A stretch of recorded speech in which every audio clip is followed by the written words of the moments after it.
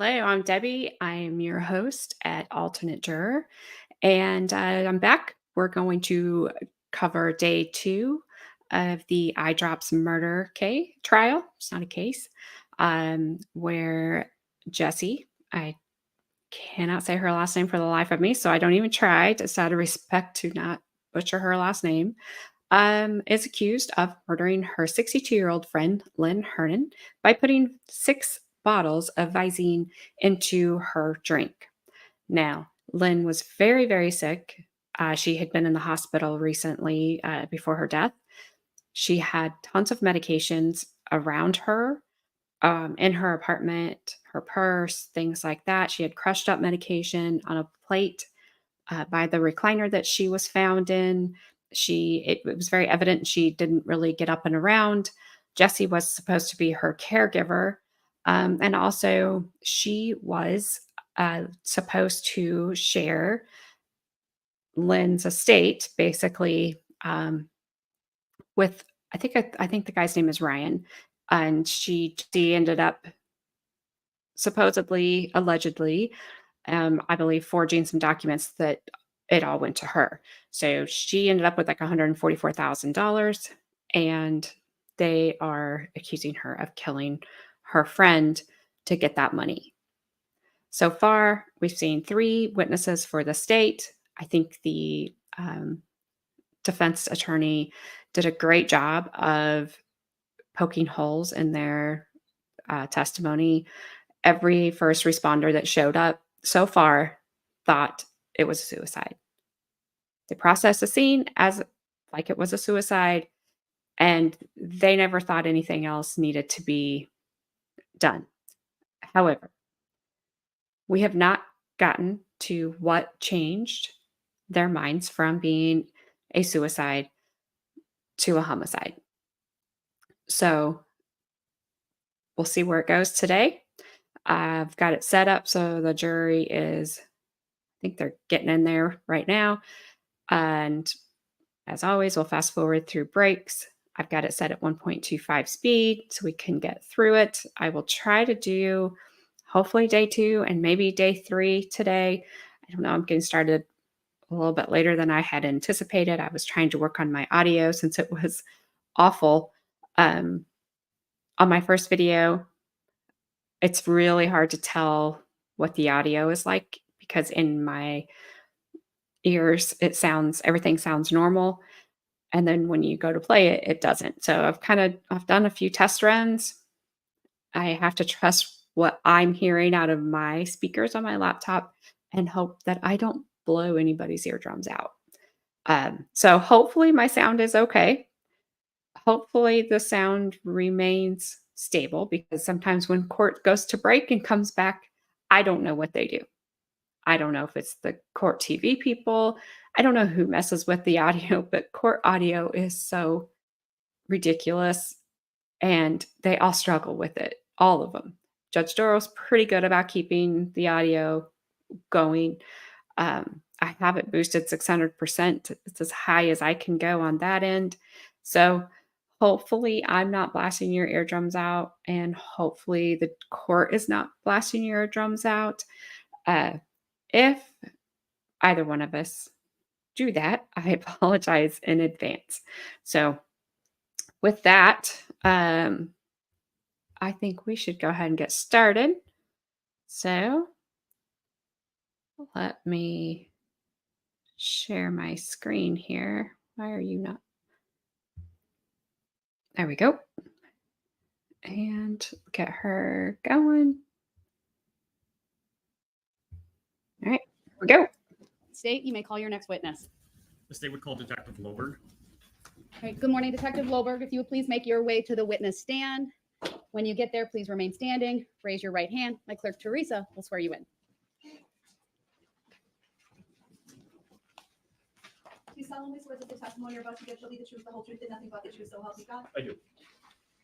Thank you. Please have a seat. The first thing I will ask you to do is to state your first and last names for the record and spell each. Sure. First name is Timothy, Timothy. Last name Loberg, Loberg. Thank you. Go ahead, your witness. Thank you. Detective Loberg, how are you employed? I'm a detective with the Waukesha County Sheriff's Department. And how long have you been employed in that capacity? 12 years. In total, what is your law enforcement experience?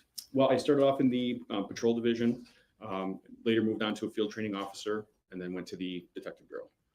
To become a law enforcement officer and then detective, did you have to undergo training? I did. Could you please explain to the jury that training? Sure. I went to the Milwaukee Area Technical College and attended an associate degree program, which at the time was referred to as Police Science Criminal Justice. Excuse me. Subsequent to that, I then attended a state of Wisconsin Law Enforcement Standards Board Academy, which then certified me to be a police officer in Wisconsin. Did you have to undergo further training to become a detective? I did. Could you please explain that to the jury? Sure. So then after being in the patrol division, I then attended numerous specialty trainings as well as on-the-job training in order to obtain the skill set that's necessary in the detective role.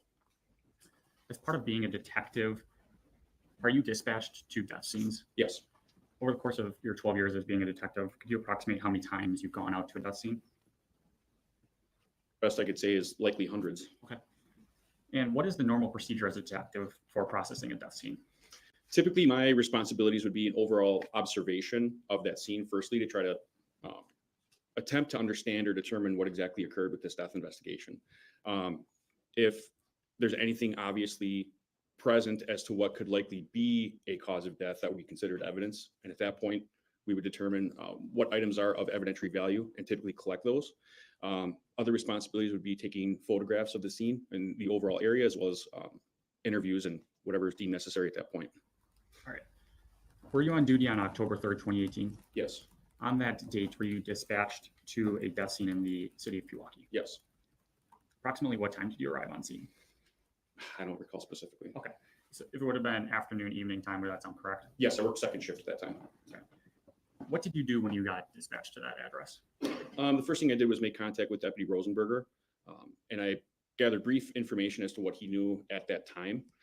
Typically, meeting with that patrol officer, that's going to help determine what areas might need to be focused on or what priorities there may be at that particular time. I learned at that time that there were interviews being conducted, and so I then began just an overall observation of exactly what was going on at that scene. What did you do next then? So then I walked around the exterior of the residence, first attempting to locate if there was any signs of forced entry or a struggle or anything, again, anything that would be an obvious possible contributing factor or cause of death in this death investigation.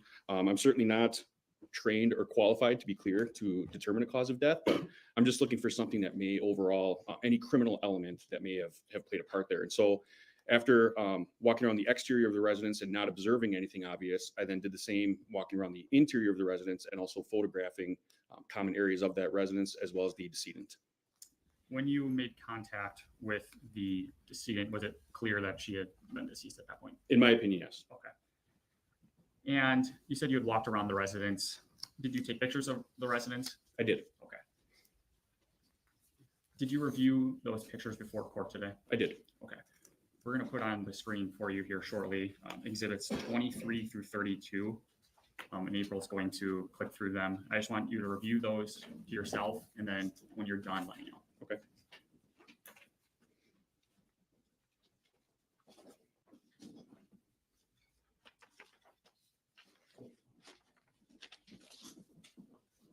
They're not up on his screen yet. It takes. There you go.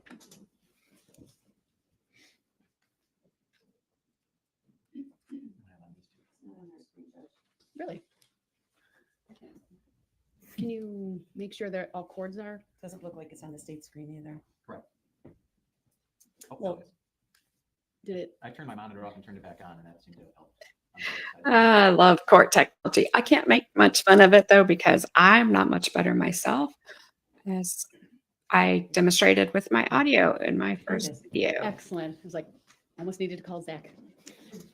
Very good. Go ahead. They are on, I can see my preview and the detective's preview.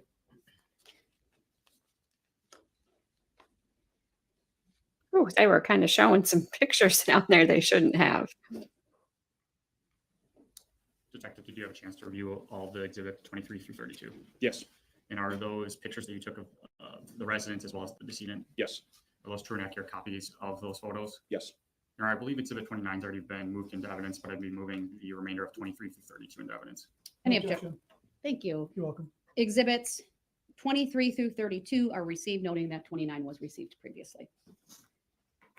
Before we get to showing the inside of the residence to the jury, can you just kind of describe the layout of the residence?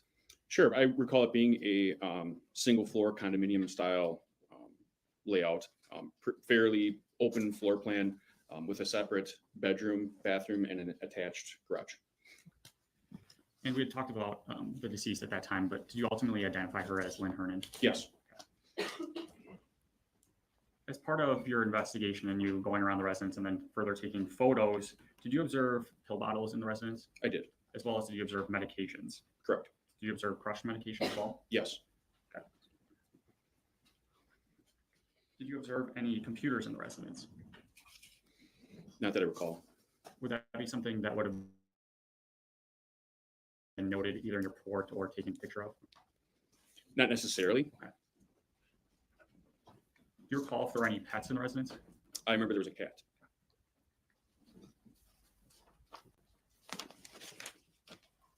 And you said, if you had to guess, you've been to hundreds of death scenes over the course of your time as a law enforcement officer, correct? Correct. And have you been to scenes where it's been a presumed suicide? Yes. Okay. Based on your training and experience as a detective at these death scenes, have you ever observed a presumed suicide to have crushed pills on their chest? No.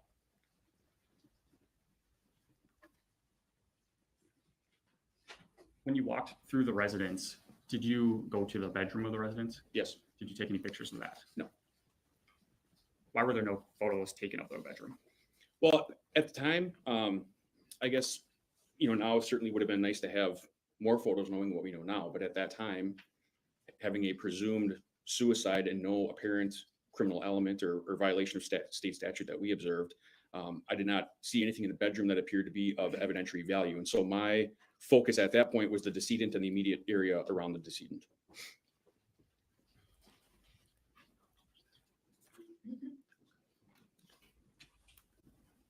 Your Honor, I'd be asking for permission to publish Exhibit 23 to the jury. No objection. Permission to publish. Do you want permission for any of the exhibits from 23 to 32? Just 23 at this time. Okay, go I ahead. was just trying something. It did not Whatever work. Again, another detective, or well, he's a detective. I think he's the first detective to take the stand. Showed up, suicide. They're trying to make this issue about these crushed pills on her chest. And I just don't know that there is one, especially with that plate. Like I said, I think the defense missed out not asking the medical examiner about the possibility of those crushed medications spilling off that plate onto her chest. And she wasn't trying to snort them off her chest at all. They just spilled. Maybe she had already ingested so many that the plate, spilled some on her chest. I don't, to me, they're making a big deal about it. I'm not seeing it. Not yet. So maybe they'll change my mind, but so far I'm not seeing the whole big thing about these crushed pills. To me, it doesn't show anything. It certainly doesn't show that somebody was trying to force somebody to snort or maybe swallow. She had problems swallowing. So how do you force somebody who can't swallow to swallow? So I don't know. We'll see.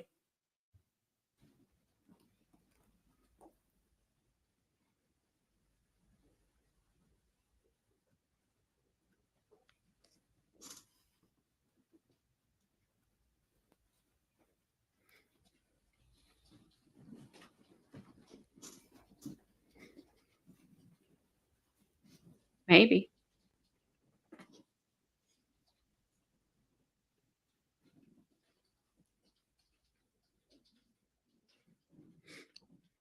Come. I think he's trying to grow a goatee or full beard. All right, Detective, in Exhibit 23, what are we looking at here?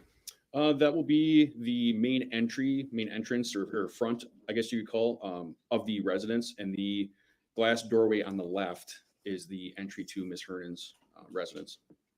On the left side of Exhibit 23, we see some officers. Correct. Can you describe what's going on there? So they are conducting an interview of a party who they later identified to me as Jessy Kurczeweski. Okay. Can you just describe to the jury what it appears Ms. Kurczeweski's actually wearing in that photo? Looks like some sort of medical attire, or what's commonly referred to as scrubs. After you took photos on the scene, what was your role in this investigation?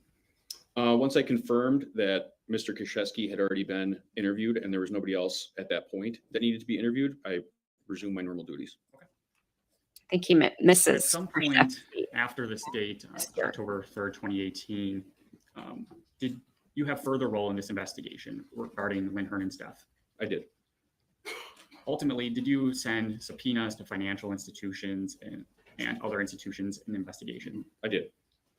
Was that ultimately handed off to Detective Plennis in your same department? Yes.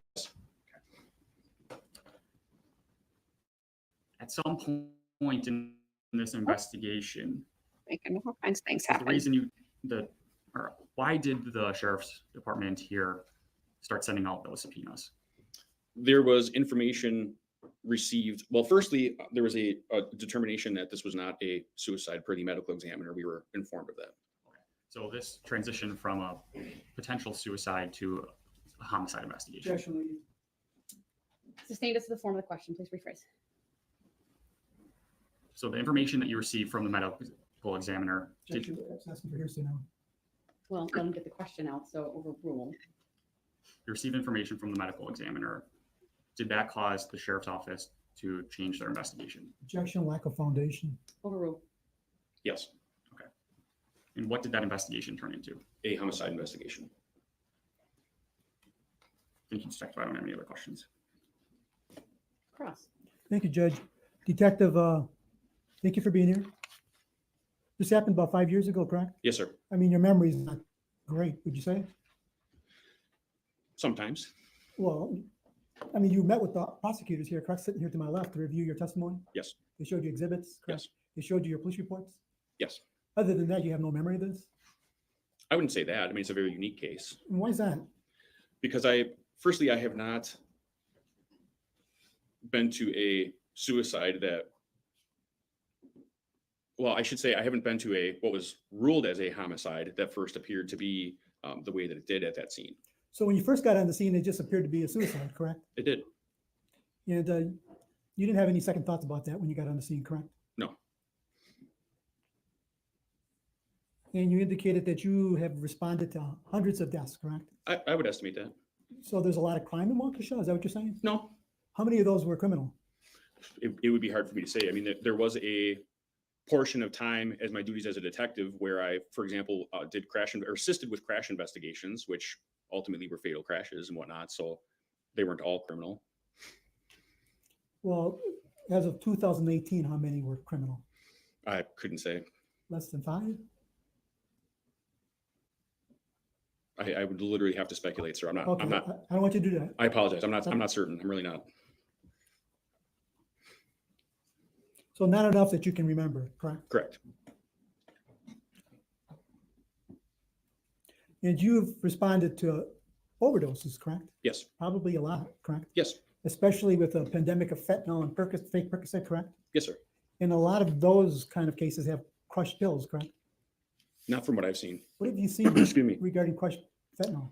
Well, I have typically seen at most of the scenes, I've typically seen syringes and paraphernalia different than, such as in this case, where there's a plate with numerous what appear to be crushed pills on it. So in the cases where you've seen syringes, the syringes were still on the scene? Typically, yes. Were there syringes with tourniquets? At times. Were they still on the scene? At times. Were they usually around the body? Yes. That's typical where the paraphernalia for describing the tourniquet and the syringe are usually near the body, correct? Yes, sir.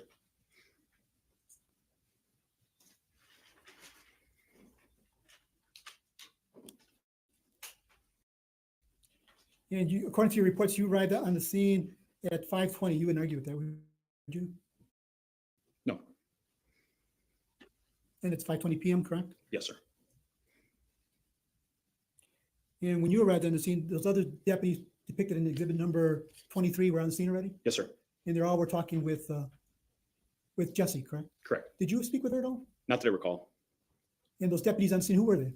I recall Deputy Rosenberger and Mitch and Jacoby. And did they speak with anybody else in the neighborhood? Not that I'm aware of.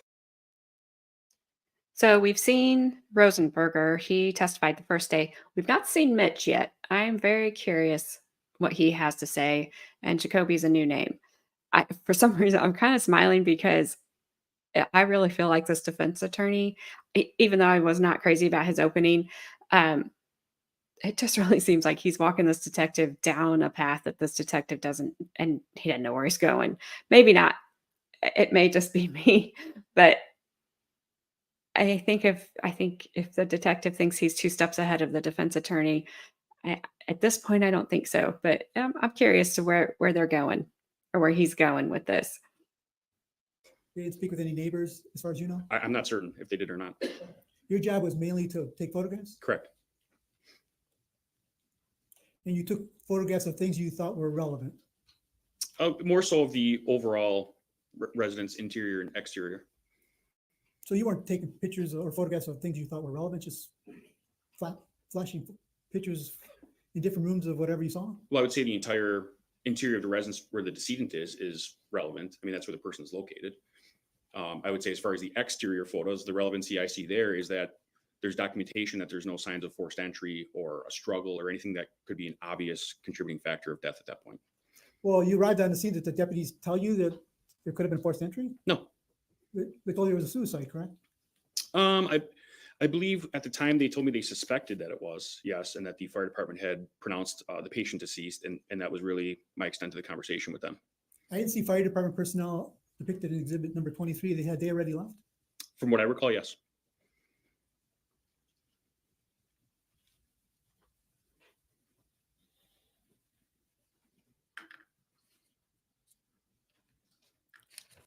I'm going to show you some defense exhibits. And just want you to identify them first.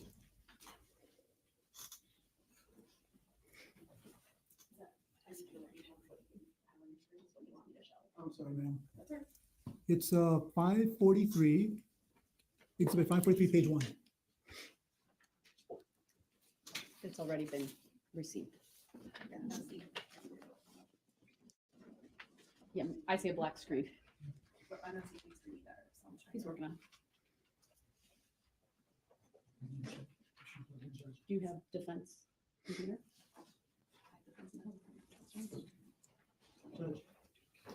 Okay, That's fine. that will help tremendously. Yeah.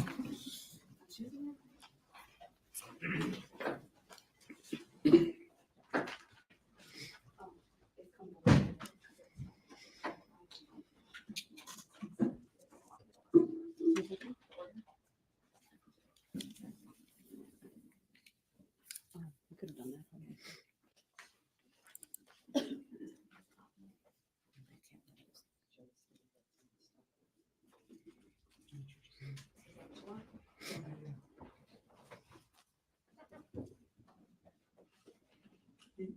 You look at? Is that Nothing yet. what's up? Yes. Okay. Should be, again, exhibit number 543, page 1. It takes a minute. Do you have it on the, it's up on his There. screen. Do you want it Takes published? a Again, this was year. Already received, so, Yeah. Well, I want to show them a lot of photographs and then publish them. okay, fair enough.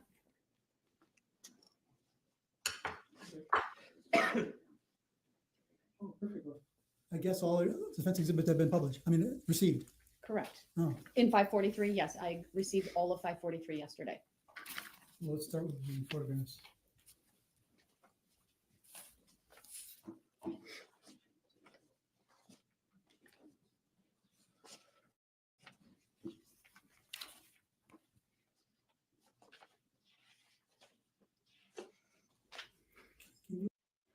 Haha, I figured it out. It's the one thing I do not like about this defense attorney. He is so disorganized. He was on a roll and then he just kind of stopped because I get they have technical issues in the courtroom constantly. I know that.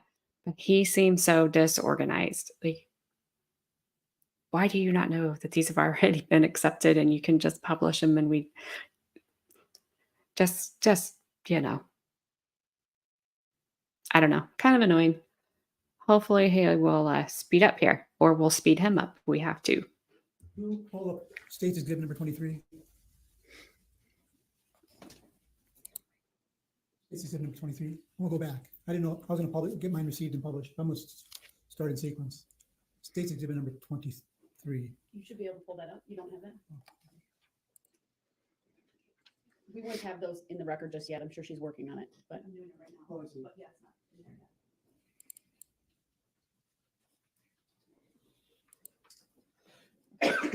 just let me know when you want them published to the jury. Not judged. Okay. Thank you.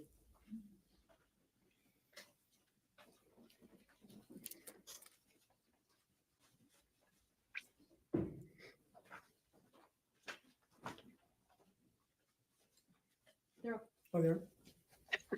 So officer, this has been identified as exhibit number 23 by the state. The vehicle on the right parked in front of the garage. Do you know whose vehicle that is? I believe at the time I was informed that that was Ms. Kurczeweski's. And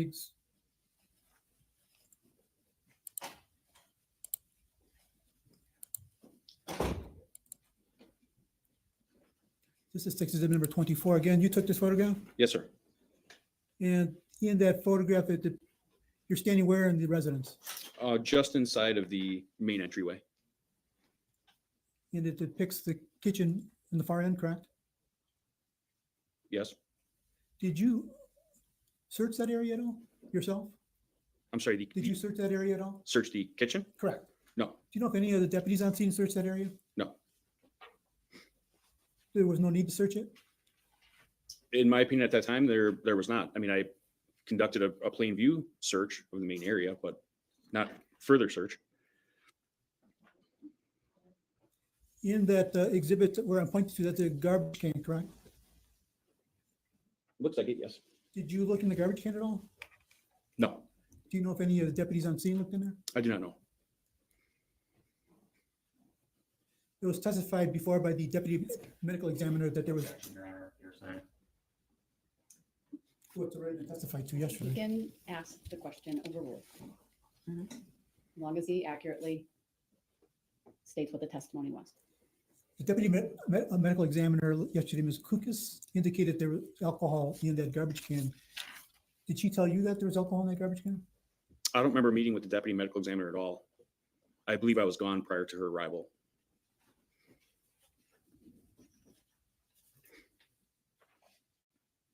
Did you at all, or any of the deputies at all, search the kitchen area for like documents? When you say search, are you referring to like drawers and things? I'm sorry, to what extent search are you asking for? Well, look on the counter, look through the kitchen shelves, the drawers. There was excuse me, there was certainly a visual search. Any plain view search was conducted. You didn't open drawers and things like that, did you? No. You didn't search that area for like eye drops or anything like that, did you? No, Were you told to look for eye drops? no, You told to look for Visine bottles? no.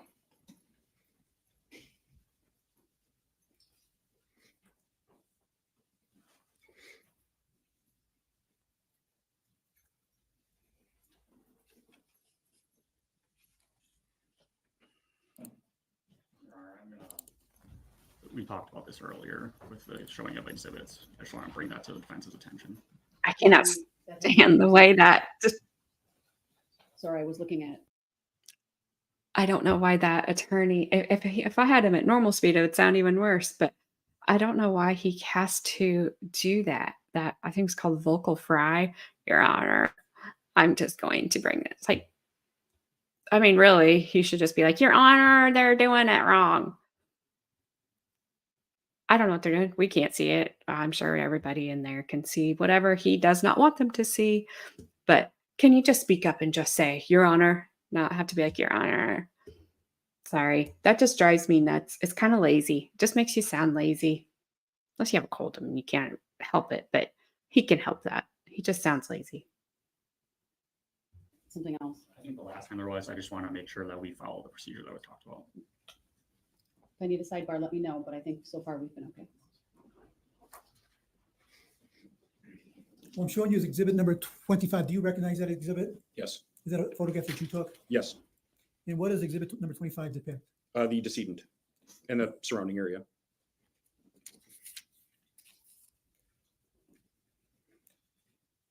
And the decedent was identified as Lynn Hernan, Yes, sir. correct? And were you told on the scene what relationship she was to the person depicted in exhibit number 23, Jessy? I believe one of the deputies mentioned that they learned that Ms. Kurczeweski was a caretaker for Ms. Hernan, and that's why she was on the scene. And depicted to the right of Ms. Hernan, but to the left of the people viewing the photograph, items to her right or what? Did you find? Pill bottles?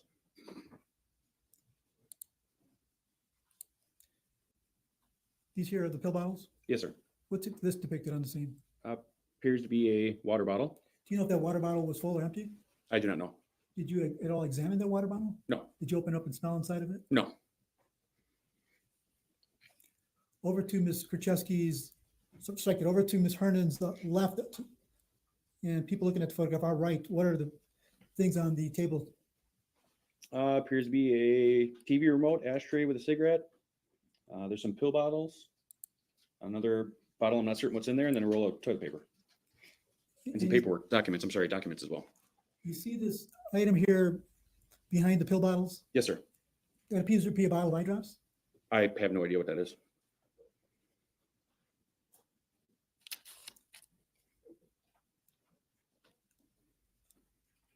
There seems to be a love seat directly in front of Ms. Hernan to her left. Would you agree? Yes, sir. And there appears to be stuff stuffed under there, correct? Yeah. Did you look under there to see what was under there? No, Did you look, so you didn't look at all under there? no, Do you know if any of the deputies did? no.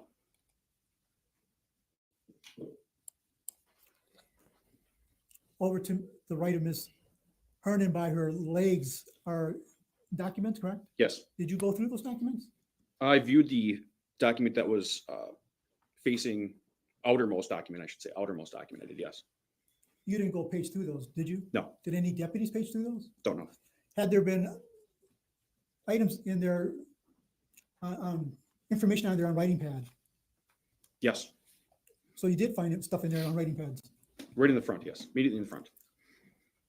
Did you look further into those documents to see if there was more things written on writing pads?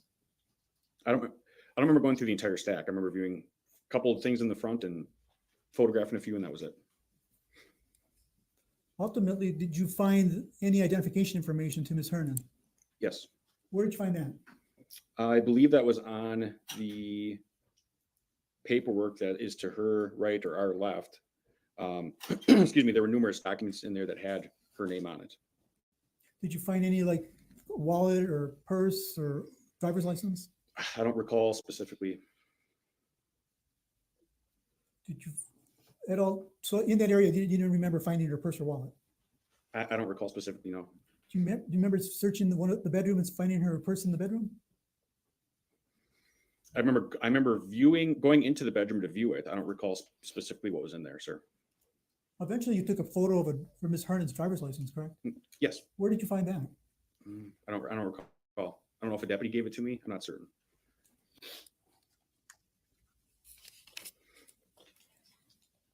Her screen went black. Yep, I turned it off because the testimony was not about that photograph anymore. I'll keep the up for you all, so if you need to see what you're doing, but.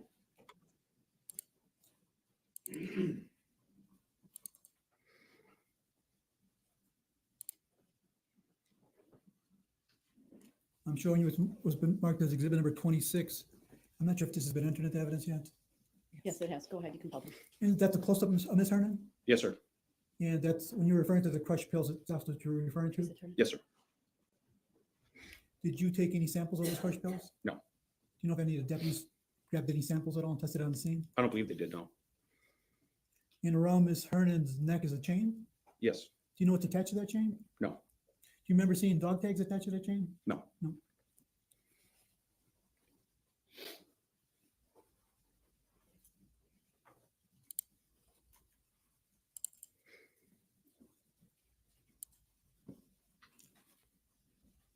Again, this is a close-up of the other photographs I've shown you, which depict pill bottles on one of the tables next to Ms. Hernan, correct?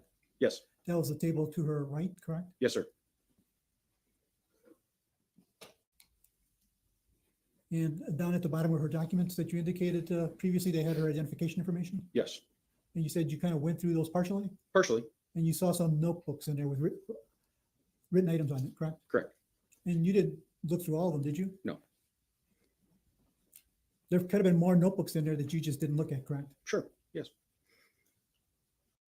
And I have to be honest here. I'm not sure on the procedures, and maybe somebody can tell me if it would have been his responsibility to um, collect any of the crushed pills on her chest to have tested to see what it was, or if it would have been, the crime scene people that come in and do everything. If it would have been their responsibility to collect that and test it. But then if there was no crime, because he clearly thought it was a suicide, why would he collect it? I mean, this just doesn't look. I get it, things changed and it doesn't look good for them. But when every single person thought it was a suicide, I'm just you're gonna have to convince me that she just did not want to go out in her own way, and that if and I think we've seen some Visine bottles in some of the pictures, because we haven't seen a lot of the pictures, obviously, because we can't. Um, and I guess if they don't end up finding, if there's not like a lot of Visine bottles in the pictures at some point, since they're saying 6 bottles, that's, they have to tell us how they came up with that. Uh, if they don't find Visine bottles and she does have high levels of that, what is it, tetrahydroxylene in her system, then that has to kind of be explained. And that, not burden shifting, because the defense doesn't have to prove her innocence, but they would kind of have to explain that, why those bottles weren't found, because I thought that would not look great. But I like how this detective keeps kind of giving this defense attorney side eye when he doesn't like his questions. Sorry, detective, that was kind of a bad pause, because it kind of just looks like WTF.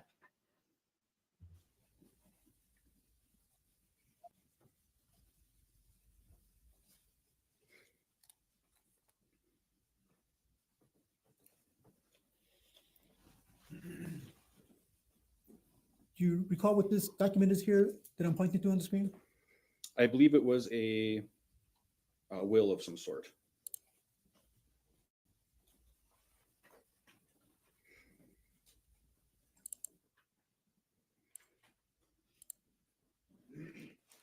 I'm showing you what's marked as exhibit number 28. Does that appear to be the will that you're referring to? Yes, sir. And according to that document, it's dated at least there's the dates of April 20, 2018, correct? Yes, sir. And you see Ms. Hernan's name on it, correct? Correct. And you see Ms. Kurczeweski's name on it, correct? Correct. And there seems to be a BMO Harris bank employee listed at the bottom, correct? Yes. And if you cannot read it, it seems to be bank employee Maria Cecilia, spelled Cecilia Benaventes. You want me to zoom in? It's just hard to tell with the penmanship, sir. Can you see her date, her stamp up here? Oh, I'm sorry. Yes. Yes, I'm sorry. And that's spelled Benavente. Yes, sir. So it seems to be like this document was taken to the BMO Harris Bank to be notarized, correct?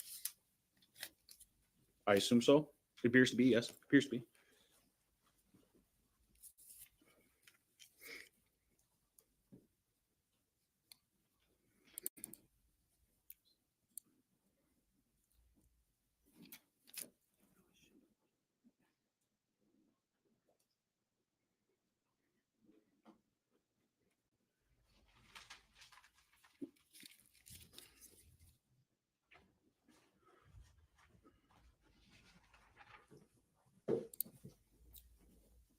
I'm showing you what's been marked as state's exhibit number 29.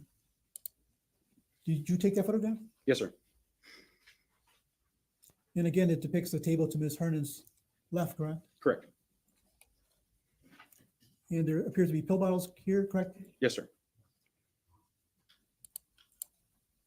And again, this bottle here, it seems to be eye drops, correct? I have no idea what that is, sir. You never took a photograph of that, correct? I'm sorry, of Of this bottle right here depicted on the table. no.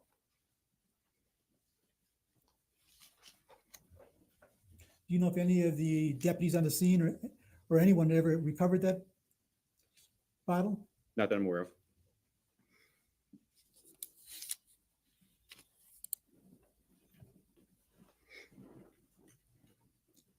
Did you find any liquor bottles around Miss Hernan? Not that I recall. Did you find any like cups At side eye. or water bottles that contain any kind of alcohol in it? Not that I recall. No.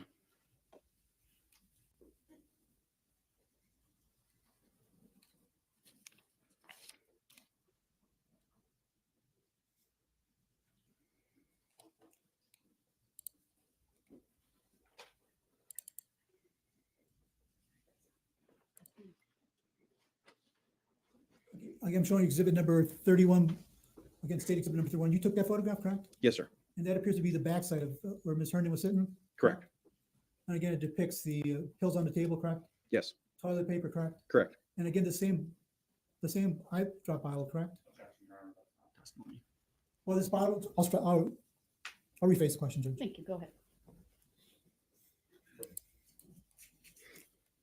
It depicts this bottle, but from a different angle, correct? Correct.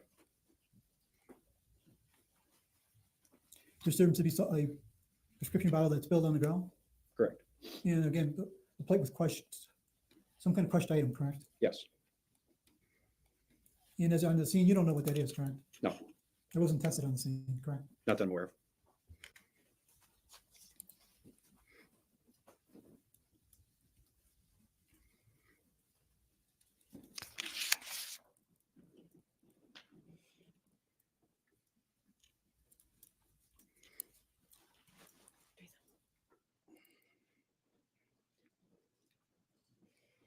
I'm showing you what's marked as State's Exhibit number 32. You took that photograph, correct? Yes. And that appears to depict the kitchen, correct? Correct. That it only appears to depict half of the kitchen, correct? Correct. You didn't take a picture of the whole kitchen, correct? From that vantage point, Correct, for any vantage point. I believe it can be seen in the background of other photos, but I don't recall specifically. Close-ups? I don't recall any other close-ups other than this kitchen island.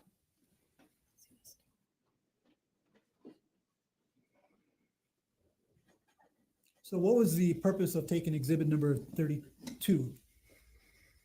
I would say two purposes. One, to show the items that are on the countertop. And two, again, is to get also an overall view of the residence itself and kind of assist in giving people a perception of exactly where things are and an overall view so that you can see that there's no apparent signs of struggle or forced entry or any other contributing factor that's obvious. Right, again, as you stated at the beginning and throughout your testimony, everyone on the scene assumed this was suicide, correct? Yes. A suicide by prescription pills, correct? Yes. And that was the reason why you were taking photographs of all the prescription pills located within the residence, correct? I would either way, usually. Oh, good.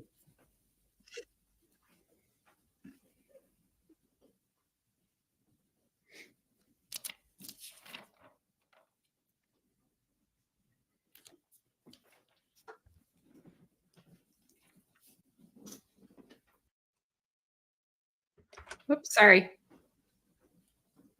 Still learning all these Should different keys. I warn you ahead of time? I don't think you missed anything, no.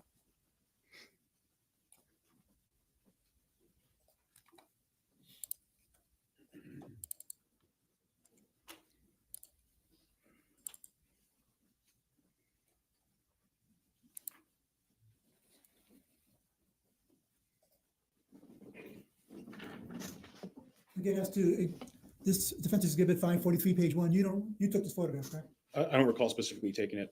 I would presume because I don't remember anyone else taking photos there. But you don't remember where you got that from? No. As far as the driver's license? No. Again, the driver's license seems to indicate that Ms. Hernan was issued this license on June 21st, 2018? Yes, sir. By looking at this license, you can't tell where she went to get that license, do you? What DMV? No.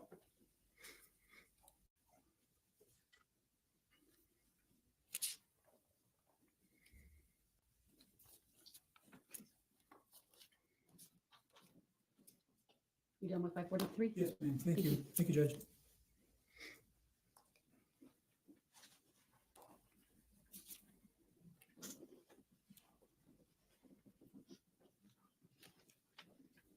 I'm showing you what's called, is it defense exhibit number 5? Do you, 543, page 5. yes, ma'am. Thank you, Judge. Do you remember taking that photograph? No. That it appears to depict Ms. Hernan's neck in the background, correct, with the crutch pills? Yes. If that was in your inventory, as one of the photographs you took, would you agree that you took that photograph? Yes.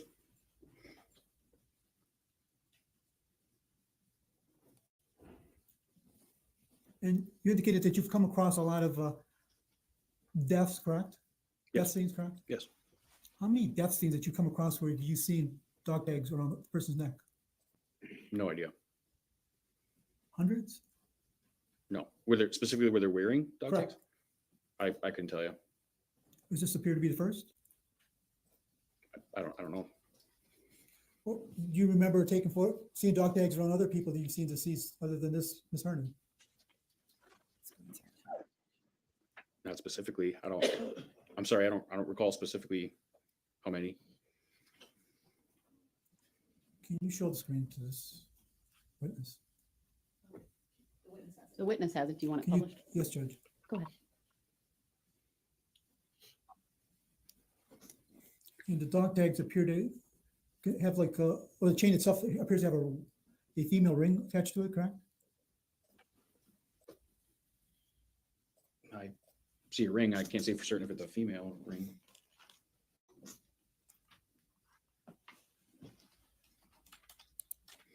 Please down. Oh. Please be careful. Yeah, just messing with it. I'm showing you what's marked as defense exhibit 543, page 6. That appears to be a close-up of the dog tags, correct? Yes. And it appears to identify the owner of the dog tags, correct? Yes. You know, it states Robert Wallace Herning, correct? Correct.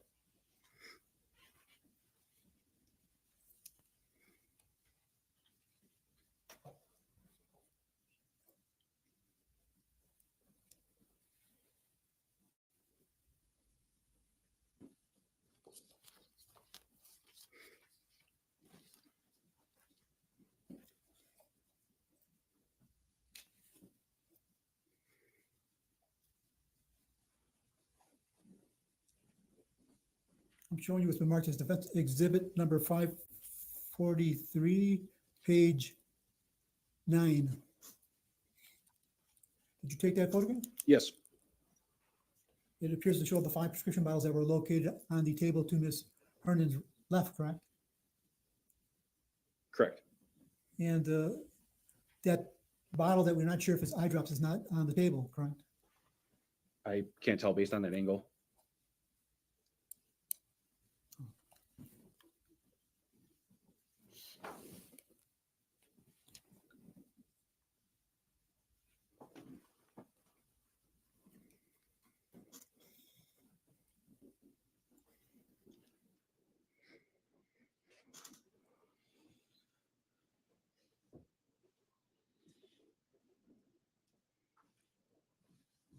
To the left of that photograph or to the right of prescription bottles, there appears to be an ashtray, correct?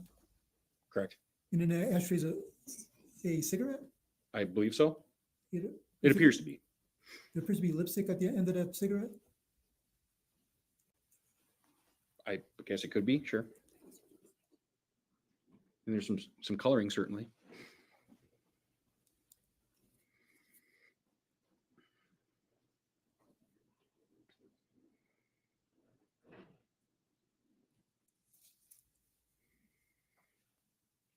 Can you tell by looking at that photograph whether or not that cigarette was lit from the correct end?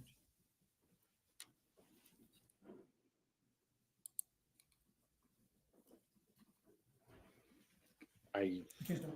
It's heard. I I'm don't sorry. want- I don't want you to guess. No, I'm sorry. I can't tell if that's a filter side or if it's the tobacco side. I'm sorry. Let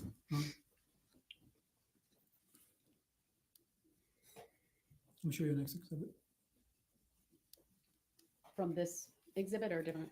from this same set of exhibits, Judge. Thank you. I'm showing you, it's marked as fence exhibit number 543, page 13. Do you recognize that? Yes. Did you take a photograph of that exhibit? Yes. What does it depict? A plate which appears to have powdery substance on it. And then on the ground, there appears to be, again, a prescription bottle Yes. and some, Okay. Excuse me. So if you look at that plate, doesn't it kind of look like maybe the direction that things are going, that stuff has slid off of that plate? And I'm wondering if it slid off that plate onto her chest because she had so many pills in her already. Maybe she just didn't have the coordination to, I don't know, maybe she wasn't going to snort it. Just because it's crushed up doesn't mean she was going to snort it. Everybody's just making that assumption. They also said she could not swallow very well. So it's maybe that's how she was trying to ingest that medication. But it looks to me like there is a direction of the crushed up medication, kind of like dust trail, for lack of a better word. That to me, I'm just not so sure that just didn't, the crushed medication on her chest didn't fall off that plate somehow, because she, maybe she just was drowsy, or who knows, with everything she had in her system. I just don't believe that she was planning on snorting that stuff. I believe she was planning on trying to ingest it through her mouth, because she couldn't swallow very well. She couldn't, so that would be the easy way to do it. crumbs and pills. Yes.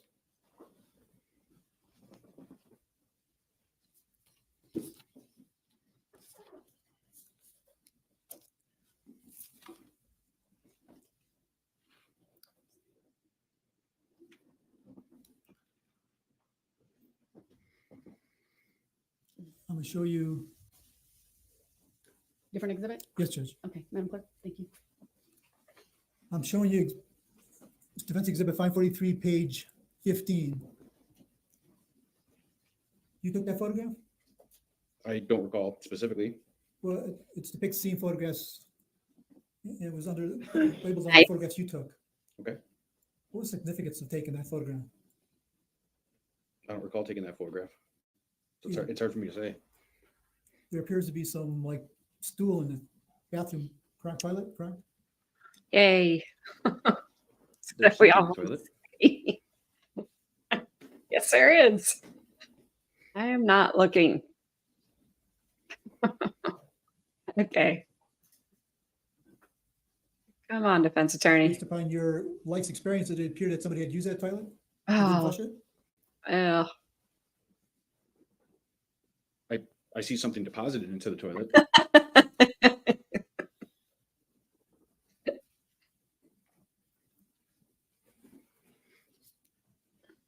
me show you exhibit number.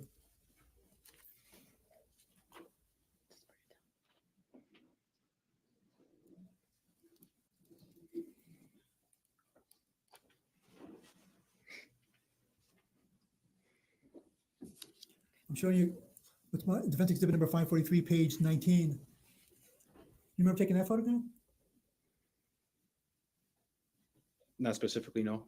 So when you were getting prepared for this, your testimony today, the state didn't show you all the photographs that you took on the scene? I don't recall viewing this, either taking this photo or viewing it prior to my testimony. What do you, the photograph that just appears to depict a checkbook page? Yes. Okay, so I think that Anthony Paz, I think I may have called him Ryan earlier. I'm not sure, but I think Anthony Pazza was the other person that Jessy was supposed to split uh, Lynn's estate with. And I'm kind of curious where her mom is in all of this. They've mentioned her a lot. Her name is Jenny Flowers. She's right there uh, as second to be called. And it looks like Jessy is number one to call. Yeah. So that's kind of odd that her son isn't even number one. Or Corrine. I don't know who Corrine is. But I'm really curious if her mom is still alive, Jenny Flowers, if we're going to hear from her on either side. But it's clear just from that document alone that Lynn, she knew her time was limited. I mean, all of our time is limited. None of us know when our time, when our time is, but hers is closer than most. She knew that. It looks like she was getting prepared. I don't know, but Jesse's number one to be called. And it has a number of names on the page, correct? Correct. Label number one is Jessy Kurczeweski, Yes. and it says right above her name, daughter, always. Yes. Actually says daughter can always be reached, I think. And below her name, it says like on Living Will Healthcare. Correct. And secondly, on that exhibit to the left of Jessy is the name of Jennifer Flower, Jenny Flowers. Jenny Flower. As you been doing your investigation in this case, you learned that Jenny Flower is Jesse's mother, correct? Correct.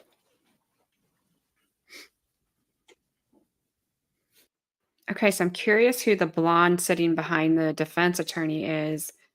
I thought she had a laptop earlier open, so I thought she was a reporter, but it doesn't look like she's kind of crying. But she's sitting on the defense side. I'm just kind of wondering what her tie is into this. Maybe she's not crying at all. Maybe it's allergies or something, but she looks like she's crying.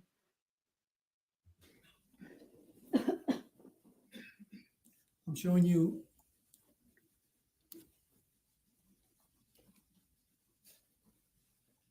what's marked.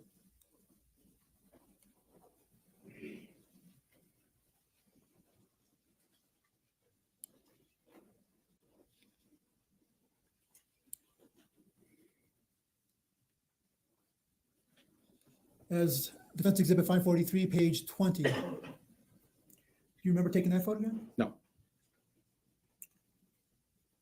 But if it was in your photographs listed, scene photographs, you would have taken that photograph, correct? Yes. Because you were the only one for the sheriff's department taking photographs. That I recall, yes.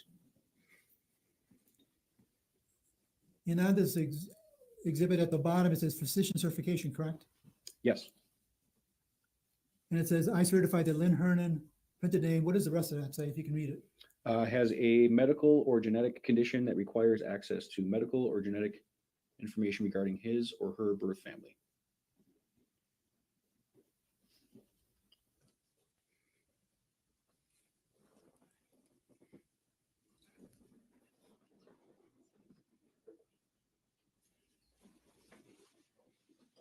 Oh my goodness.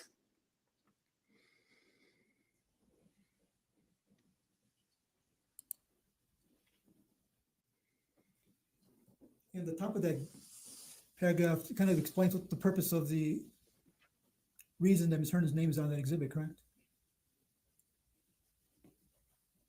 Yes.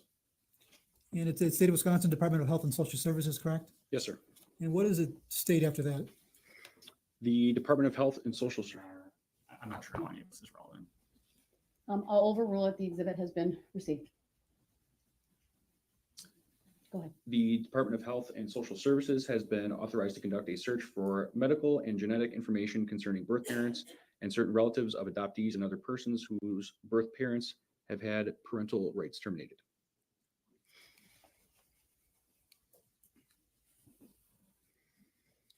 I'm showing you exhibit.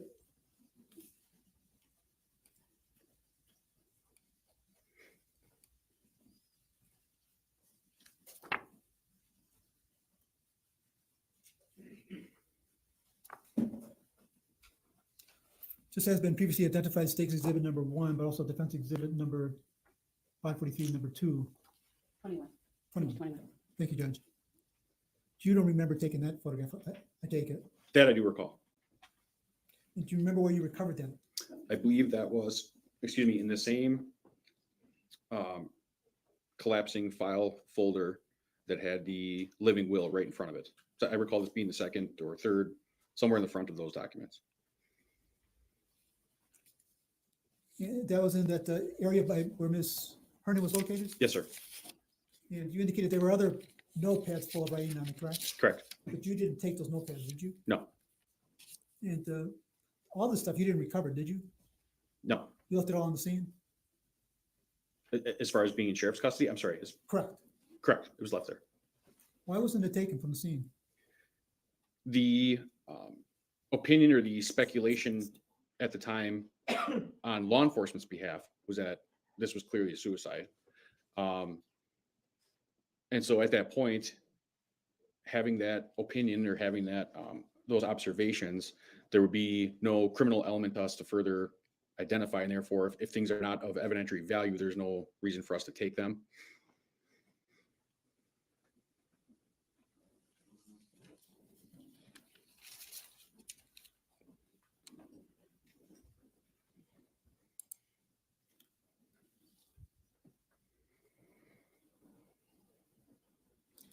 Yeah, it seems on the exhibit, it's information if written by Ms. Hernan telling people what to do if she's not around, correct? The context of the letter certainly is. I can't say for certain if it's Ms. Hernan who authored it. Right, whoever wrote that, those things on that notepad seems to be giving people directions as to what to do when if they're not around, correct? Yes.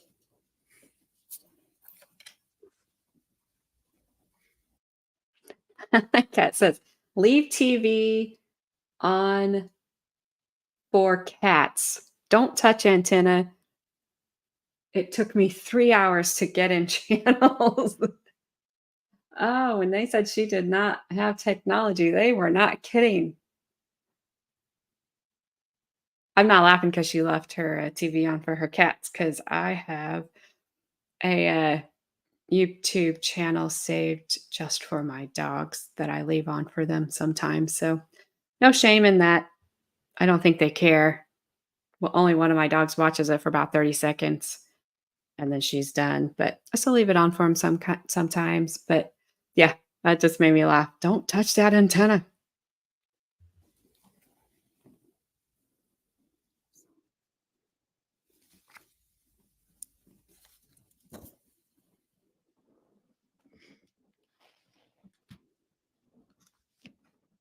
Right, the top of the photograph seems to have written being of sound mind and body on this date, correct?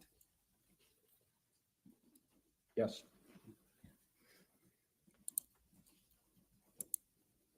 What's the date?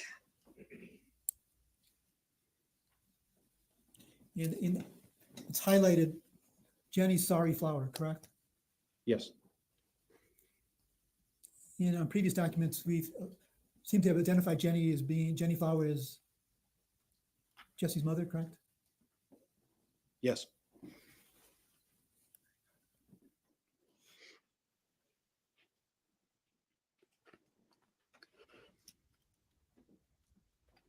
So I think blonde lady is crying. I wonder if that's Corrine.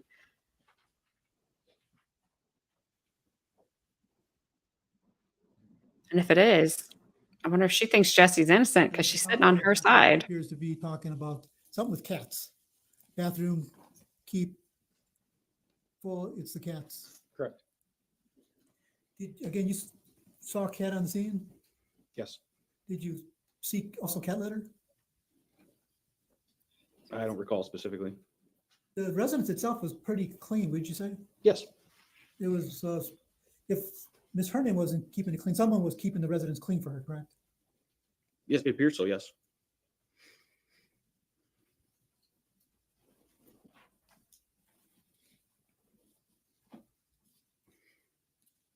I'm showing you with Martha exhibit number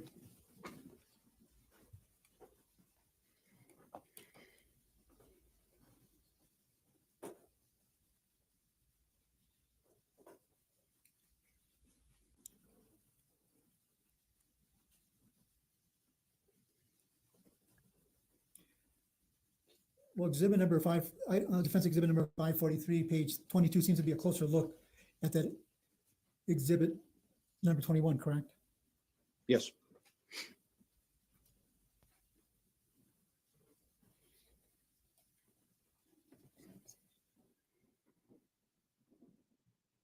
Again, it seems to be given so many directions if Ms. Hernan's not around, correct? Yes. If she was the author of this exhibit. Yes.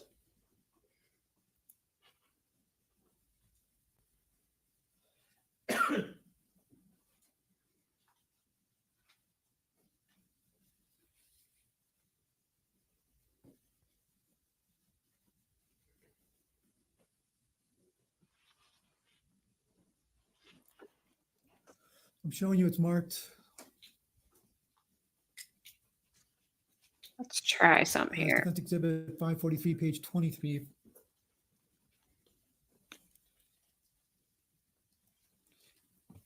It seems to be more writing of the same person who wrote the other exhibits, correct? Yes, Because it seems to suggest Ms. Hernan wrote that exhibit, correct? Her name's on it. it does. Again, it appears the exhibits have, again, more direction for someone to look at in case she's not around. Correct. Seems to have individuals' names on it, correct, with telephone numbers? Yes.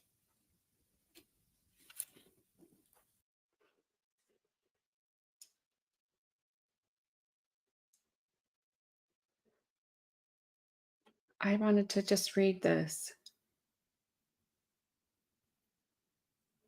So you've got, looks like, I think Jessy is, I think maybe number one. Again, then Lisa.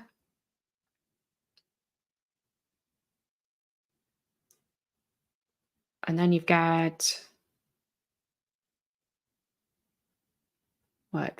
Yeah, definitely three names that say they don't need to come over here. And Karina's one of those. So I'm really wondering who that is.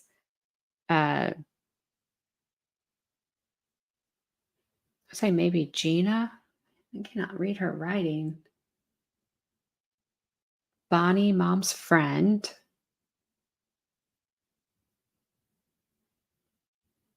If something happened, get that something out of the bathroom. Well, she had very detailed instructions. I just can't read them. And to the left of those names, there seems to be some writing. They don't need to come over here, correct? Correct.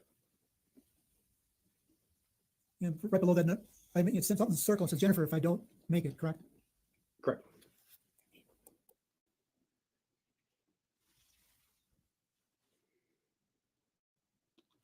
And farther down on that exhibit, it says, if something happens, basically, Jennifer, you get the Jeep, the 2014 Jeep. Patriot is yours, title is in the visor, correct? Yes.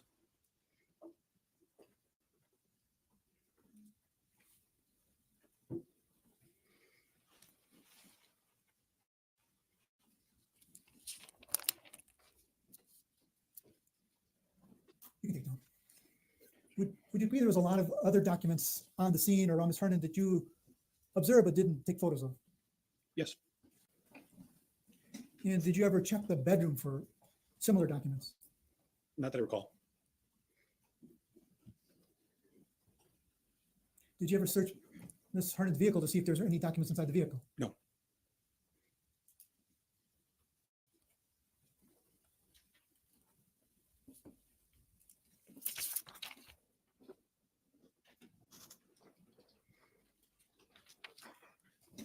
I'm showing you,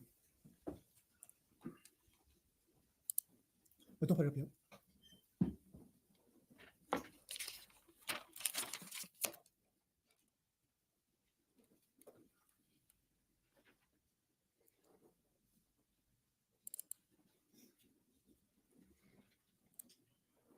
What's identified as defense exhibit number 503.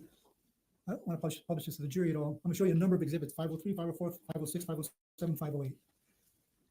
Can you look at exhibit number 503, please? Just give me a moment. It should be up momentarily. Before we even get further into this, I'm going to object to the witness's personal knowledge of this information. Well, he has to establish the foundation, so it's a little premature, but we'll wait and see. Obviously, if that needs to be established.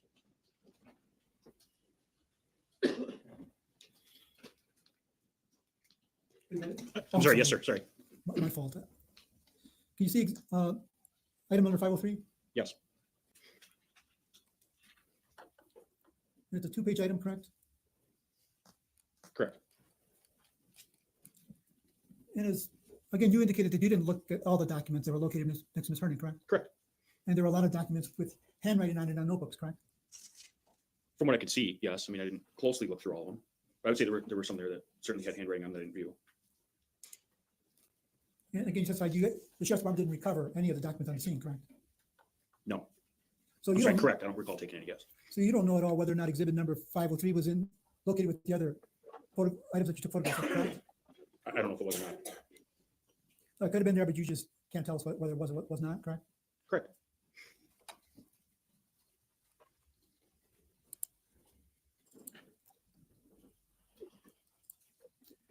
I'm showing you it's marked as 504, item number 504, defense exhibit number 504. Do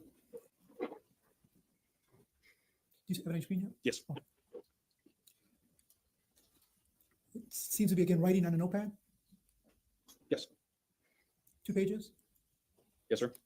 And again, similar to my previous exhibit, you don't know whether or not item number 504 was mixed in with these other documents that were next to Ms. Hernan, correct? That's correct. I do not know. It could have been there, you just didn't know them, correct? Correct.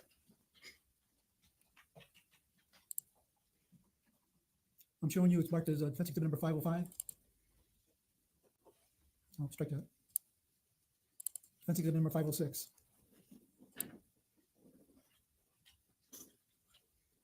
Okay, Yes, sir. sorry. Yep. Again, it seems to be some writing on a notepad, correct? Correct. And there appears to be, it's a long exhibit, like there's 29 pages here in this exhibit, and writing on each page, correct, on a notepad, correct? From what I'm seeing so far, yes. And again, item number 506, it could have been with these other documents that were there that you didn't note, correct? Sure. Could have been, yes.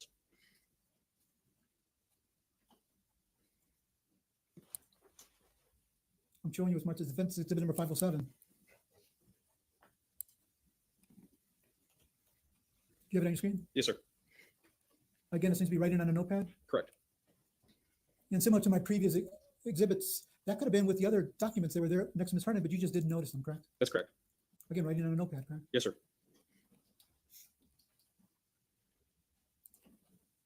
I'm showing you much as exhibit number 508. Do you see it? Yes.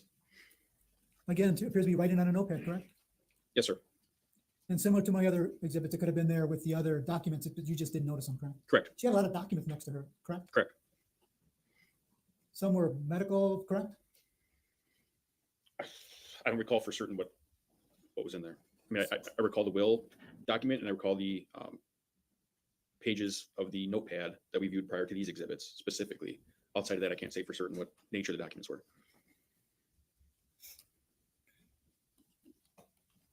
All right, I'm very out of focus with my camera. Come on. Come on. Sorry, I didn't realize that maybe I'll put my glasses on. That'll make it better.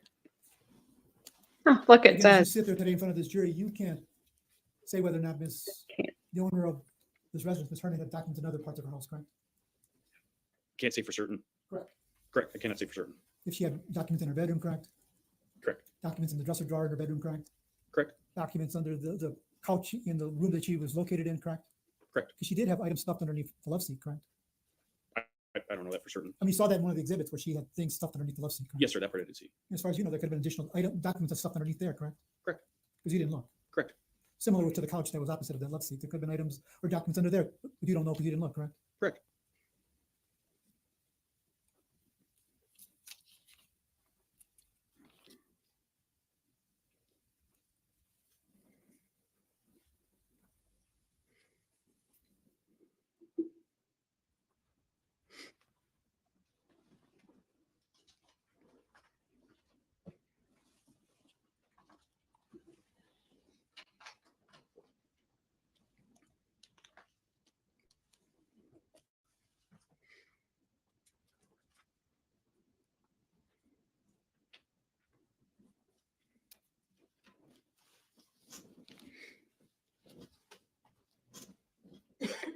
This guy's so disorganized.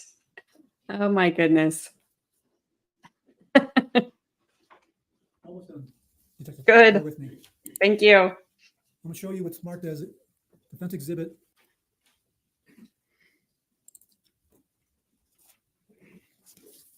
(543), page 26.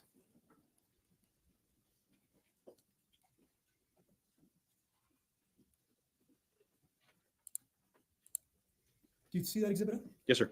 It seems to be a medical document, correct? Yes, sir.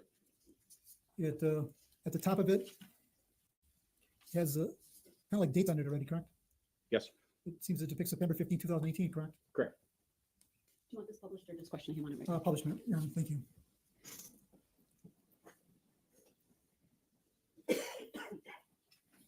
It seems to be, again, a hospital document or a medical document, correct? Correct. It's dated September 15, 2018, correct? Correct. Time 1700, and you know what that seems to suggest, 5 p.m.? Correct. It talks about items that the patient, or items that they're referring to, jewelry, ring, necklace, bracelet, correct? Correct. Bracelet, 4 rings, correct? Correct. Filed on September 15, 2018 at 1700, correct? Correct. Says pants, shirts, footwear filed again same day, September 15, 2018, correct? Correct. Clothing, strike other things, purse, wallet, credit cards, correct? Correct. It says keys, cane, correct? Correct. Cane spelled C-A-N-E, correct? Yes, sir. Again, dated September 15, 2018 at 5 p.m., correct? Correct. So whoever this is referring to has a wallet and credit cards with them, correct? Yes.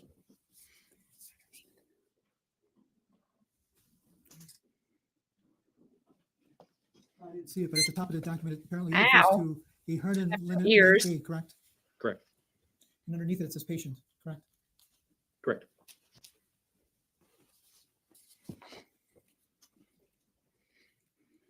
I'm showing you what's been marked as a defense exhibit 543, page 27.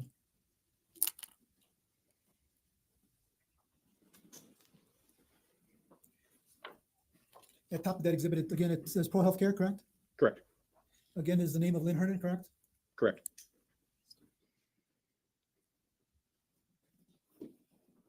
It's dated at the beginning of September 15, 2018, correct?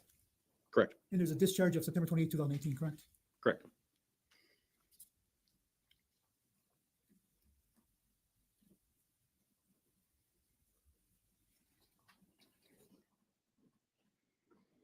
It also talks about the providers seen during the hospitalization, correct? I'm sorry? It also labels the doctors that Ms. Hernan saw while she was at the hospital, correct? Yes, sir. And one of the doctors is a psychiatrist. Yes.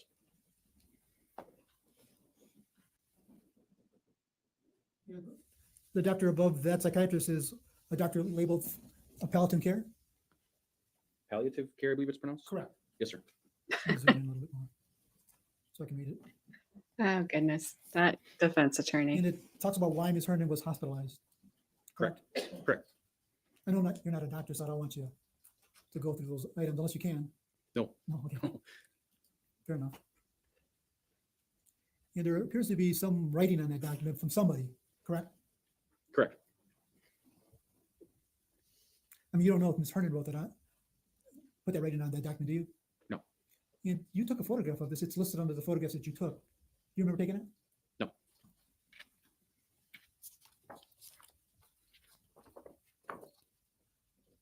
I'm showing you it's marked as defense exhibit 543, page 28.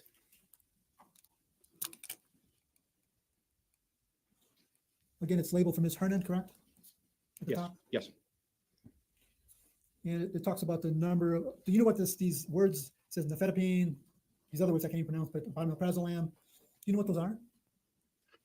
No. I mean, it appears to be medication because it says it's a medication list, but I don't know anything about those or what they are. Again, there appears to be some writing to the right of that, correct? Like somebody wrote on those documents, Correct. or that document in particular. Correct. I mean, you don't know if Ms. Hernan wrote that on there or someone else, correct? Correct.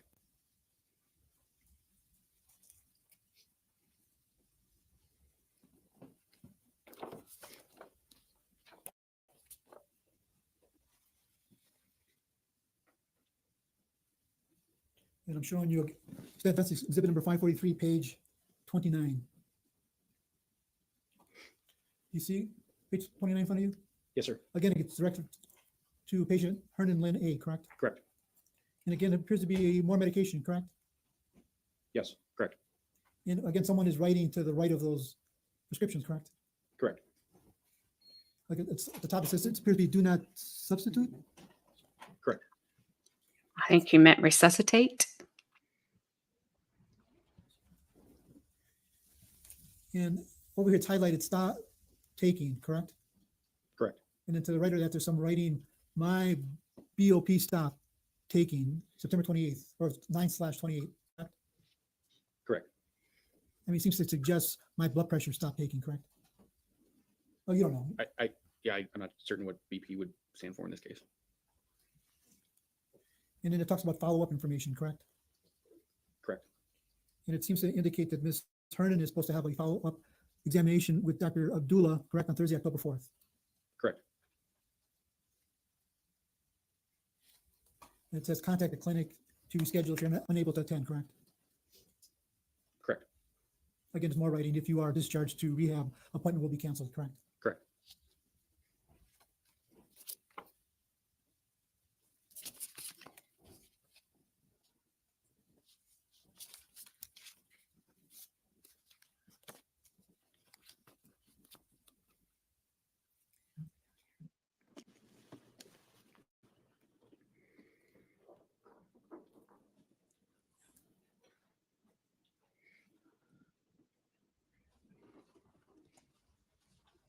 And directing you to the bottom, it says referral details. Do you see that? Yes. And directly to the right of the document at the bottom, it says type, it says home healthcare, correct? Correct. And one of the last documents I'm directing you to is defense item number 543. And I have it labeled as defense item number, page number 3.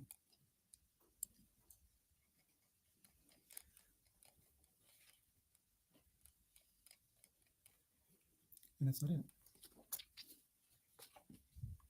Let me double check it. Can you not publish this? Thank you.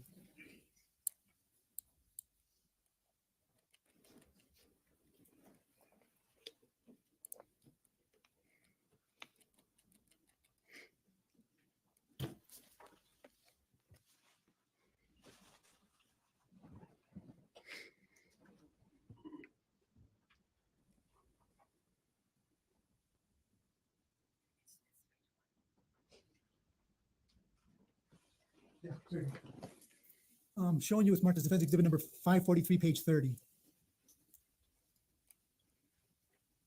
you have it in front of you? Yes, sir. Thank you, Judge. Again, this refers to Hernan Lynn A, correct? Correct.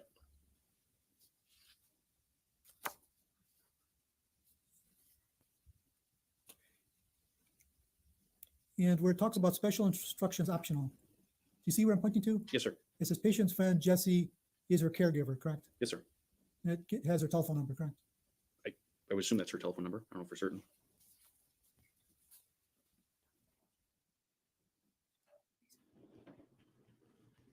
And above that, special instructions, it says reasons for home care, correct? Yes. And could you read that to the jury? Why? What does it state on that document? Recent 2-week hospitalization for abdominal pain with nausea, vomiting, and diarrhea, and setting of 4-year history of inability to tolerate full meals and foods, treated for CDIFF and electrolyte imbalances, deconditioned from baseline. Okay, CDIFF is C. diff. It's very, very contagious. I remember my mom had it once. And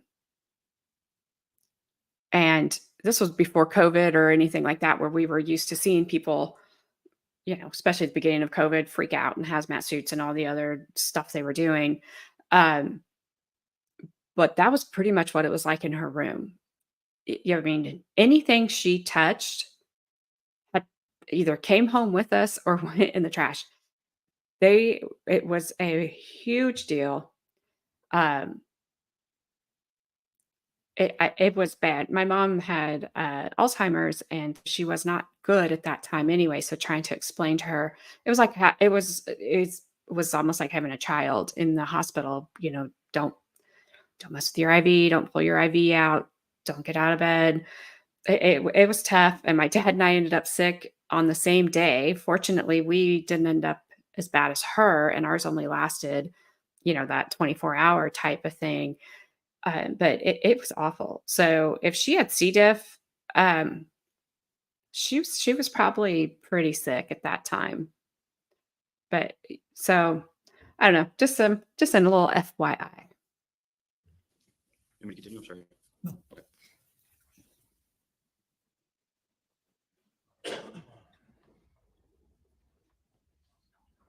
Thank you, Detective, and thank you for your service. Thank you, sir. Any redirect, sorry. Yes, Your Honor. How long do you think you have? I may take a break. I'd say probably 20, 30 minutes. Yeah, let's take a break then. We'll take about a 20-minute break. All rise for the jury, please. All right, let me fast forward here. If we think about the detective so far, I'm not sure. Everything he did still was because he thought it was a suicide. So there was either no evidence to get in the first place, or there was tons of evidence they never got because they thought it was a suicide. Let me get us back. Can't wait till the little defense attorney or little prosecutor over there that's too tired to speak gets back into the courtroom. I don't know if that was me. Interesting. Alrighty. I wonder if this will work. 10 minutes. Did not.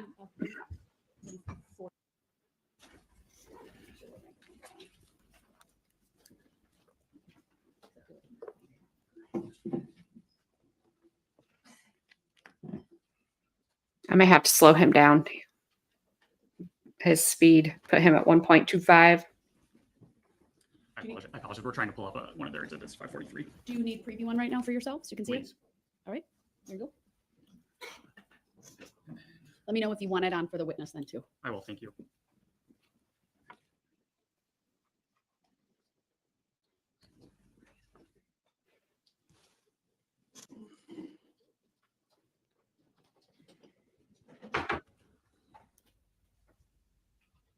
Detective, do you have anything up on your screen right now? No, sir. I just clicked it. Thank you. It's up now. Thank you. And then let me Detective- know if you want it published. I will, thank you. Detective, we're looking at exhibit 543, page 19. Do you recall being shown this exhibit earlier? Yes. Okay, and actually, Your Honor, I would ask that this be published, please.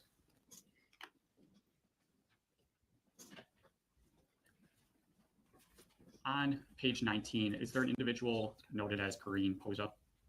Yes. Is there a arrow pointing to her name that talks about a living will in healthcare? Yes.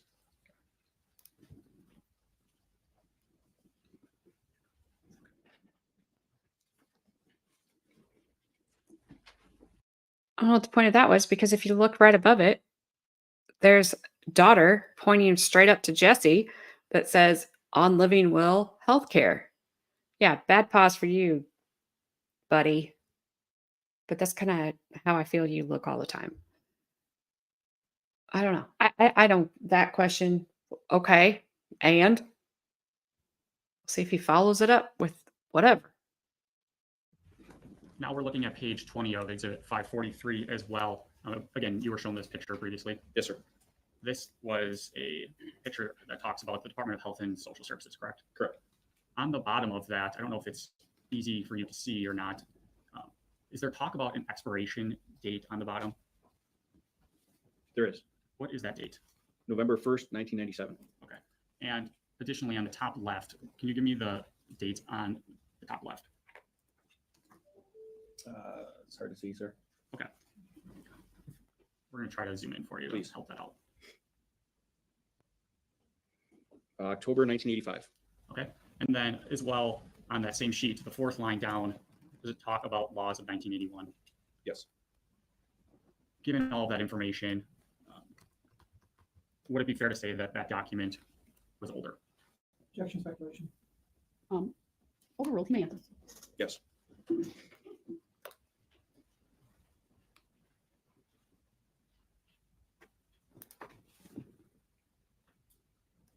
And then if we could go to page 18 of that one as well. On page 18, I believe you're showing this exhibit as well, correct? Yes. Can you please read to the jury the fourth paragraph?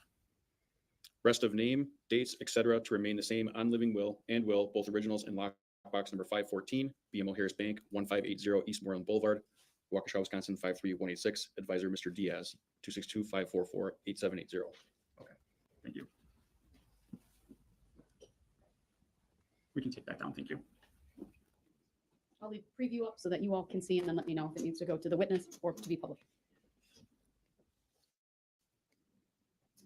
When we get it pulled up, I'm going to be showing you what's been previously marked as Exhibit 1. And I believe you're actually shown a portion of this exhibit as part of 543 as part of the notepad that would have been taken on this October 3rd date. As part of Exhibit 1, towards the middle or towards the bottom, is there discussion about a hospital? Yes. Can you discuss the contents of that hospital discussion? It appears to notate a phone number, which can be utilized to reach a scheduling desk at the hospital.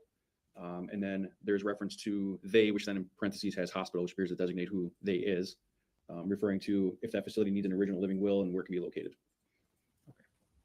It also lists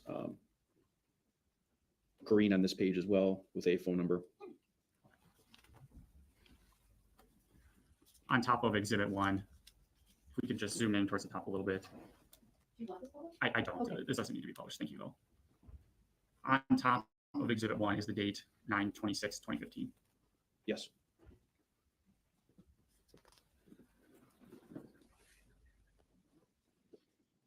Again, you found that notepad in the collapsible area near Ms. Hernan, correct? Correct.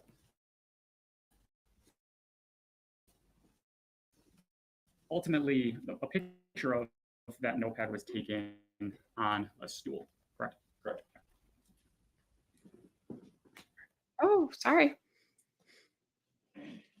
Detective Wilbert, you were shown a lot of scene I don't know what photos, happened there. and there was questioning Oh, of on my internet. whether or not you Sorry. took those photos. Do you recall that? Correct.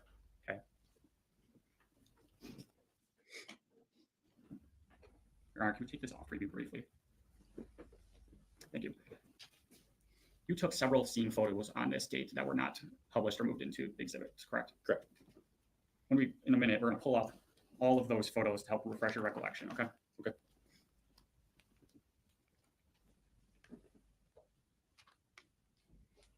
Can we pull up preview, please? Preview for just you or for the witness as For the well? witness as well, please. Thank you. We'll take a minute. Detective, just let us know when it's up. And just for the record, Your Honor, because this is used to refresh his recollection, we don't have this marked as an exhibit right now, but we will be getting that in a PowerPoint form. All right, do you know how many pages? There are 23.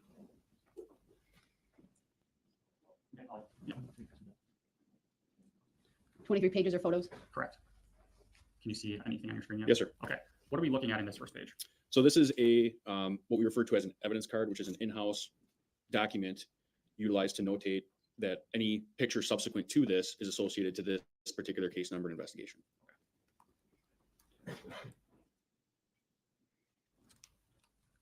Did you take roughly 36 photographs on this date? I would say that's probably accurate. Looking at this photo right now, I believe that's already been moved in as an exhibit, correct? Yes, sir. This third page of this, you took this photo, correct? Yes, sir. Just to make this more efficiently, so I don't have to ask you these same monotonous questions and to save the jury, I'm just going to have this actually end up being scrolled through, and then we're just going to make sure that these are all photos that you took. Okay, we'll do that too. Thanks. Oh, it's just annoying. Sorry.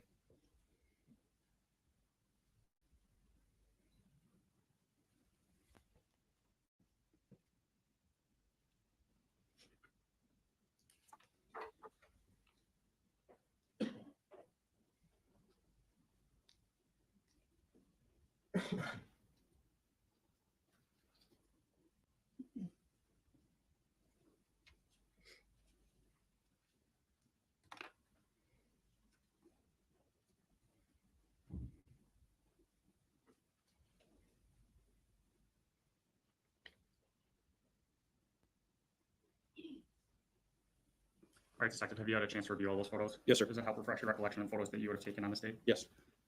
Perfect. you were questioned about some of the photos, again, by Attorney Calavies previously about some photos that were taken that you didn't recall. Do you remember that? Yes. All right, I'm gonna have.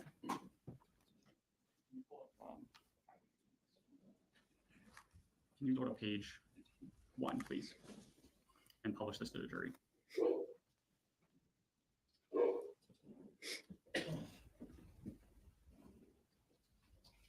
Kept all the dogs downstairs today, but I can't stop them from barking.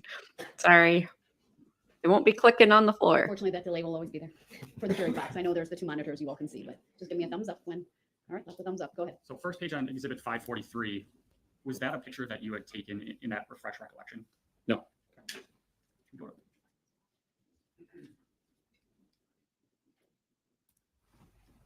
I wanted to not Yep, I appreciate that. show that Thank since you. it was scrolling through. Thank you. Let me know when you're on the one you want. We're ready. Thank you. Next time you're going to scroll, give me a heads up. So I need to stop the publish. Okay. All right. Thank you. This is exhibit 543, page 5. Is this picture part of the photos that you had previously taken as part of that refresh memory? No. Okay, page 6. Apologize, that was not the right one. That's not the one you wanted, right? I All right. apologize.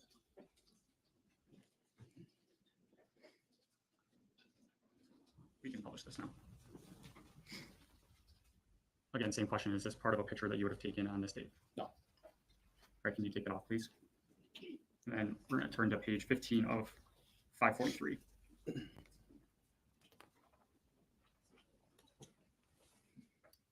that can be published. Same questions, detective. Is this picture one of the pictures that you had taken previously? No. All right, that can be taken off, please. And then moving to page 19 of 543.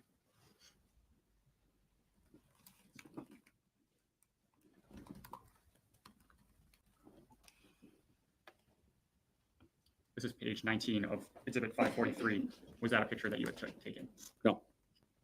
Moving to page 20. Same questions. Is that a picture that you took? No. Moving to Not sure what his point is here, but hopefully he'll get us there. 21. Again, you talked about this notepad, but was that notepad part of the series of photos that you reviewed earlier to refresh your recollection? No. Same thing with page 22. Did you take this photograph? No. Page 23. Did you take that photograph? No. Then you can pull it down briefly. Moving on to page 26. That can be published, please. Thank you. Page 26 of 543. Did you take this photograph? No. Moving to 27. No. Again, did you take this photograph? No. 28. Did you take that picture? No. 29. Did you take that picture? No. And lastly, 30. Did you take that picture? No. So when Attorney Calavies was telling you that these photos were part of the scene photos and ones that you had taken, would that be correct? No. Okay.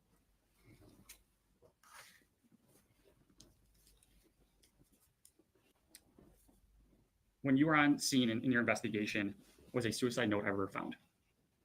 No. If there was one found, would you have taken it? Absolutely. In your training and experience in your lengthy time as a detective, is it normal for suicide notes to be easily findable? I don't object as to what is normal when it comes to suicide. I would object to what is normal, period. But didn't the defense attorney ask him if those were part of his, if all those photos were part of his packet or whatever? And he say yes? Didn't he admit that they were? I don't, at the end of the day, I guess I don't care. You can look and see what they are. And you can look, if you're, he's a detective, he should know that those pictures should have been taken or not. So I don't get what that was supposed to do. Didn't do anything for me,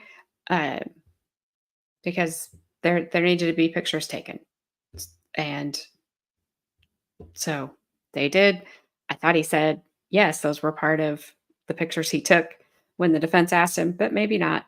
So now we're gonna have an objection over what is normal. Sustained as to the form of the question. Again, in your training and experience and going to death scenes and suicides before, are suicide notes easily findable? Yes. Why is that? Well, I believe in interviews that we typically may conduct either at the scene or later on, there seems that some people who commit that act have some sort of remorse as well, or the desire to let someone else know why they had the motivation to do what they did. And so typically it has been my experience that if those notes are present, they are within the absolute immediate area of the actual decedent. Was that the case here? No. Ultimately, we've talked a lot in your testimony here about how initially this appeared to be a suicide, correct? Yes, sir. So can you talk about the reasons here that initially why it appeared that it was a suicide as opposed to a homicide?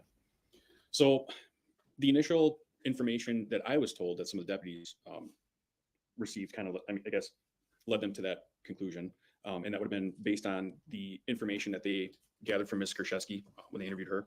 The other thing is that the manner in which the patient was lying with what appeared to be crushed medications present on her person, the lack of any signs of forced entry, the lack of any signs of or indications of a struggle, the lack of obvious signs of any trauma to the body. There just was no indication whatsoever, in my opinion, looking at it from a criminal aspect, that there was any obvious element at that time. And so that dictates the means in which that scene is processed. While you're talking about the crushed pills as part of that answer, do you know when those pills got there? No. Do you know how they got crushed? No. And additionally, does documenting a scene differ when you're processing it as a homicide versus a suicide? Absolutely. Does that change the way you collect evidence Absolutely. in terms of photographs or collecting garbage per se? Absolutely. Ultimately, though, I believe we talked originally on direct examination, though. Through further follow-up, did this investigation turn from a suicide investigation to a homicide investigation? Yes. Thank you, Detective. I don't have anything else. All right. Question, Judge. Go ahead. Based on the limited. Correct. redirect. Go ahead. So the photos I showed you a little while ago that I got from the DA's office, I got them from you. If you didn't take them, who was taking them? There would have been deputies on scene that would have had the ability to, but I'm not certain. So it's either you or other deputies on the scene that took these photos. I would assume so. Because the deputy medical examiner testified yesterday that 543, defense exhibit 543, page 1 was the photograph of Lynn Hernan's driver's license that she got from a deputy. That photograph, but she didn't take it. Okay, I don't recall that being her testimony. I believe she admitted that she actually took that photograph. Sustain this to the form of the question. No, I don't think So you know the she did. deputy medical examiner She was said a taking photos, deputy correct? did it. I presume so. They You- usually do. You were taking photographs, correct? Yes. And apparently other deputies on the scene were taking photographs, correct? I don't know. Well, a lot of these almost all these photographs I showed you were photographs taken on the scene, correct? Yes. And you didn't see me on the scene, correct? No.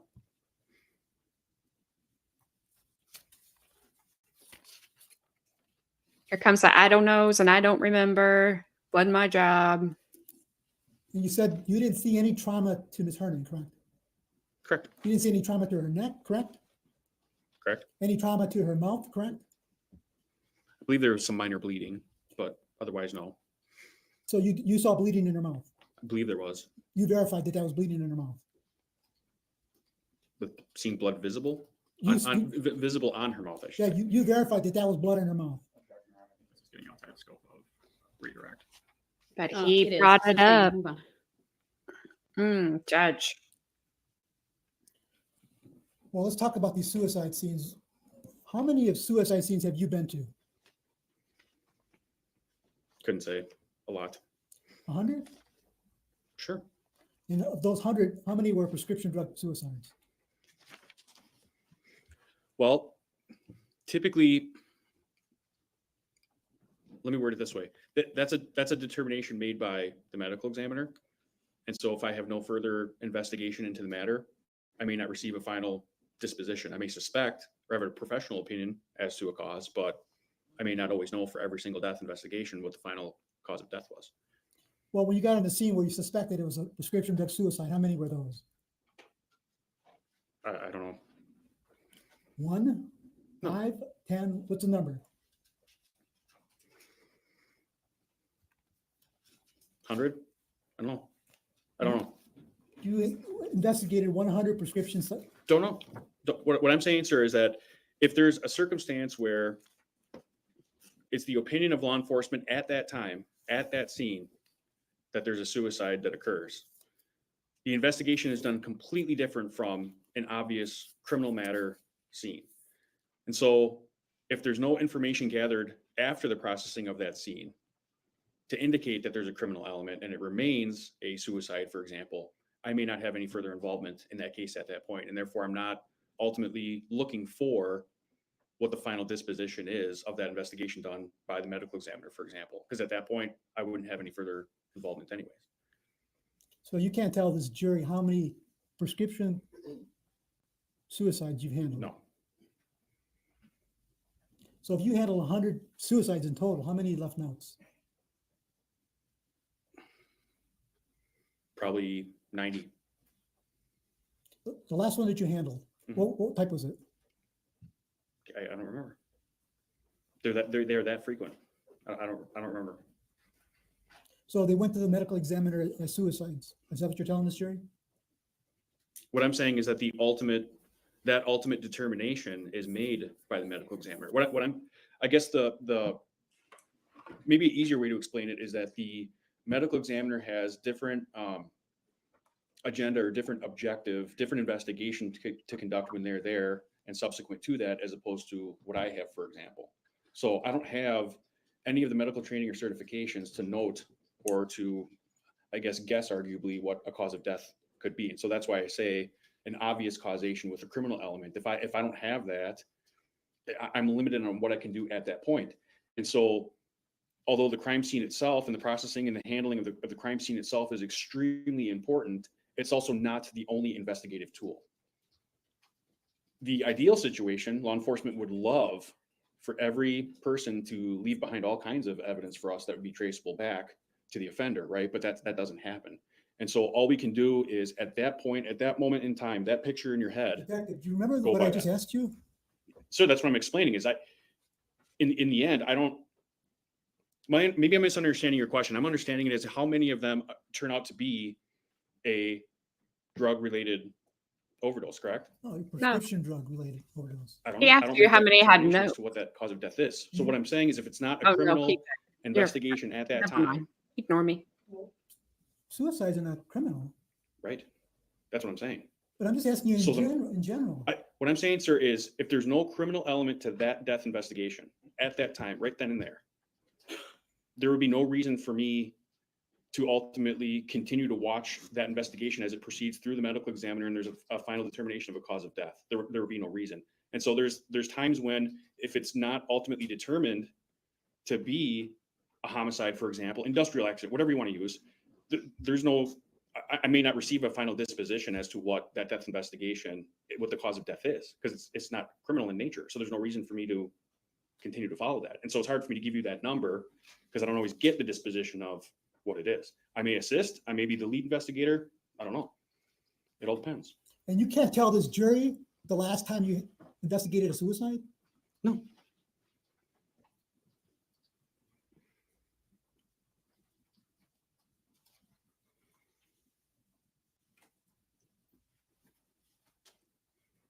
Well, he doesn't believe him. Not sure I do either, but I don't know. Maybe they are just that frequent. But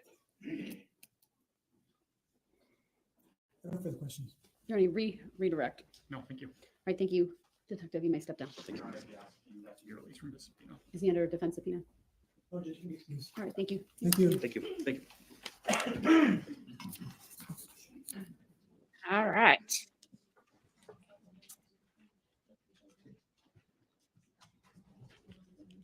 Who do we have coming The up? state will next? mark that just for identification purposes, used to refresh his recollection at a later point in time. All right, your next witness then. Thank you, Judge. State calls Dr. Linda Budrinsky, and I will be using the lapel mic. Oh, we got a different attorney. She must be more important.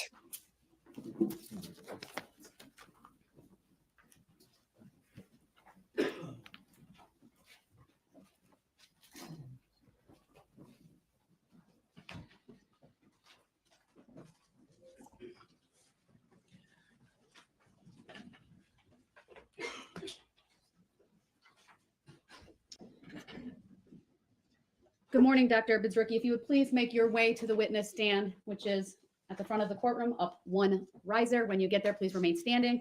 Raise your right hand, and my clerk, Teresa, who's on my left, will swear you in. Do you solemnly swear that the testimony you're about to give shall be the truth, the whole truth, and nothing but the truth, so help you God? I do. Thank you. Thank you. Please be seated.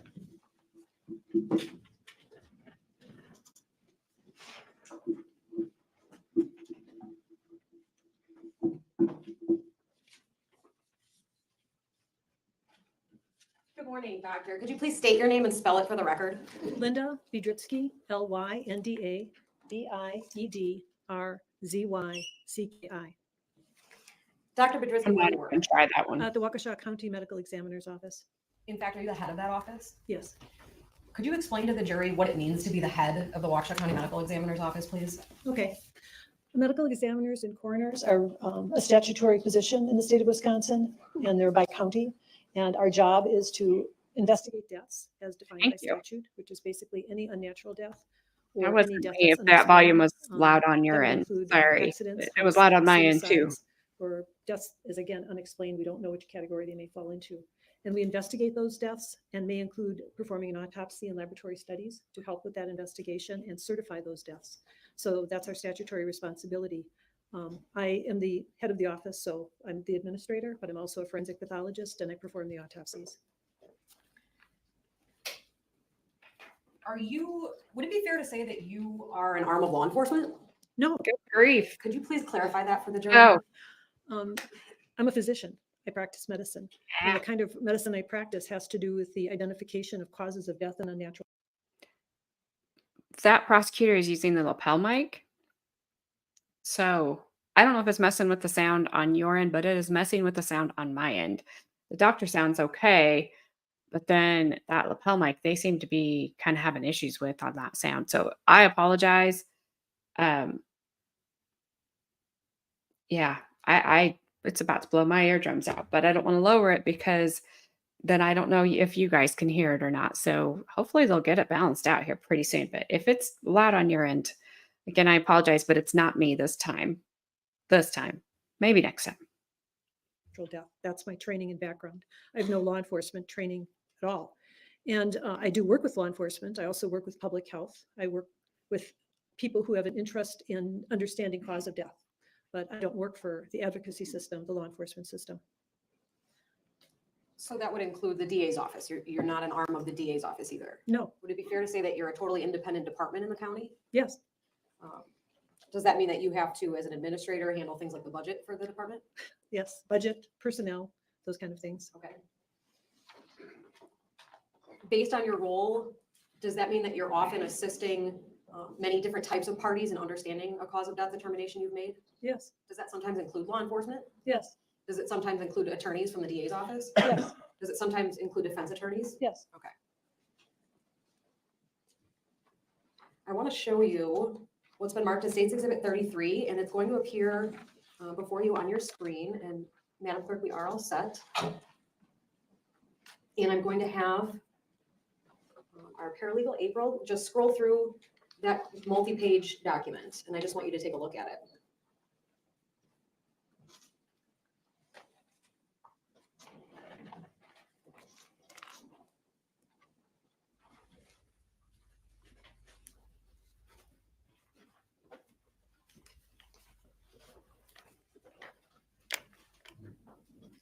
Okay.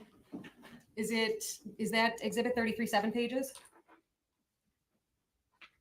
I don't remember the number of pages. I'm, Okay. yeah, And if I can refer you, actually on this screen, I see 7. okay.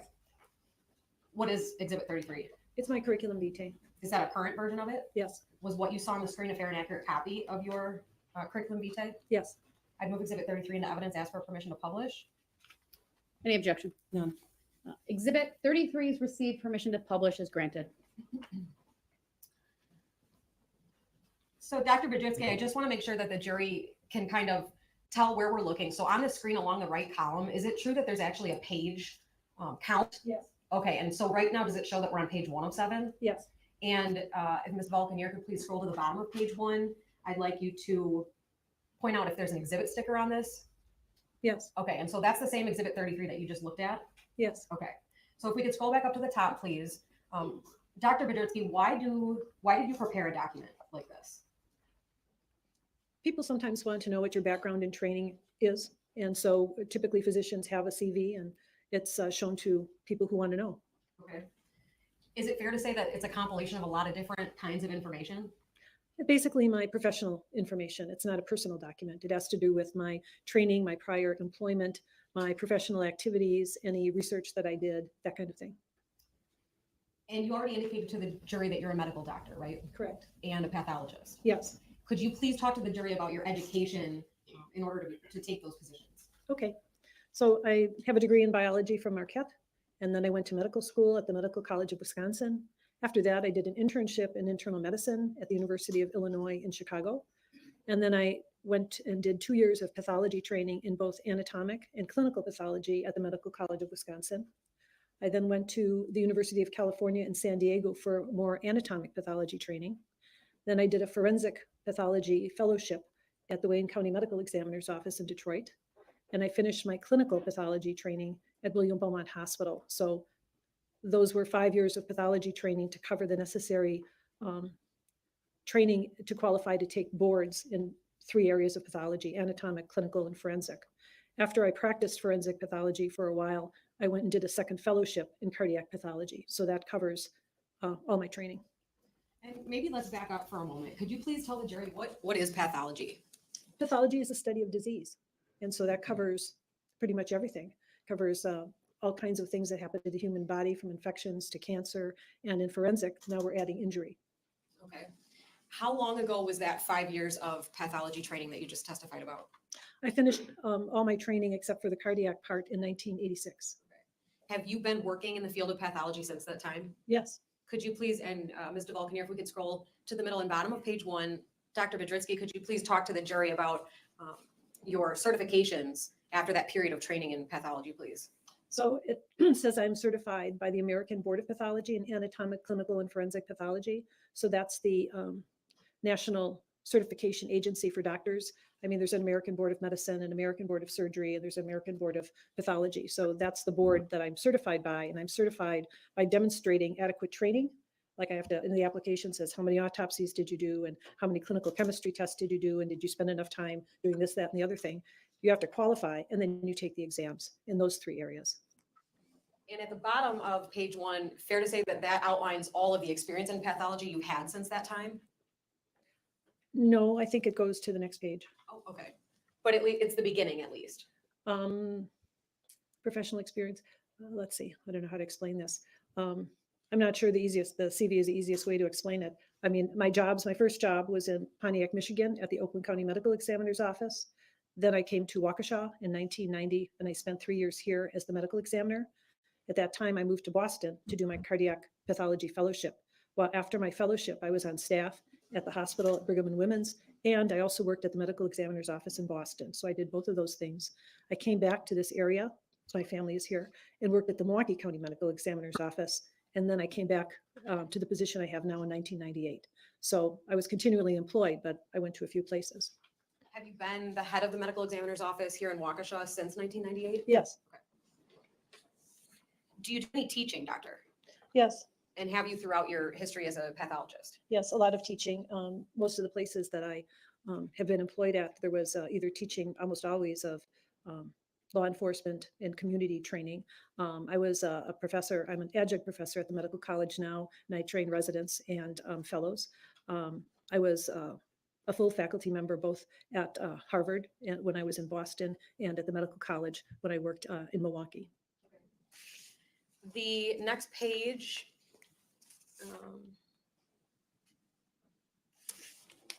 Could you tell the jury what this page of your curriculum vitae is capturing and why it's important?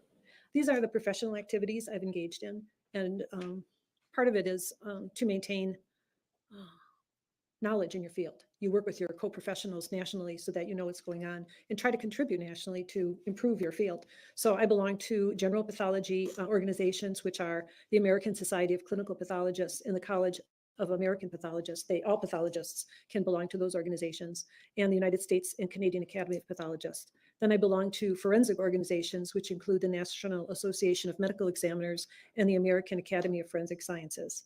I also belong to the State Coroners and Medical Examiners Association, and I also belong to the AMA, the American Medical Association.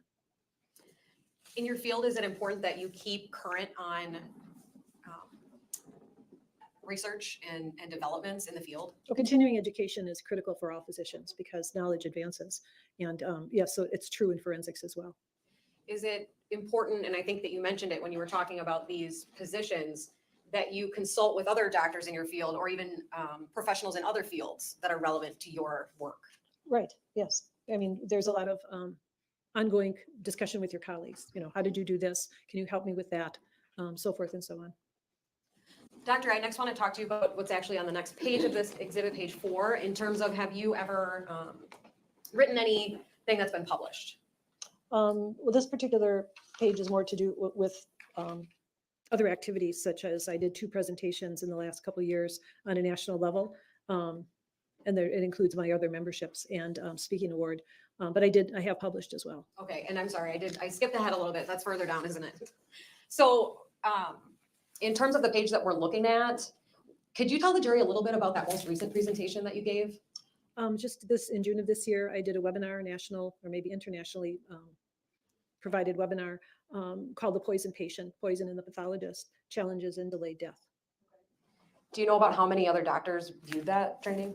I was told that over 1,000 registered. And what about the one listed there in 2022? What was that? This was a talk I was asked to give on challenges in the identification and certification of novel synthetic opioids in death investigations, the Midwest experience. I did that at the toxicology workshop at the American Academy of Forensic Sciences. Okay. And Mr. Vulcanier, if we could just slowly scroll down. I think, Doctor, you've already talked about your teaching. So we'll scroll through that. Sorry, scroll up a little bit to mid-page 5. Dr. Bedrzewski, is there anything on this page that jumps out you think relevant for this case that you'd like to talk to the jury about?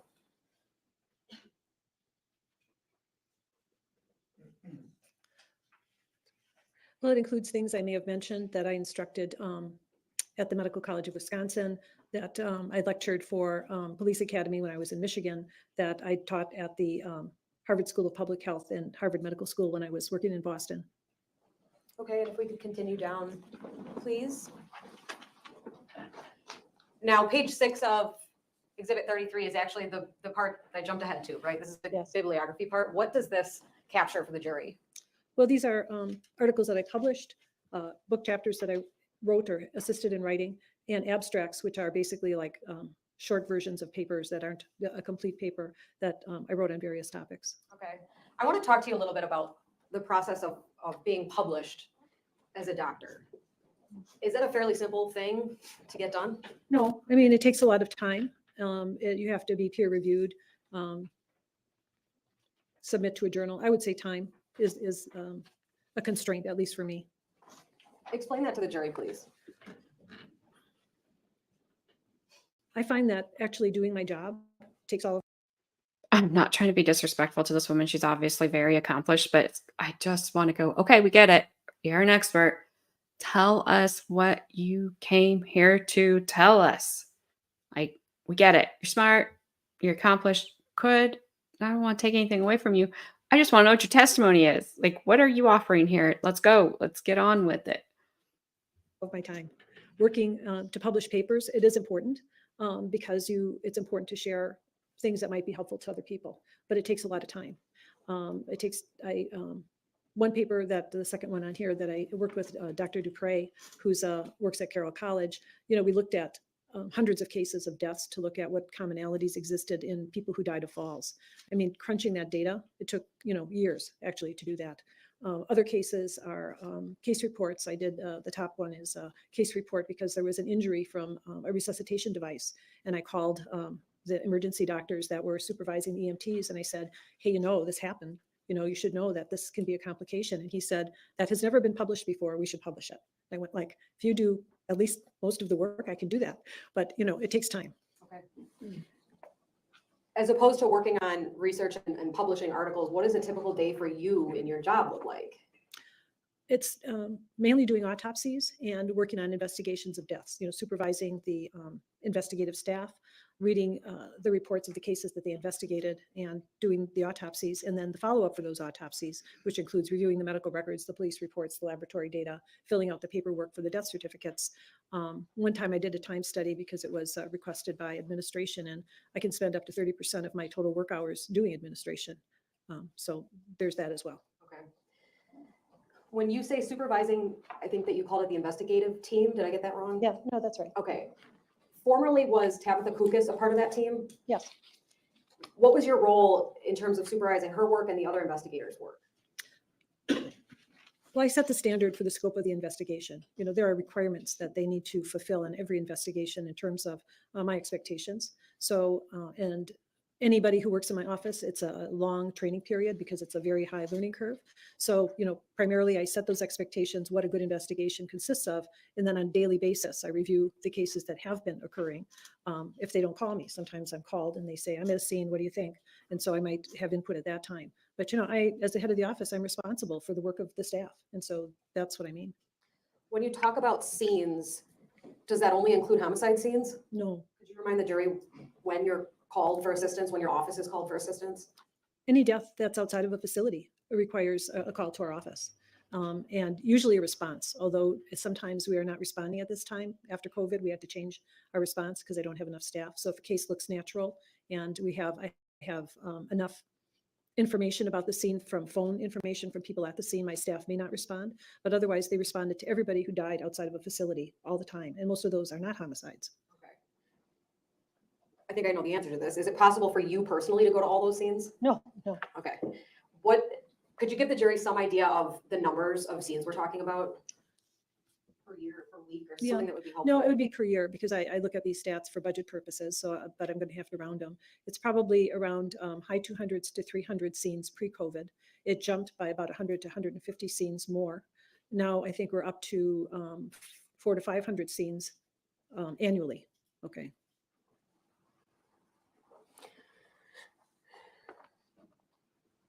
Is that investigative team important in order for you to be able to do the work you need to do?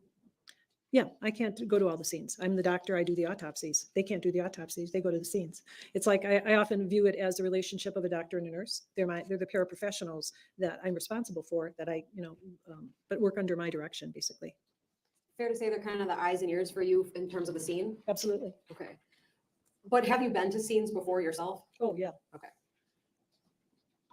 In your experience, even just here in Waukesha since 1998, fair to say that you've seen and analyzed many, many death scenes? Yes. Right now, our office, well, I don't know. I think of it in terms of death certificates signed because that's the ultimate responsibility. Our office signs something like 500 death certificates a year. How many doctors or pathologists are working in your office? One other full-time and one less than half-time. Okay. So all of those death certificates are signed by one of the three of you, right? Correct. Okay. Is there a difference between cause and manner of death? Yes. What is it? Cause of death is the initiating event, which could be an injury or it could be a disease that starts the chain that results in death. Manner is how that death, it's more circumstances of the death. In other words, a gunshot wound could be an accident, a suicide, or a homicide, depending on how that gunshot wound was sustained. And then the natural deaths have no trauma at all. Okay. Which of those or both go on a death certificate? Both. Okay.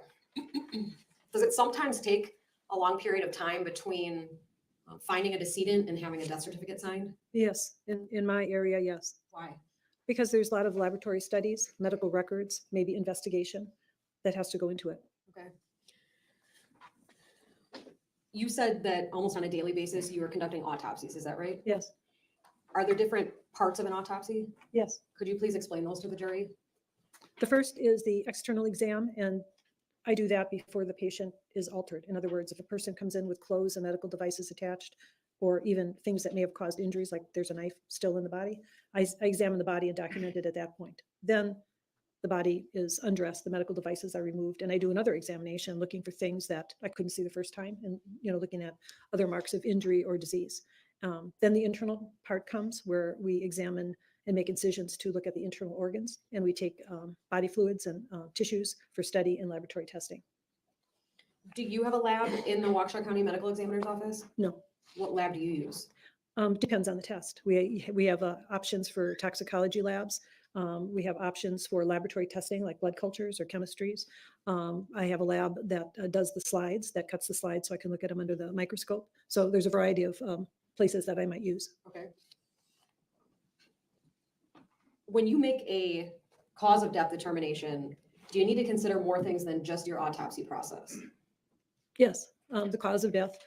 There are some causes of death that aren't even found at autopsy. One might be diabetic ketoacidosis, which is a chemical imbalance. An autopsy, well, I should say, the gross autopsy, microscopic autopsy won't do that, but the chemical tests I run will show that. So I guess the autopsy will show that, but I was thinking in terms of what I could see with my own eyes. Okay. What other types of information do you try to analyze if you can before ultimately concluding a cause of death? I need to know the investigation, the scope, how is the body found? What do we know about the person that died? What do we know about the most recent events about that person around the time of their death? So there's the history, there's what was seen, what was found at the scene, my eyes and ears. So that helps to fill in like how the person was found, and the autopsy and the laboratory testing. Okay. What about if you're able to have access to a decedent's medical records? Do you review those? Absolutely. We look, I think I mentioned that earlier, but yes, I do look at the historical data, the medical records, and also investigative information. Okay. I'm going to jump back a second to manner of death. What are the different options for manner? In Wisconsin, and this can vary state to state, but in Wisconsin, we're given 5 choices. It's natural, accident, homicide, suicide, and undetermined. Okay. What would an example of natural death be? A heart attack, Okay. What about an example of accidental? blunt trauma from a motor vehicle accident. Okay. And all 5 of those manner of death types have you used in your work? Yes, Okay. Multiple times? yes, Okay. Are there occasions when you find the need to consult with other professionals before finalizing a cause of death determination? yes, Is that actually pretty common? yes. Okay. What about doing research on your own before determining cause of death? Yes. Dr. Bedritsky, I'd like to talk to you about this case involving the decedent Lynn Hernan. Were you involved in the cause of death and manner determination for Lynn Hernan? Yes. First, I want to talk to you about the autopsy process. Now, did you conduct an autopsy on Ms. Hernan in this case? Yes. And when you conduct autopsies, are you always following the same best practices and standards set for you in your field? I would say yes. Every case has its own specific things, but in general, there's a standard practice. Ultimately, do you memorialize the autopsy process and conclusions in a report? Yes. Is that often referred to as a protocol? Yes. I'd like to show just the witness, please, states Exhibit 34. And doctor, again, this is a multiple page exhibit. And I'm going to have Ms. DeValkenier please scroll slowly through all 8 pages.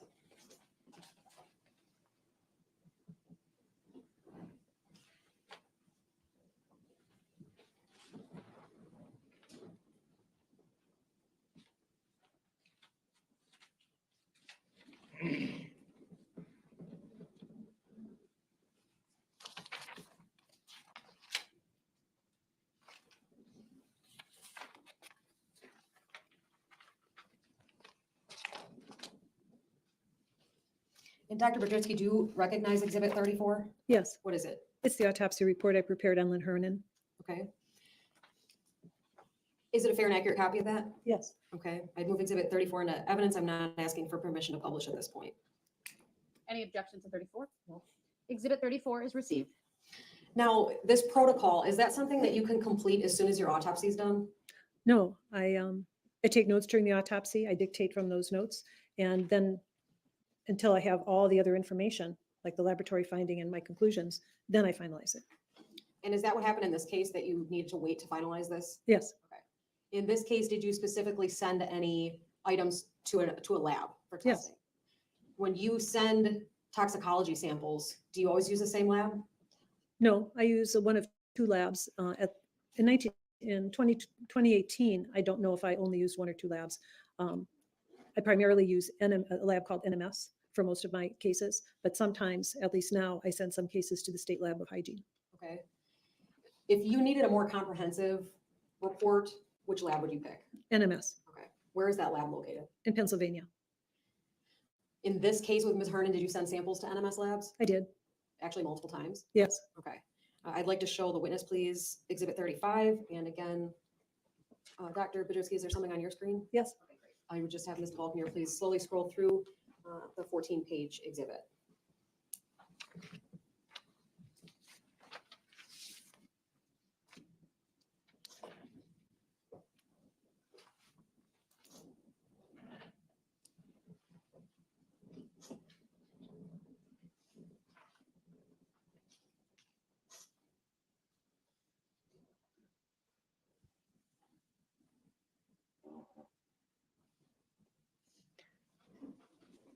I think that was my chair. I promise it was my chair. I was trying to get comfortable because this woman is boring me to death.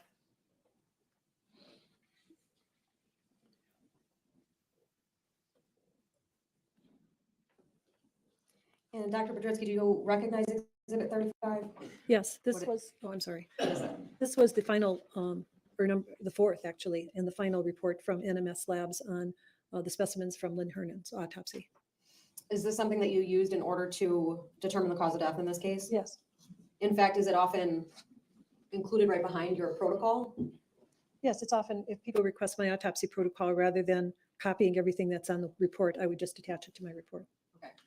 And is that what you did in this case? Yes, Is that a fair and accurate copy of the final report from NMS Labs in this case? yes. I move Exhibit 35 into evidence. Exhibit 35 is received. Dr. Budrowski, do you know roughly the time frame that you received the toxicology initially in this case? I think it was possibly November after I did the autopsy in September or in October. Okay. When you received the toxicology, did you end up contacting NMS Labs? Yes, Why? because there was a substance that I was an unusual finding that I hadn't seen in a report from their facility before. It was called tetrahydrozoline. Why did you contact the lab about that? I wanted to know specifically if there was more testing that should be done. In other words, if you find a surprising finding, I mean, many of the findings in her toxicology report were things that I was familiar with and were found in her investigation in terms of the medication she had access to. The tetrahydrozoline just sort of came out of nowhere.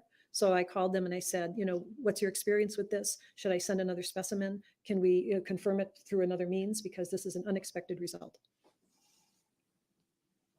In terms of the autopsy itself in this case, were there remarkable findings that kind of pointed you in a certain direction about what the manner of death might be? Because there were a number of medication bottles at the scene, there were scattered pills on the floor, there was powder kind of ground up on her body. There was a thought that maybe there was an ingestion was a possibility for the cause of death. She had also been recently released from the hospital and she was on a lot of medication. So she clearly had some medical conditions. So perhaps natural disease was the cause of death. So I would say initially that was my thought. Okay.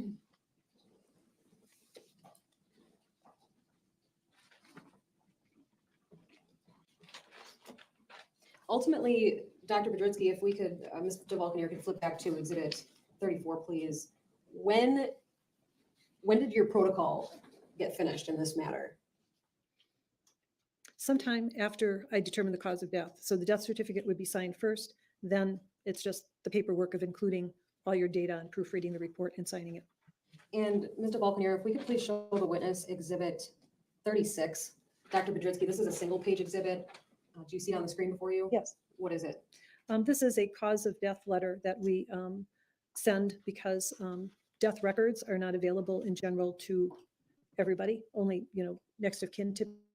Typically, it's a vital record, but the information that I determine regarding cause of death might be necessary to release so that people know what the determination of cause of death is. So it's basically a short form saying that. So this is a letter I constructed, or the office constructed based on what was on the death certificate of Lynn Hernan regarding the cause in This exhibit. September 27th, 2019, And remind the jury when you did the autopsy. October 4th, 2018. So fair to say, a lot of time passed between the autopsy and your determination in this case. Yes. Is that common? This long, not common, but there were 4 different submissions for toxicology, and I wanted to be very sure, based on what my final determination was, that I had not failed to consider any further or new information. And is exhibit 36 a fair and accurate copy of the letter your office produced in this case? I can't see the exhibit number, but I'm sorry, Yeah. just scroll down. Thank you. yes. I move exhibit 36 into evidence, ask for permission to publish. 36 is received. Permission to publish is granted.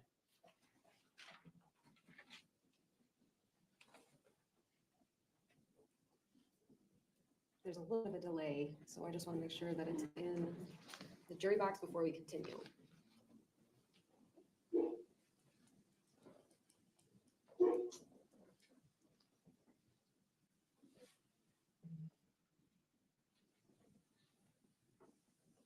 All right, I think I even saw the light go on some of your faces, so that's a clue. Dr. Bedritsky, is this exhibit 36 that you were just shown on your screen? Yes. If we could scroll down, please. Okay. And we're going to go much more in depth into these determinations, but before the lunch break here, I'd just like you to explain to the jury the content in the middle paragraph of this and what your findings were in this case. Okay. It's structured as a death certificate is structured. So what my obligation is to fill out the death certificate is to fill out what they call the primary cause of death. And that's like part 1. And part 2 are all the other conditions that contributed significantly to the cause of death. Then there's, if it's not a natural death, how did an injury occur and the time and place and how it occurred. So the cause of death I determined was tetrahydrozoline poisoning. I also determined that there were other significant conditions. I think it's important to say that the CDC has instructions on filling out a death certificate, and other significant conditions should not include things that are historical. It should include things that affect the cause of death in a significant. Holy cow. Other contributing significant conditions contributing to death. Baclofen, which we've talked about, Repenerol. I took that a long time ago because I have really bad restless leg syndrome. And so that'll make you tired. Alprazolam, it's Xanax. I don't know why I can't say it today. That'll make you tired. Hydrocodone will make you tired. I think cyclobenzaprine will make you tired. And then she had all this other stuff. COPD. So she was still smoking. Go girl. Yeah.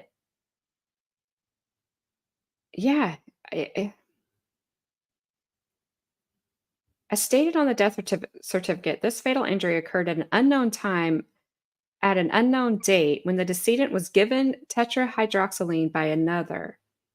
Use of baclofen, Repenerol, Alprazolam, Xanax, hydrocodone, and cyclobenzaprine. How does she know that? How does she know that the tetrahydroxyline was given to her by somebody else? How does she know that she didn't do it herself? She had all this other stuff in her system. I don't know. That's a jump for me. You're going to have to give me something that shows that Jessy put this somewhere. And I don't think they have it because they didn't collect the water bottles. They didn't collect the vodka bottles. Now what she doesn't have on this is if she had any alcohol in her system and how much. And that's probably maybe not for her to do. I don't know how that goes if you've been drinking and you die. Because I don't know how soon So 10/3 was the date of death. I don't see where it says the date of this report. But oh, October 4th, the next day. Okay. It's right in front of my face. Um, yeah, I don't know. I don't like that sentence. When the decedent was given tetrahydroxylene by another. And then to follow it with use of back of the rest of those medications. Is she insinuating that those were also given to her by somebody? Where is her proof of that? How does she know that? That doesn't make sense to me. I mean, that doesn't get me to murder. That doesn't get me to Jessy poisoned her. Because to me, she is speculating that Lynn didn't take that herself. Because it's with everything else in her system, it's kind of looking to me like Lynn was ready to exit. She wanted to go out on her own terms. Exit stage left. She had everything set up to go. So that one's not going to do it for me. But maybe it does for you guys. I don't know. It just that seems like total speculation to me. Way. So you should be able to say why you put that in there. So under that conditions, I included a number of other medications, including baclofen, ropinirole, alprazolam, hydrocodone, and cyclobenzaprine use, other medications. I also put in some of her important natural diseases, including interstitial myocarditis, hypertension, hepatic steatosis, and chronic obstructive pulmonary disease. Then I have to determine a manner of death. I have to pick one of the 5 manners, and I determined it was a homicide, which is a medical determination, not based on law enforcement or criminal rules. It's a public health determination, actually. And how this injury occurred is that she was given tetrahydrozoline by another, which is why I called it a homicide. If it was self-administered, it would be something else. And the use of baclofen, ropinirole, alprazolam, hydrocodone, and cyclobenzaprine. So I have to indicate all of those unnatural conditions as injury. Thank you, Dr. Budritsky. I think this would be a good time to take the lunch break, Judge. All right, I agree. Thank you for stepping at I think, a logical point. So you can just remain seated, Dr. Budritsky, for the moment. Ladies and gentlemen, I know you've heard my instruction. I'm going to paraphrase it right now. In a nutshell, you may not begin your deliberations. You may not discuss this case with among yourselves or with anyone else. You can't do any research. Avoid watching any news reports, reading any news reports, listening to any news reports, talk shows, or coverage, as you know, due to the live stream in this case. Don't research anything you think might be helpful to you in understanding the issues presented. And if you see any of the parties, the lawyers, the witnesses, as you know, they will avoid you. You need to avoid them. It's not to be rude. It's one of the rules. But if you see them and they are talking about the case, just keep going. Do not listen to any conversations about the case, and do not communicate with anyone in any way, whether electronically, whether in person, whether on a phone. You may not do any of that, and you may not post about this or otherwise communicate about your experience as a juror while this case is pending and before the trial is concluded. As you know, the rules are intended to assure that jurors remain impartial throughout the trial. If any juror has reason to believe that another juror has violated these rules, you should report that to me, or frankly, if anyone were to approach you as well. Because if jurors do not comply with these rules, it could result in a new trial involving additional time and significant expense to the parties and the taxpayers. As you know, you are to decide this case based only on the evidence offered and received at trial. With that, we'll give the full 90-minute lunch hour. Please follow the directions. I know you've met Mike now, replacing Jen. Tom is still here, and we'll get going close to 1:30. All rise for the jury, please.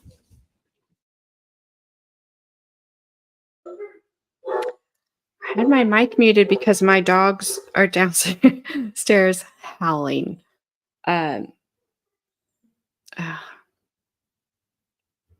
Gotta love dogs. Let me fast forward this. And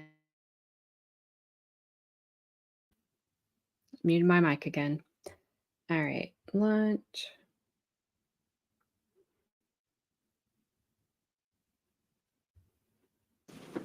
Thank you, everyone. Please be seated. Thank you, everyone. Please be seated. Sorry.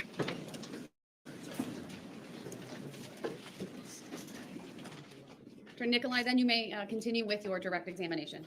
Thank you. Madam Clerk, just the mic's on? Great, got it.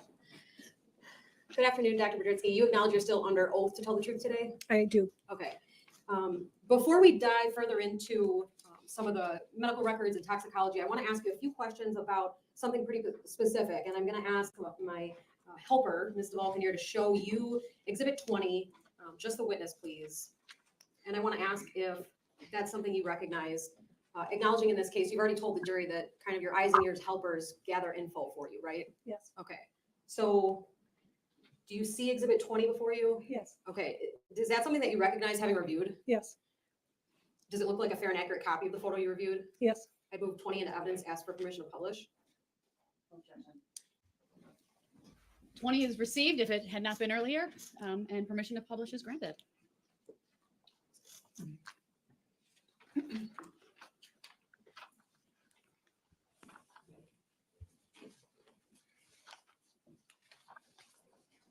We're just gonna wait till it gets up on the screens. Great. Dr. B, this is the Exhibit 20 that you just saw on the screen before you. Yes. And actually, this is already in evidence. But what is a jury looking at in Exhibit 20? This is the hand of Lynn Hernan. It shows jewelry. It shows her long painted nails and a small injury on the back of her hand. Okay. Is it important for the medical examiner's office to create a record of valuables that a decedent might be wearing? Absolutely. Why? Because we could be accused of taking them. Okay. Next, I'd like to just show the witness Exhibit 46.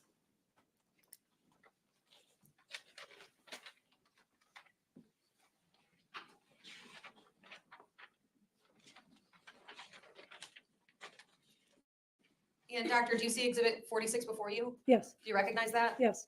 Did you take that? No. Who took it? One of the pathology assistants during the course of the autopsy. Okay. Have you seen that photo before? Yes. I move Exhibit 46 into evidence, ask for permission to publish.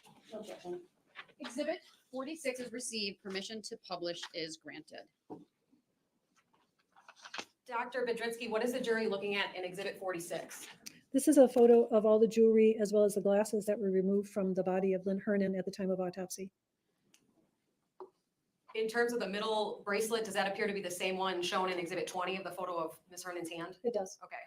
Next, I'd like to please just show the witness Exhibits 38 and then 39. I'm just going to ask if you recognize these things, doctor.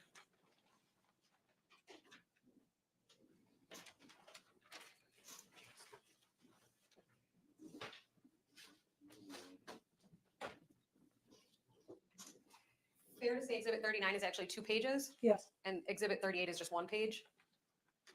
Yes. Do you recognize those things? Yes. What is Exhibit 38, please? 38 is a certification by myself that the photographs on a CD are actually from the case of Lynn Hernan, that they're true copies. Does this document also speak to the records that would have come from your office in this case? Yes, I see that. It's the records and the photographs. Yes. Okay. As the administrator of your office, is part of your duty to respond to record requests and things like that? It is. I'm named the record custodian. Okay. So have you created certifications of records many, many times before? Yes, I have. Okay. Fair to say this is the one for this case. True. What about Exhibit 39? Do you recognize that? Yes. Is that part of the record for this case in your file? Yes. Okay. I move Exhibits 38 and 39 into evidence, ask for permission to publish starting at 38. Exhibits 38 and 39 are received. Permission to publish granted.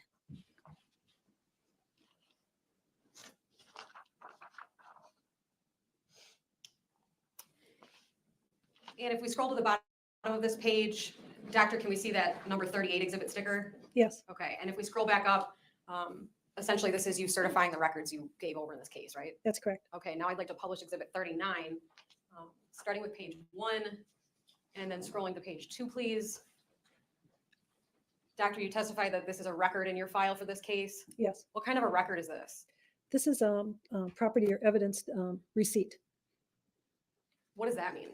That means that when there's a transfer of property from the decedent to another person, everything that was transferred is listed.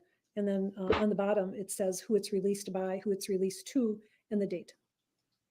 Do you know a Catherine Doherty? Yes, Who's that? she's a deputy medical examiner in my office. Okay. In terms of the items listed on the left, would you agree it appears to be jewelry items? Yes, Okay.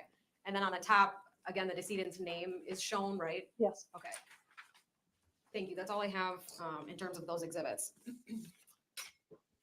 Now, Dr. Bedritsky, I'd like to ask you about the different pieces of the puzzle, so to say, that you reviewed before concluding the cause of death in this case, to be tetrahydrozoline poisoning and the manner being homicide, okay? First, I'd like to start with a discussion of Ms. Hernan's medical sorry. records. Did you have access to historical medical records for Ms. Hernan? Yes. I don't know where my Where did you feed get went. those from? We received records from 3 providers, from Advanced Pain Management, from Aurora, and from Pro Healthcare. Did you ask for those? Yes. Why? It's important to know in any case, I mean, these were asked for before any lab tests came back. So I would understand her general health and historical information about her health. Were the records voluminous? Well, not as many as some, but they were a lot of pages. Okay. Did you actually create kind of a summary of those records that was helpful to you in your analysis of this case? Yes, Okay, I'd like to show just the witness, please. The multi-page exhibit in 210. 210? Yes.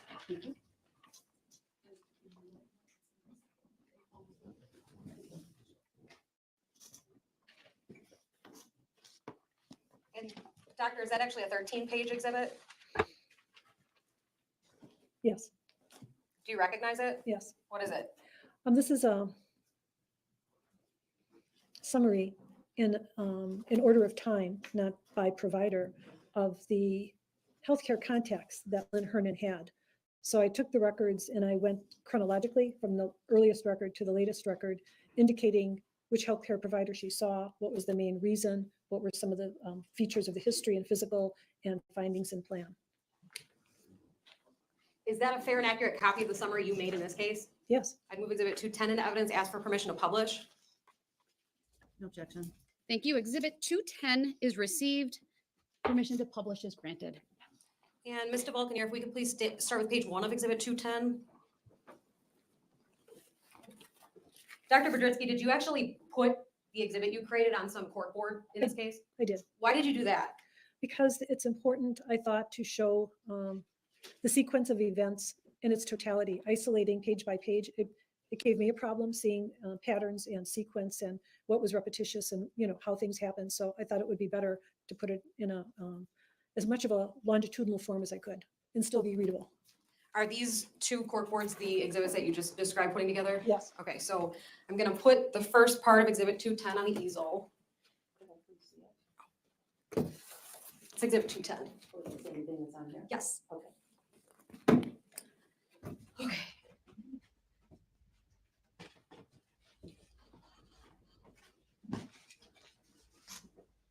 And as we go through this, doctor, I'm also going to have Mr. Vulcanier blow it up for the jury page by page, but I think it is helpful to have it in chronological order as you put it together. So as the jury is looking at the screen in front of them, page 1 of exhibit 210, could you identify where that is on the corkboard I just put up? Yes. I can get up? Yes. Okay.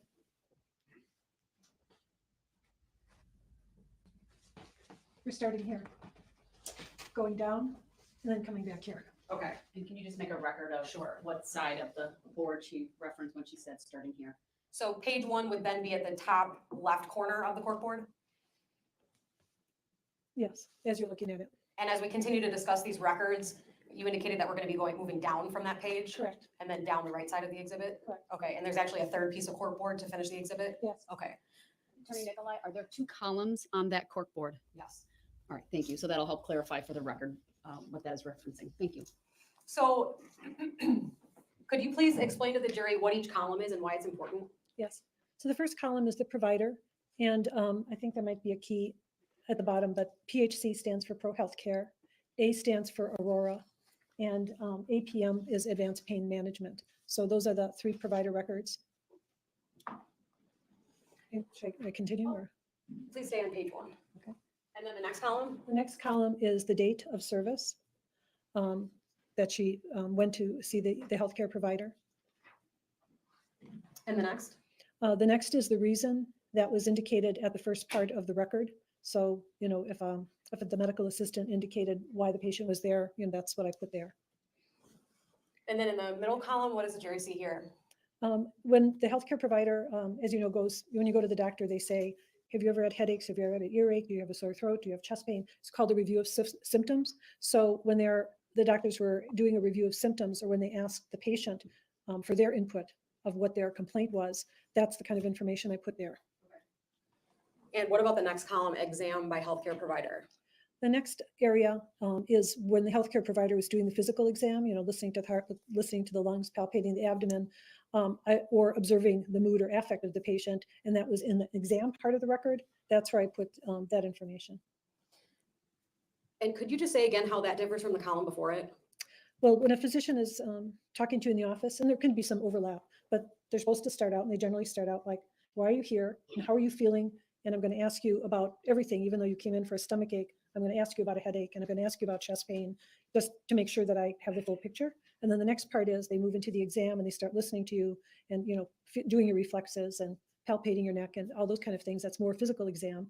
Of course, they're still talking to you, so they might get more additional feedback, but it's primarily the history at the front end, then the examination. Thank you, doctor. And what have you noted in the final column? What I would consider the findings or plan. And again, it's not 100% isolated, because the doctor, after the physical exam part, might say assessment, might say plan, might say recommendations, might say adding a medicine, taking away a medicine. So those are the kind of things that I put in that column. Okay. The date in the first row is December 29th of 14. Is that right? Yes. Does that mean that's the first time Ms. Hernan ever went to the doctor? No. Okay, what does that mean?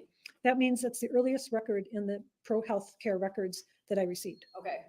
When you compiled Exhibit 210, did you put it in chronological order regardless of provider? Yes. Okay, so would it be fair to say then that is the first record in time that you had? That's correct. Okay.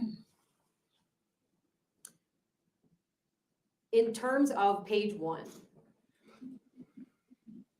the first Aurora entry from 2017, it says ROS negative. What does that mean? That means that the doctor might have used that exact terms, and I tried to be as close to what the record said itself. So ROS stands for review of symptoms, and a shorthand for a doctor after asking you a lot of questions might be review of symptoms negative. In other words, there were no complaints that they had. And if they indicated that they covered in their questions the cardiovascular system, which is CV, the gastrointestinal system, the neurologic system, and the psychiatric system, then that's what was covered and deemed to be negative.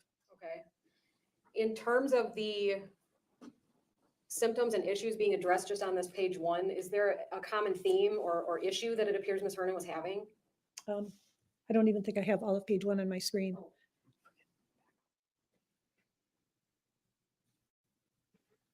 Okay, that's all of page 1. Okay. Well, of these 5 encounters, let's see, 2 had to do with her GI system. In terms of the column to the farthest right, some of those boxes have medication names in it. Is that right? Yes. What does that mean? Well, it was any change in her standard medications. I didn't write down all, I mean, when she was seen, she said, these are my standard medications, and I didn't repeat that. But when there was a change or a comment that the doctor, because of a decision point they had in their head, that's when I indicated it.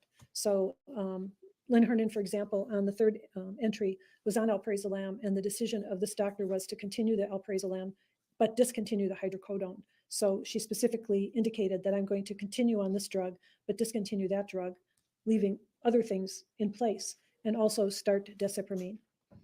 What is that? It's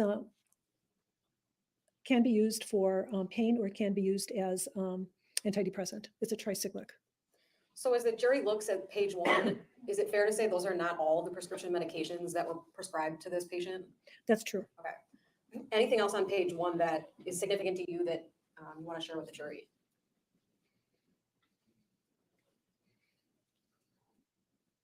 Well, what I was really paying a lot of attention to in reviewing her records were her GI symptoms, because as you go through time, her GI symptoms were a recurring theme, if you will. So I paid attention when she had them and when she didn't have them to see how consistent they were. So for example, at the bottom entry here, I said negative nausea and vomiting because that was a condition she had before, but it was not provided in the history to Dr. Kime. I also paid attention to the number of times she was started and discontinued on medications, because another pattern I saw was that in terms of trying to achieve pain control for her back pain, she had chronic back pain, there was a lot of trial and error with medications. She tried a lot of things that didn't work and she was taken off them. And I thought it was interesting because a lot of patients, they are tried a drug and it's not just discontinued, it's merely added to. So you end up with a patient that might have 5 things to address pain, but none of them are removed. But here it seemed that every time they tried a new one, the old one was discontinued. Thank you. Moving to page 2 of Exhibit 210. Could you please indicate to the jury, doctor, what month and year we're looking at here? We're looking at June of 2017 and July of 2017. It looks like throughout these records, you're also noting a weight in some of them. Yes. Is that Ms. Hernan's weight at the time of the visit? Yes, and I was began noting that because a lot of the historical information would be about large amounts of weight being gained or lost. So I thought I really wanted to keep track of what the actual numbers were. In terms of the material that you've included on this page, it looks like there was some assessment regarding depression on the second row. Is that true? Yes, And what did you note about that? that specifically in the psychiatric questioning, the doctor indicated there was no evidence of depression, but there was evidence of anxiety, insomnia, and fatigue, as well as alcohol use. Okay. If during your review of all of these medical records, could we please have that on the screen? It just went up. Oh. Sorry. If during your review of these medical records and during your creation of Exhibit 210, if any record would have noted the term suicidal ideation, would you have noted that? Yes, I was certainly looking specifically for indications of suicidality, since that was in the differential for manner of death. What does the term suicidal ideation mean? It means that a patient says that I have thought about killing myself, and it could be just that statement, or it could be I thought about killing myself by jumping off a bridge, getting more specific. In terms of the first 2 pages that the jury's already looked at, did you note that in either of those pages? No, because it didn't exist in the Okay. record. We're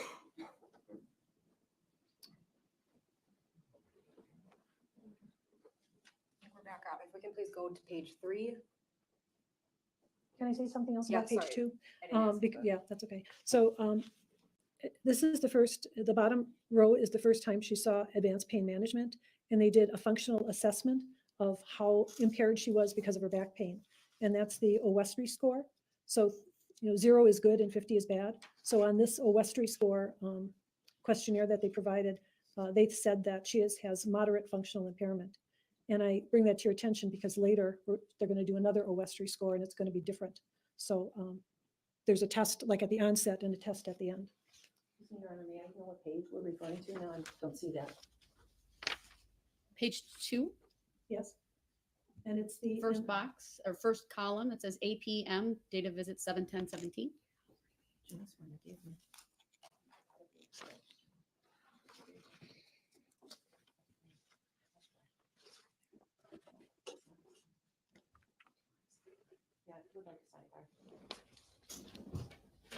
If it's going to involve that computer, I need to see it. So I'm going to have to excuse the jury.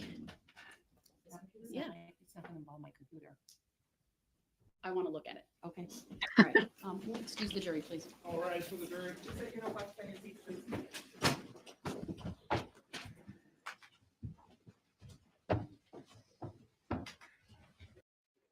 I'm not sure if we'll be able to hear this or not. If not, I'll skip forward, but let's see what happens.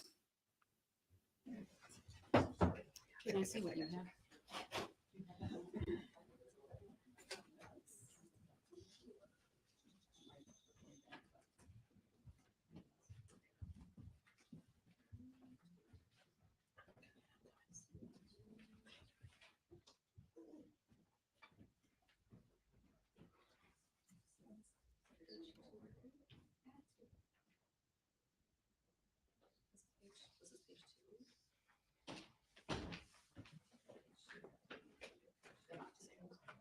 You be seated. I'm looking at what's on the flash drive as 210, and it's not what is paper copy of 210 in my hand. So, same for me, Judge. It's not matching this exhibit that I was told is 210. This is blown up because Dr. Bedrzynski wanted the text larger and it's easier to see. It's the same content as what's on the board and what's in the exhibits. It's just bigger font. Oh, yeah. I see. So for And there's example, gonna be a few like this. so for example, 210 in a flash drive is 6 pages. The exhibit I'm holding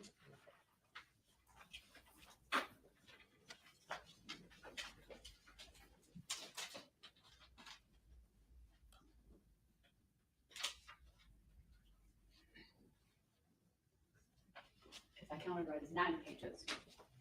But I can see visually that on page 1 of 210, and I have the exact same thing that's on the screen, there are 6 columns, whereas I think there's 8. So the information is the same, and as Attorney Nicolai indicated, The number of columns shouldn't be different. I mean rows, thank Okay. you. Columns is the same, I meant rows, the Okay. horizontal, sorry about that. Sure, so more fit on the smaller version of this than the blown up version Correct. per page, That's right? why right. 210 paper copy. Do you have the cork, the All right, that prosecutor is using a lapel mic. So I can't control her. So I don't know if she's super loud. If she is, I apologize. But hopefully they'll go back to just using the regular mic because that one's been off. up in the boxes up here, 210, that should the jury ask for it later, would it be in your box? Why don't you show that to Attorney Kukler? I believe you will see it is the exact same information. As indicated, the font's bigger, and so it affects the page numbers. I'll let you confirm that, and then I believe we should be in a position to continue. This is the same version. Should be 9 pages, I believe. Correct.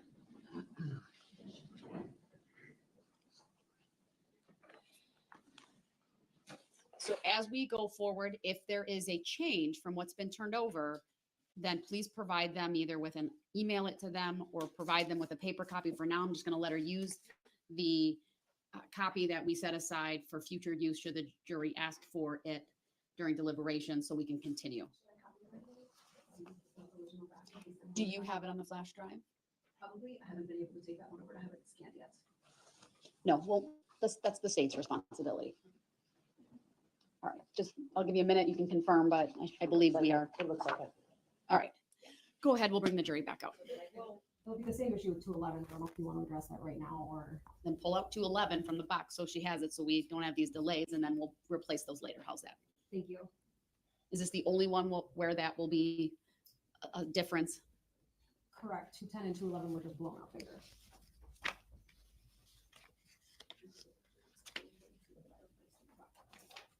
Okay.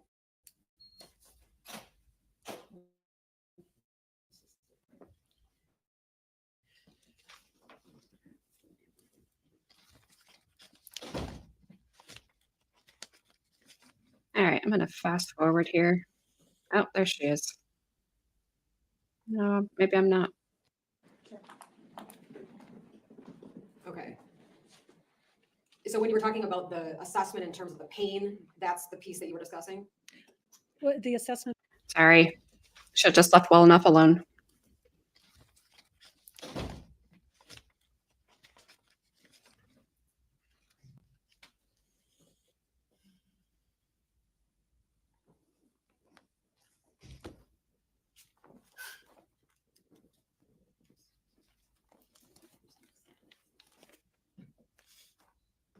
All rise for the jury.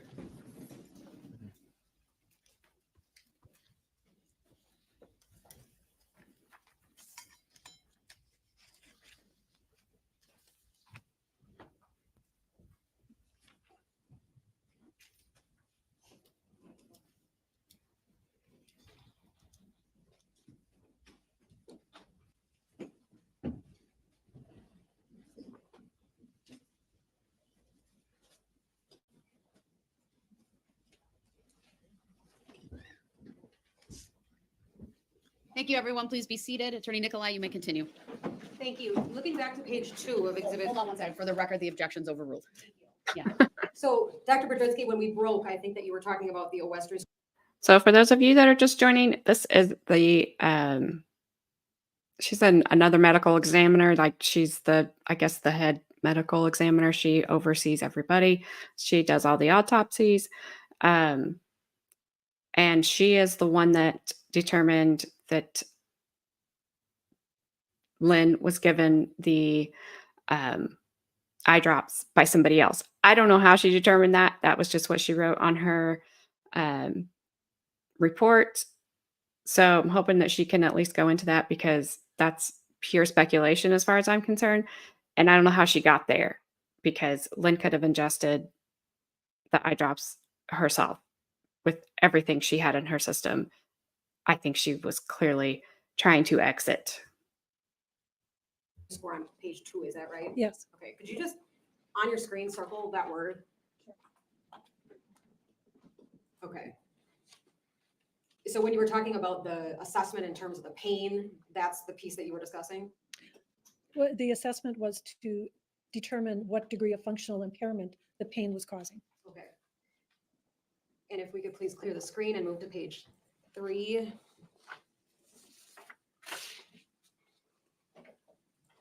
Dr. Bedrzynski, are we now moving forward in time? Yes. Okay. What are the months and year associated with this page? These are visits from August and September of 2017 And remind the jury when the autopsy was conducted? and October of 2018. Okay. In terms of the information that you collected on this page, what was the significance of it, please, if you can explain it to the jury? Well, she saw, direct the attention to who the specific healthcare provider was in the different places. But the provider, Sarah McGrath, said that she still had back pain and she had was having muscle spasms and increased. They had an MRI which showed that she had some arthritis at L3-4. They also said, let's start tizanidine. The Owestry score is slightly better. It's 31 instead of 50. As a result of this pain, she then received a facet injection in her lumbar spine, and a sacroiliac injection was scheduled. And if you skip down to the bottom 1 APM, it says then she received the SI injection and there was slight pain improvement. I noticed as I'm looking at this that the A here should be APM. Dr. Young is working with the advanced pain management, and I have it correct on the sacroiliac joint injection, but that provider should be APM because those were all handled by advanced pain management for her back pain. Okay. In terms of Dr. Sama, she's with Aurora, is that true? That's true. Okay. So she has regular follow-ups with this physician every 30 days because she's getting refills of her medication. And it says here, follow-up for anxiety and medication refill. So she sees her on a very regular basis. And now Lynn is complaining of GI problems, but has not followed up with a GI specialist. Thank you, doctor. Moving to page 4 of this exhibit. What months and years are we looking at? Now we're still in September and October of 2017. And these entries are the decedent seeing a different doctor at the same pain management location? Well, her regular healthcare provider at pain management is a advanced practitioner, nurse practitioner, advanced practice nurse practitioner, McGrath. She sees her on the regular monthly basis. When she needs a procedure, the injection, she sees Dr. Young. Okay. So she's been seeing, I think all the other records are associated with the nurse practitioner, McGrath. Is it fair to say that it appears Ms. Hernan was still reporting issues with pain? Yes, she's still having back pain. The pain is worse with driving. She did get some relief temporarily from the injections. They are trying 2 new pain medications, tizanidine and Butrans, and she was assessed for opioid abuse risk potential using opioid risk tool. Are you familiar with that tool? No, I don't use it. I mean, I know there are different assessment tools, like the Owestry is an assessment tool. There's an assessment tool for alcoholism. There's one for opiate. There are clinical tools used in clinical practice. And ultimately on that ORT score, what did that visit reveal? The opioid risk assessment reviewed revealed a low risk for opioid use problems. In terms of all the records that we've gone through, again, I'm gonna ask you, did you see any record of suicidal ideation, severe depression? No, and I indicated that there were pertinent negatives, like she was asked about depression and anxiety, and they were negative on both these visits. And you said it appeared she was consistently going to the doctor at least once a month. Yes, in this period of time, yes. Okay. Going to page 5, please.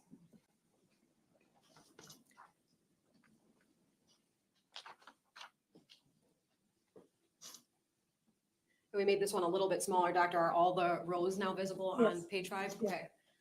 It looks like we're still in the year 2017, late fall, early winter. Is that true? Yes, November and December of 2017. Okay. Now, it looks like there's a history provided at the top of mouth burns. Do you see that? Yes. Why did you note that? It seemed to be possibly medication related. So she had a new symptom. She also says that due to the pain in her mouth, she's reducing her intake to soup. Okay. And that led to some weight loss. And you can see that her weight's 192 on that visit. It looks like there was depression reported at this visit. Is that true? Well, it's interesting because in the review of symptoms, it was not indicated, but when the doctor examined her, the doctor did indicate it. So when she said, "Are you depressed?" Apparently the patient said no, but after doing the exam and the doctor indicated that she was depressed and offered a referral to a therapist, and she refused. It looks like there's a a medication change in that visit as well. Could you explain that to the jury? Yes. Dr. Sameh decided that there was a risk of prescribing a benzodiazepine, which alprazolam is, as well as hydrocodone. So she was prescribing both those drugs to Lynn, and she said, "You have to really decide because I don't want to give them both to you anymore." And Lynn said, "I'm going to give up the hydrocodone, the pain pill, the opioid, and I want to stay on the alprazolam because that helps me." Did the records indicate to you how it was helpful? She used it for sleep. She took it every night for sleep. In terms of moving down this page, it looks like there was a tinnitus complaint. Is that true? Yes, she had ringing in her ears.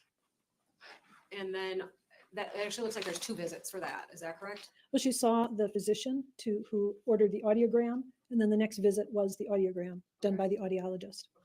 And then finally on the bottom, in early December of 2017, there's another pain-related visit. Is that true? Right, it's her visit to advanced pain management for management of her back pain.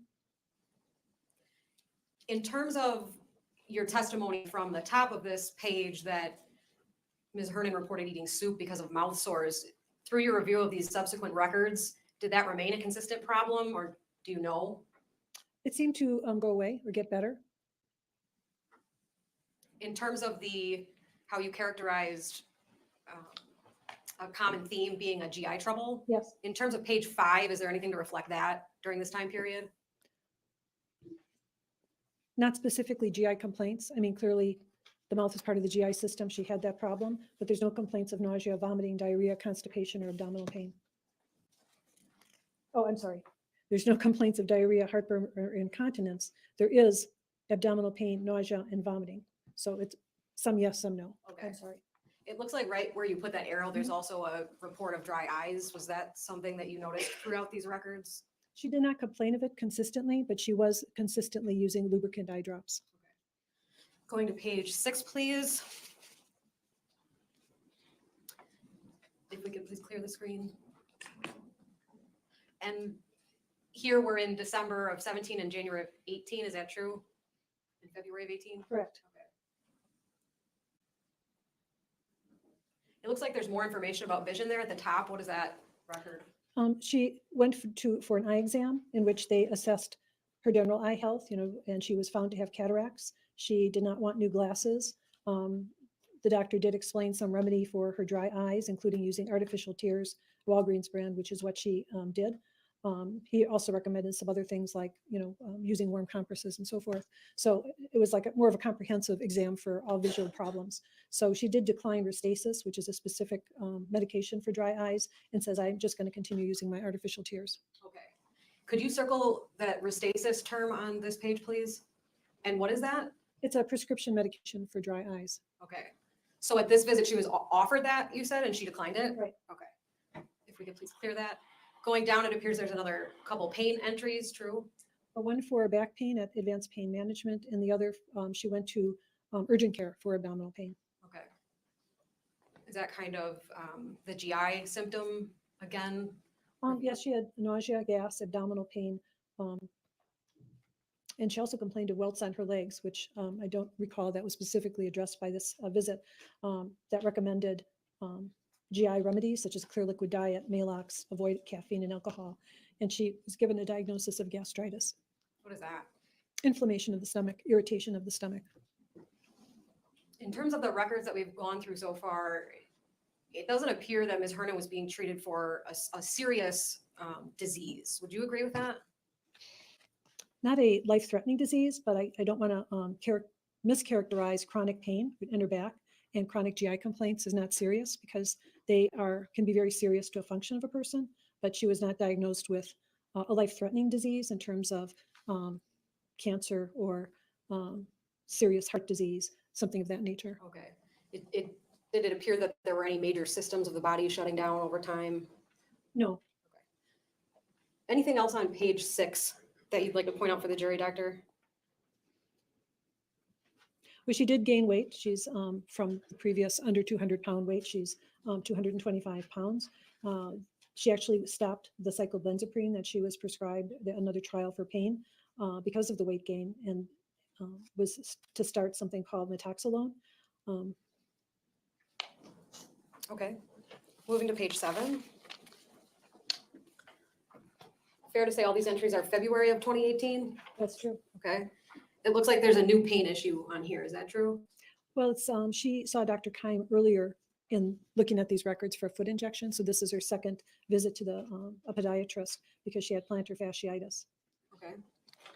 The weights are also continually listed on this page. Is that true? Yes. Now, in some of the records, did you find that there were some specific reports regarding what Ms. Hernan was consuming, eating? Yes. Did you include some of that on this page? Yes, because at one point she said, I can only eat soup. So, and then if she tells the doctor, she said, I have abdominal pain. She said, I've eaten bologna for 4 nights in a row. Maybe that has something to do with my abdominal pain. This is her own statement about linking her symptoms to her diet. In terms of the history reported on page 7, any indication of severe depression, suicidal ideation? No, actually, Dr. Sama on 2/7 said that she was cheerful. At the very bottom on the right, it says start baclofen times 2 weeks. Why did you put that in there? Well, it's again showing that we tried cyclobenzaprine, we took it off. We tried disipramine, we took it off. We tried Butrans, we took it off. Now we're tried metaxalone. Insurance didn't cover, so we're taking that away. So now we're trying baclofen. So as I said from the beginning, there were multiple trials to manage her pain, trying different medications. Okay. Moving to page 8. It looks like this time frame is between March and July of 2018. Is that correct? Yes. In terms of these records, doctor, could you explain to the jury some of the significant points that you've added for them to see today? Well, she changed her primary care doctor from Dr. Sama to Dr. Abdullah because Dr. Sama says that your urine drug screen was positive for something I didn't prescribe you. So I'm discharging you from my service. And so now she's seeing a new doctor. So on 3/7/18, her reason to go to the doctor was to establish care with this doctor. He didn't change any of her treatment. He does note she has a history of depression, but not that she has depression at this visit. Okay. In terms of that urine screen, Yes. what can you tell, what significance does that have to you in your determination? There's very little information other than what I put in there. So when people are in advanced pain management clinics, typically they do urine screens because they don't want to be issuing medications and not knowing what the patient may be taking besides that, because that could be dangerous. So on this urine screen, they found, I believe it was temazepam, which is a different benzodiazepine than she was prescribed, which was alprazolam. And that's really all I know. I mean, I don't know the nature of the screen. I don't know if it was confirmed. I don't know if they asked her what this means or did she take something. It just says you have a screen that's not consistent with what I'm giving you. If you were going to rely on a screen like that, would you have it confirmed? In my practice, I have to. I mean, I don't issue any conclusions based on a toxicology presumptive positive. Okay. It looks like at the end of this page, there's a visit with Dr. Chan. Yes. No, I'm sorry, it's not a visit with Dr. Chan. When she was admitted to the hospital, Dr. Chan admitted her, and he was able to see in his records that she went to a provider, or she told him she went to a provider on 7/8/18 for cough and pleuritic chest pain. So I don't have a record of that visit. Object to speculation as to what she told him. Sustained. So I'm going to back up a second and make sure that I'm understanding. So in the history by healthcare provider for the last row, what does that say? It says that Dr. Chan recorded a visit for cough and pleuritic chest pain on that date. Okay. On what date? He recorded it. He recorded that there was a visit on 7/8/18. Okay. But you didn't get to look at any record from July 8th of 18. Object to leaving. Did you get to look at a record from July 8th of 18? I did not have a record from 7/8/18. Okay. So why did you include this in your summary? The importance of this is that she was put on a Z-Pak for bronchitis, and antibiotic administration is a risk factor for the eventual Clostridia difficile infection that she had. So the question and what Dr. Chan was looking for was, if you have, Speculation as to what Dr. Chen was looking for. Lay a little bit more foundation. Obviously, she's a medical examiner and a medical doctor, and I believe she may be able to render an opinion. She looks so mad every time that defense attorney objects. That doctor just glares at her like, how dare you? We'll see what she has to say, but maybe she's all this stuff. I mean, my gosh, this woman had a lot going on and chronic pain. I can't imagine. Well, I can't imagine because I was in chronic pain for about a year with my back. It totally takes over your life. You can't do anything. It dictates everything that you do or don't do. And this poor woman was not getting better. She was getting worse. And maybe that's why, maybe she didn't talk about it if she was going to self-delete. Because maybe she just got to the point where she did it. I don't know. I mean, this lady knows a lot and she's reading a lot, but she's not getting me to the point where she was murdered yet. Or sorry, unalived. Excuse me, YouTube. But let's back up a little bit. Did you look at a record that Dr. Chan wrote on September 15th of 2018? I did. And you just told the jury that in that record, this July event is noted. Is that true? That's true. Okay. Did you review the entire hospitalization records for that hospitalization for Ms. Hernan that began on 9/15 of 18? All the records that I was provided, I reviewed. Okay. When you review records, do they include comments from different providers and hospital personnel that see a patient? Yes. Does it often include themes throughout the records about issues that are occurring or ways to solve issues? Yes. Diagnostically, in your opinion, did it appear significant to Dr. Chan that there was an antibiotic recently involved? Yes. Is that significant to you if someone's having abdominal issues at this age? Yes. Why?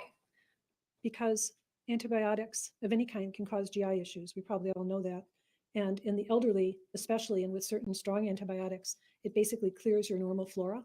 And then a pathogen such as C. difficile takes hold and can cause really bad symptoms. Is C. difficile a bacteria? It is a bacteria. Okay. If a doctor was trying to help a patient with those GI issues, would they want to know about antibiotic use? Yes. And did it appear that Dr. Chan wanted to know about that? Yes. Okay, thank you. Let's move to page 9, please. There's just 2 rows on this page, doctor, and they both appear to be July of 2018. Is that true? Yes. Okay, what is the first visit with Dr. Abdallah for? For nausea, vomiting, and upper abdominal pain, that was an emergency room visit. Okay.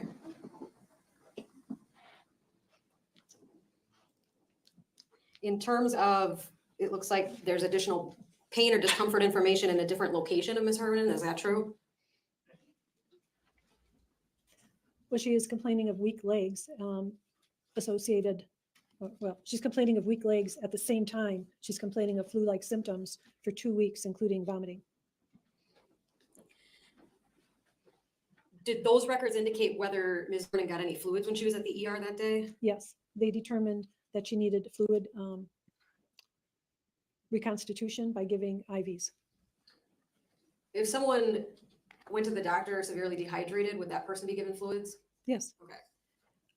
The line above the IV fluid entry on the top row, yes, is there actually an error in that line? yes. I What is mean, it's, she was given, this was a longer term, let me write it. She was given inulin, not insulin. There's no S. Inulin is something you give for constipation because if you take it, it draws water into your bowel. It's like Miralax or something that it will help you go to the bathroom. So she was on inulin and she was on lubiprostone, which is also given for constipation. And I kind of just took note of that because of the later diarrhea problems and the fact that she was a little dehydrated. But it's inulin, not insulin. Okay. There's some weights noted on this page, true? Yes, What are those? 226. Do you know when the ER visit ended? She was discharged the same day. Oh, okay. And then on July 30th of 2018, it looks like she saw the same doctor again. No, different. It's A. Abdullah for the ER, and for Aurora, it's A. Abdullah, her new primary care. Would that primary care visit be consistent with those monthly visits you talked about earlier? I believe so. I don't remember when the last time she saw him was. Okay. In terms of what information this doctor got during the exam with Ms. Hernan on July 30th of 18, what did you include there? Well, that she's still having ringing in her ears or tinnitus, constipation, hip and back pain. She has no complaints of anxiety or depression. And I noted that it was in the record that she was taking diphenhydramine, and it was in the record that she was allergic to diphenhydramine. So I really wasn't sure what to make of that. Okay. What about the next column? The doctor says that really you look like a well female. He didn't make a diagnosis of any pathology. And he also performed a depression screening tool, which is called the PHQ-9, which was 0. And in that scale, that goes from 0 to 27. Anything less than 5 is an absence of a depressive disorder. Okay. Going to page 10, please.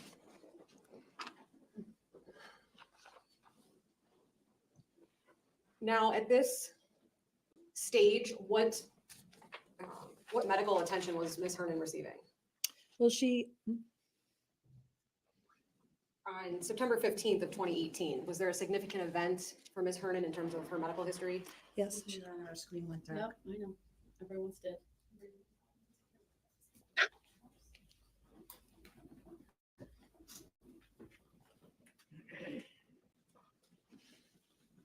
Check your cables. I didn't move anything, but. I know I have the ability to refresh F5. Maybe if you do that, that helps. When all else fails. I won't make you reboot yet. Nonetheless, doctor, even without the exhibit up, can you please answer my question regarding the significant event on September 15th of 2018? yes, Lynn Hernan was admitted to the hospital. She stayed for 13 days. She had very bad watery diarrhea. She was weak. She had abdominal pain, and she was in the hospital for a long time. Were you able to review all the medical records for that visit? Oh, the records that I had, I reviewed them all, yes. Okay. And which hospital did Ms. Hernan go to? Pro Health. Could you please describe to the jury, give them an overview of the issue and how it was addressed during her hospital stay? She was quite sick when she came in. They initially even gave her a diagnosis of acute renal failure, but that was reversed with hydration. So they called it pre-renal failure, which means that you're so dry that your chemistries aren't normal. And when you rehydrate, things get better. She was weak. She had watery diarrhea. She didn't have diarrhea initially for a while because they wanted a stool specimen to do some tests on. And the nurses reported that it was too hard to capture when she did have a diarrhea. It's like her gut was empty. And then when she did pass stool, it was so watery, it got soaked into the pad, so they couldn't collect it. So it took a long time for them to get the test to determine it was C. difficile. She saw multiple specialists while she was in the hospital. She saw an infectious disease specialist. She saw a GI specialist. She saw, let's see, I could look on the board. There were multiple consults that were obtained while she was in the hospital trying to figure out, a renal specialist, what her problems were and how to fix them. They recommended a colonoscopy, which became a point of disagreement with her because she had this colonoscopy at the beginning of the medical record journey that we took in 2015. And the results of that colonoscopy was that it was a poor prep and she had to be disimpacted. So I imagine it was a very unpleasant experience. So she refused a colonoscopy because that would be a recommended test to find out if you had a problem because you had constant diarrhea. So she was very upset about them wanting to do one and she kept refusing. That refusal led to a lot of distress on her part. She became very teary, and as a response to that, the medical team asked for a palliative care consult. And the palliative care consult, the reason for the consult was that she was very teary and upset about the colonoscopy. And they evaluated her and said she has no life. I want to get the right words if I can. I put it on the screen. Page 11, I think we've made it that far. And doctor, before we keep going, is it true that your court board exhibit actually continues on another piece? Yes. And does this piece actually include all of the hospitalization Yes. records? Okay, Yes. so I'm just gonna put that. That board is all the doctors she saw while she was an inpatient in the hospital. So the palliative care nurse practitioner said that Lynn Hernan suffered more of GI issues without other life-limiting illnesses, and we're signing off seeing her. Let's see the other consults. Before you continue, I have a few follow-ups on, it's pronounced palliative care? Palliative care. What is that? Well, when people have illnesses that don't seem to be like an immediate cure, I suppose. I mean, I'm not a clinician, so my understanding, I don't give palliative care consults. Speculation. Okay, Overruled. You may answer. all right. Go ahead, doctor. It's to help a patient understand coping with how to deal with a long-term illness that might not have like, here's a pill and it'll be gone kind of answers. That's my understanding. And in this case, was that team involved throughout the hospitalization? No, actually, I recall that this particular practitioner said that she spent 30 minutes with the patient and signed off. What does that mean? It means that she's not going to follow up with her any further. So if the jury heard information that the palliative care team was brought in because Ms. Hernan was dying, would you agree with that statement? No, How would you characterize the palliative care records you reviewed? well, I tried to quote it in my little handout because I thought it was very interesting that the practitioner said, I'm here because I was told that I'm supposed to help her with symptoms because she's crying and doesn't want to have a colonoscopy. It struck me that perhaps, well, that's what she said. I won't speculate on what I thought about it, I guess. But that's what the practitioner put in the record, and that's why it's in quotes.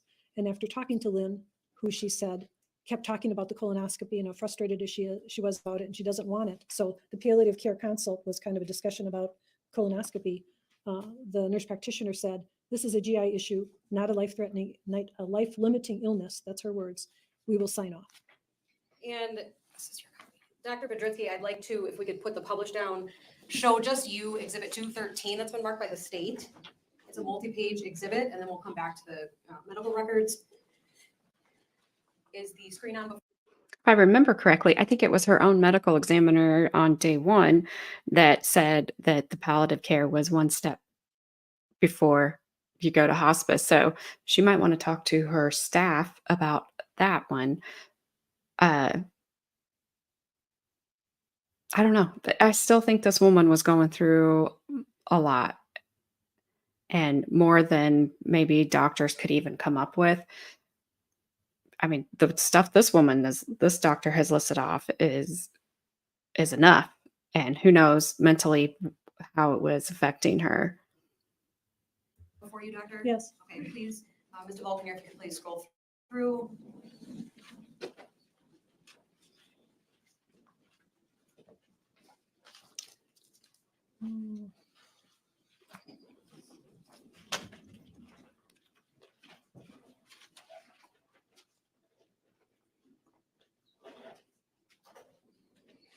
And Dr. Bedritsky, do you see on this multi-page exhibit that in the bottom center of each page, there's actually a page number 1 through 6? Oh, yes. Have you seen exhibit 213 before? Yes. What is it? Well, these are some of the medical records from Lynn Hernan's hospitalization. Okay. Are they specifically relevant to what you've just testified about? There's a record that's more complete than what I see here. Okay.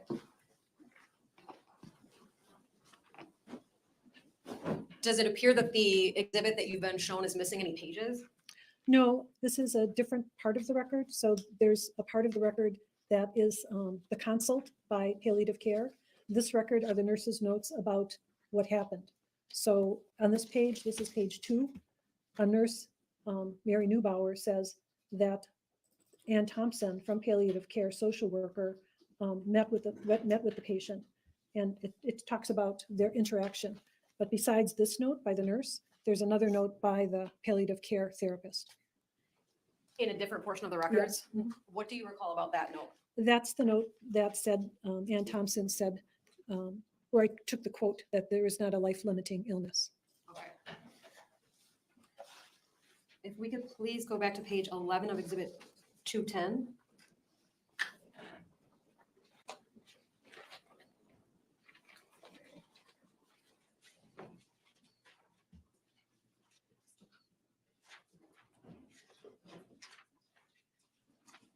Do you have a copy of 213 for me, please? I don't believe it's in the box. No, it's not, Judge. This came up. I don't have a paper copy. I'm not offering that as an exhibit either at this point.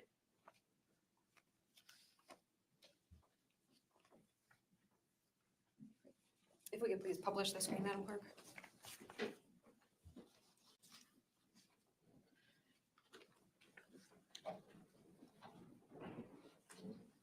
Doctor, could you please circle the row that references the palliative care team information?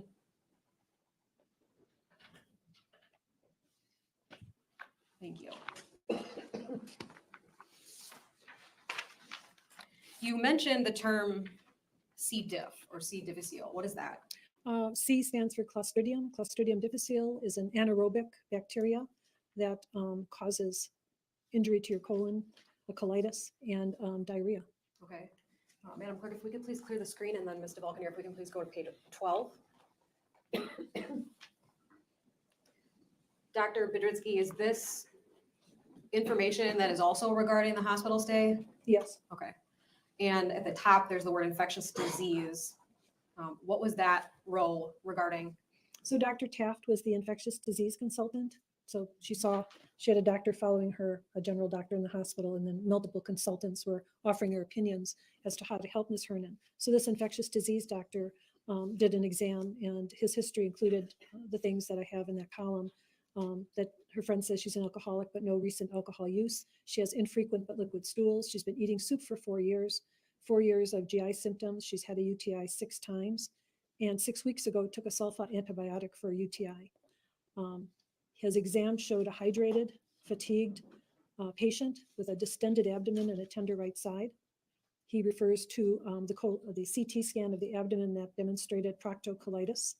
The patient refused colonoscopy, and even though they didn't have a culture yet at this time on 222 or a stool sample, he recommended that she be treated as if she had Clostridium difficile infection because he thought that was the most likely diagnosis.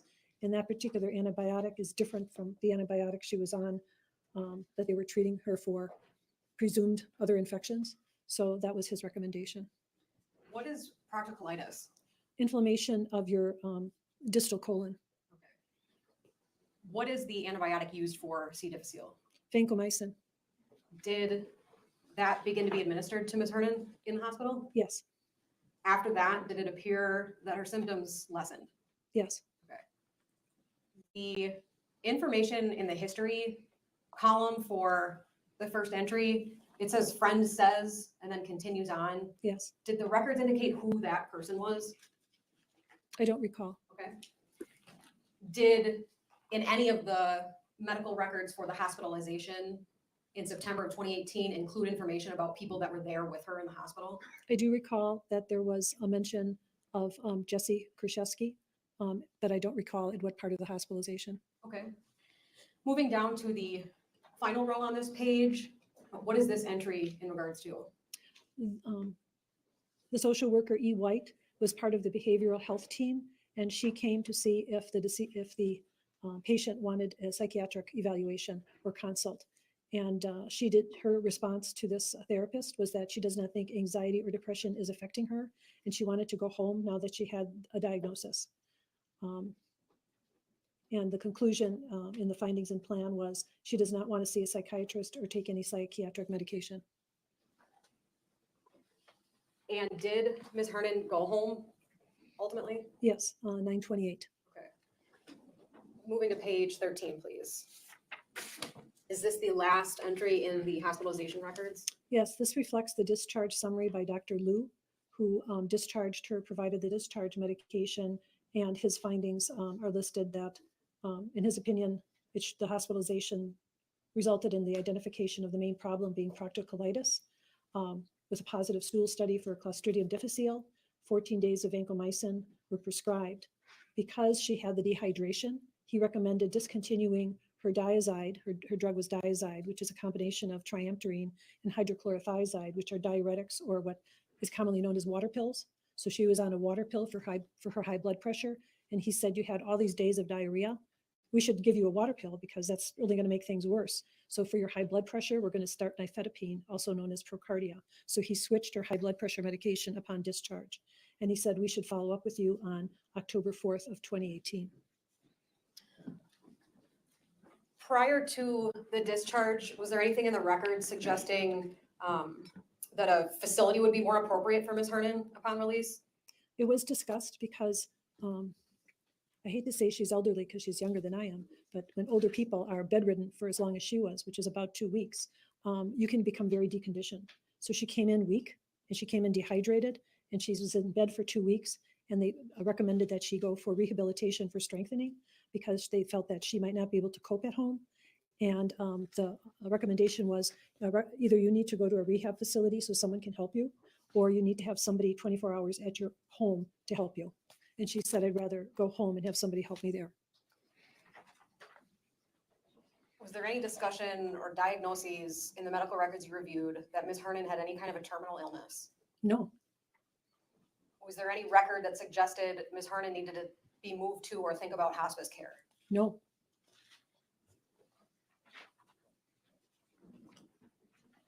In terms of being 2 weeks in bed, when you testified to that, what location was Ms. Hernan in bed for 2 weeks? in the hospital. Okay. Again, this is the last page of Exhibit 210, is that right?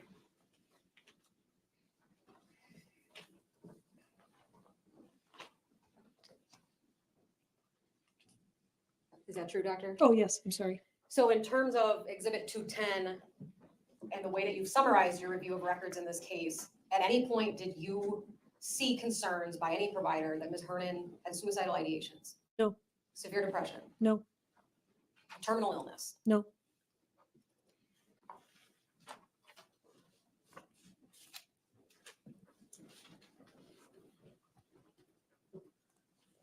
I did miss one thing I wanted to point out. If we could go back to, Are you done with 210? no, if we could please go back to page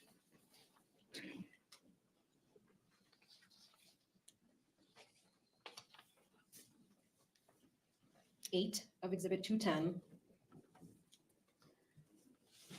Dr. Bedrisky, I'd like you to note the weight at the May 2nd, 2018 visit, please. 238 pounds. So if the jury has seen photos of a driver's license obtained in June of 2018 and the weight reported was 150, is that consistent with the medical records in this case? No, In fact, it's quite different, right? yes, Okay. When you reviewed all the medical records in this case, going back the amount of years that you had them, were there indications that Ms. Hernan couldn't walk or move on her own ever? not at all. Okay.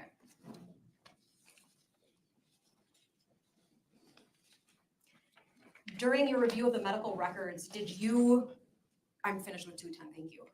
May I say something? Oh, go That ahead. might answer the question you just asked me, because right on here, I said the OSTRI score was important. The OSTRI score is now 4, from 35 to 4. That's really a big improvement. So it basically says she has no functional impairment on 3/14/18. And a higher OSTRI score was earlier in time, is that true? Yes, Okay, thank you for pointing that out. In terms of your review of the medical records in this case, did you see occasions where Ms. Hernan would complain about medication difficulty or symptoms from medication she didn't like? well, she discontinued a lot of the medications for various reasons. Right on the last thing we looked at, it says she discontinued baclofen for a rash. She discontinued Butrans after 6 days because it didn't work. She discontinued cyclobenzaprine because of weight gain. So, she discontinued medications for various reasons, but Did the records that you reviewed indicate that Ms. Hernan was sharing these problems with doctors causing the discontinuation of meds? yes, Okay. In all of your review of all these medical records, did you ever see a record of Ms. Hernan telling any medical provider that she couldn't swallow pills? no, What about telling a medical provider that she had to crush pills in order to take them? no, there's no record of it.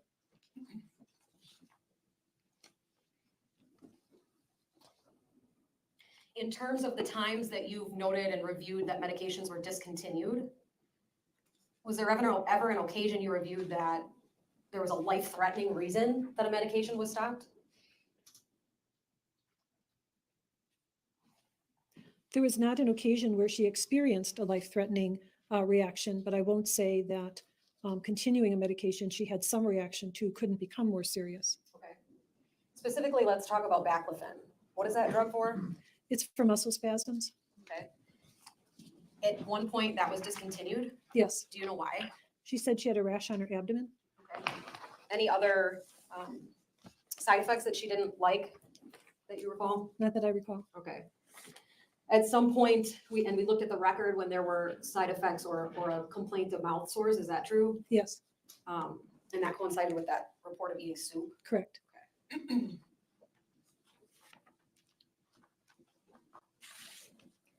Now, Dr. Bedritsky, I'd like to turn to a new topic with you. While you are going to move on to a new topic, I think this would be a very good time to take an afternoon break. So 15 to 20 minutes or so, you all can walk around. I don't think it's raining. You might even get to go outside back here. So all rise for the jury, please. That's a lot of information. I still just will stand on the fact of maybe she never was honest about how everything was affecting her. Maybe she didn't feel like they were taking her seriously. Maybe she didn't feel like they were getting the right diagnosis. There's so many things that we don't know how she felt. Maybe she felt like she couldn't swallow pills, but maybe she didn't tell anybody. Maybe she just went home. When she probably heard that she wanted, like, you need to go to a rehab facility. Most of those are in nursing homes. People have a fear of going into those types of situations and never coming out. So there is a lot going on here with this poor woman that just could have she's talking clear in February, March. I think she died in February, March of 18. I think she died in October of 18. A lot could have happened in that time. So maybe she's going to get there. I don't know if we're going on to a new topic. I really, really, really want to see cross-examination. What's happening here? Let me fast forward.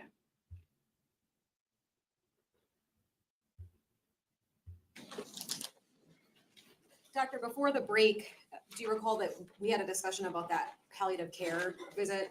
Yes, And then I showed you medical records that were not published, but you looked at them and you said this isn't really quite the full record. correct. Okay, so I'd like to show you what's now been marked as State's Exhibit 215, and just display to the witness, please. Copies been provided to counsel in the court. And this is a multi-page exhibit, 6 pages. I'm just gonna have Ms. DeValcanier scroll through.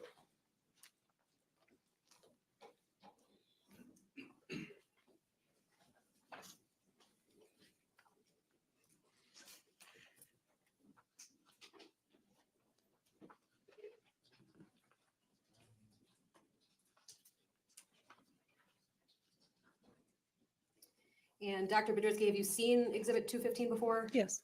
What is it? This is a part of the medical record relating to Lynn Hernan's hospitalization from 9/15 to 9/28 of 2018.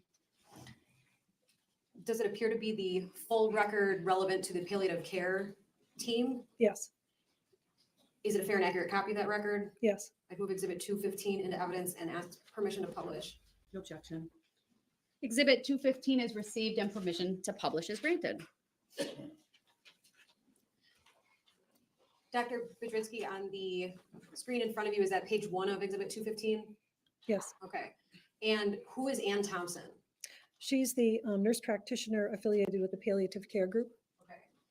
And if we can scroll down, please. Obviously, Ms. Hernan's name is on this record, right? Yes, Okay. Can you please direct the jury, and we can pause here, Mr. Vulcanier, to the pieces of this record that you found significant and included in your Exhibit 210? okay. The reason for consult is that the patient has chronic abdominal pain, nausea, vomiting, and diarrhea, unable to eat anything, I think it means resulting in AKA, which is acute kidney injury with CR, abbreviated creatinine to 5, but workup so far, just all negative. She in tears a lot due to pain and looked distressed. Please help with symptom control. And ultimately, you testified earlier that that palliative care team signed off on Ms. Hernan, right? Yes, right here. Patient upset and GI involved, and certainly more of a GI issue without any other life-limiting illness for palliative care, and thus will sign off. And then here, follow-up, will sign off as no palliative needs. Okay. And what is the date? Can you tell based on Exhibit 215 the date of this consult? Let's scroll up perhaps.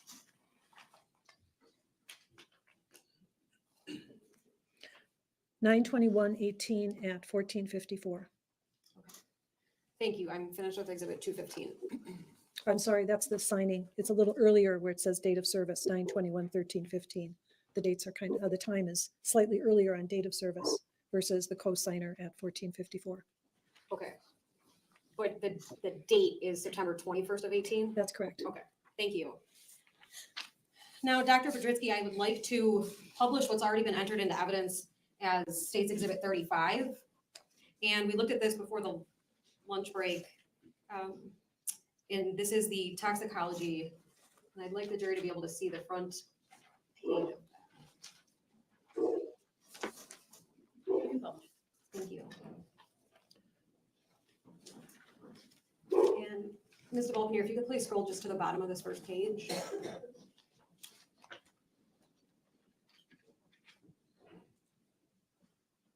And the exhibit number on there, Doctor, is 35, is that right? Yes, Okay, so if we could scroll back up to the top of page 1, you already testified that you've seen this before, and remind the jury what this is. this is the toxicology report. It's a supplemental report. It's actually the 4th report provided by NMS Labs regarding the analysis of the specimens from Lynn Hernan's autopsy. Remind the jury where NMS Labs is. It's in Pennsylvania. Okay. Does Dr. Sherry Kasinkel work for NMS Labs? Yes, Okay. In fact, did you talk to her regarding this toxicology report? I talked to her about one of the toxicology reports. I don't know if it was this one. Okay. If we scroll to the middle, there's a lot of items listed inside of a box for positive findings. What does that mean? Different panels or requests were asked for on the specimens that I submitted. And as I said, there were 4 reports. So this is the summary of everything that accumulated. First I asked for this test, then I added this test, then I added this test. So, this is the ultimate result. So this reflects not only their usual screen, which was the first toxicology report, but all additional special tests that I asked for, because not all the drugs that Ms. Hernan was on were included in the general screen. And as I learned what medications I should be looking for, I added more of those things. There are 3 different specimens that were sent: iliac blood, gastric fluid, and liver tissue. And so the medications and compounds that were analyzed are separated by those tissues. So we have, the first group is iliac blood, the second group is gastric fluid, and the third group is the liver tissue. The results indicate in the units that follow the number what level of that particular item was found in that particular specimen. A few questions about what you just said. Throughout the process, do you recall which report from NMS listed tetrahydrozoline on it? The first one, Okay. And it's also listed on here, is that true? yes, Could you circle that for the jury, please? And what level is reported for the iliac blood from Ms. Hernan? 160 nanograms per ml. Now, ultimately, did that result cause you to do some research in this case? Yes, And in its totality, have you created a summary exhibit that talks specifically about the toxicology in this case? About the toxicology, or I should say, about information about tetrahydrozoline, because I needed to know more. Okay. So we're gonna come back to this toxicology piece later on. Right now, though, I want to talk to you about that research that you undertook. Why did you do that in this case? This is a substance that I haven't seen in a toxicology report before. I have heard of it in the media. I wanted to look in the medical literature to see what information was known about levels and what it would mean in a person, because it's not supposed to be in the blood. It's not an oral medication, that much I knew. So I did research on it. Okay. Is that research memorialized in an exhibit? Yes. And is that, I'd like to show just the witness, please, exhibit 211.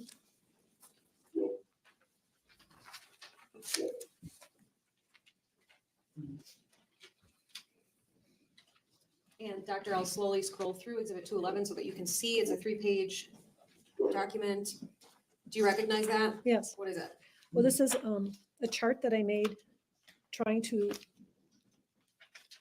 put data pieces from my research in a table so I could both understand for myself. I mean, before I created this table for court, I did something like this for myself just so I could understand it. You know, read a paper, look at it and say, how old was the patient?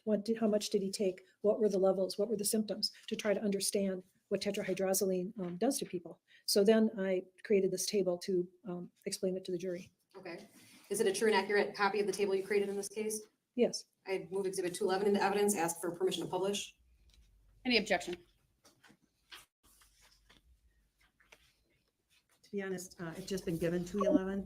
I know that the state has. I don't- For a sidebar. Yes, reminder, just speaking of objections. Sidebar. Well, I wonder if she searched the whole earth to find that there are no other cases like the defense attorney said.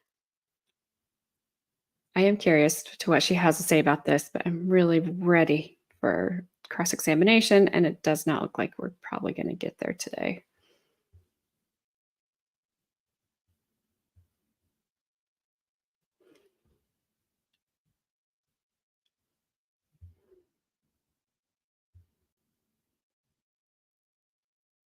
And I don't mean this in a mean way, but if you look at the court reporter, does she not look like Lisa Simpson if she was a human?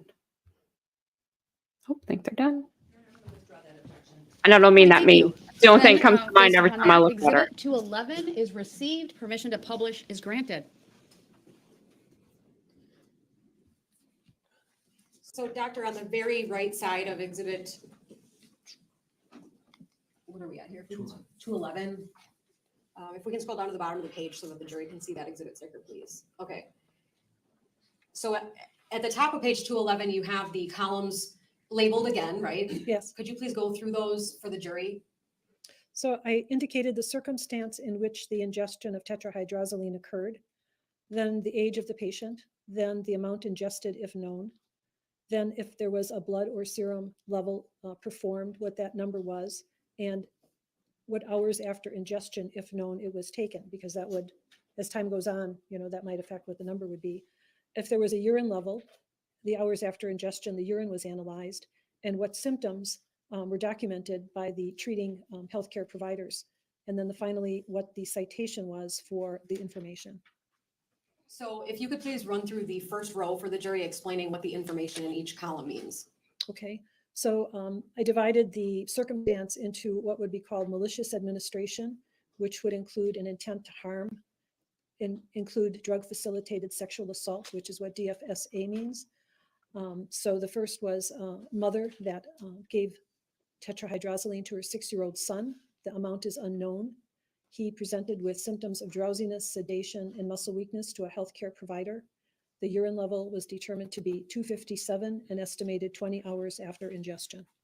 And I apologize, before we go through those, what is the top row that you included in this exhibit? The top row. Right, underneath where it Oh, says. Lynn Hernan. Lynn Hernan, being the patient that I'm doing the research about, I put her on the top so that one could look at what her blood level was compared to what the literature shows. Okay.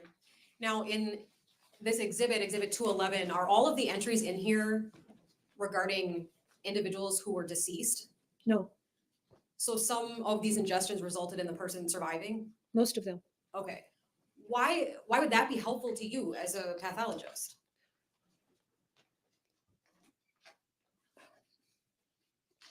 It's important to know what a blood level, what symptoms a blood level or a urine, well, it wouldn't be a urine level, but particularly a blood level. So what would be the symptoms if somebody had a toxic ingestion that resulted in certain symptoms? What would those symptoms be? How serious?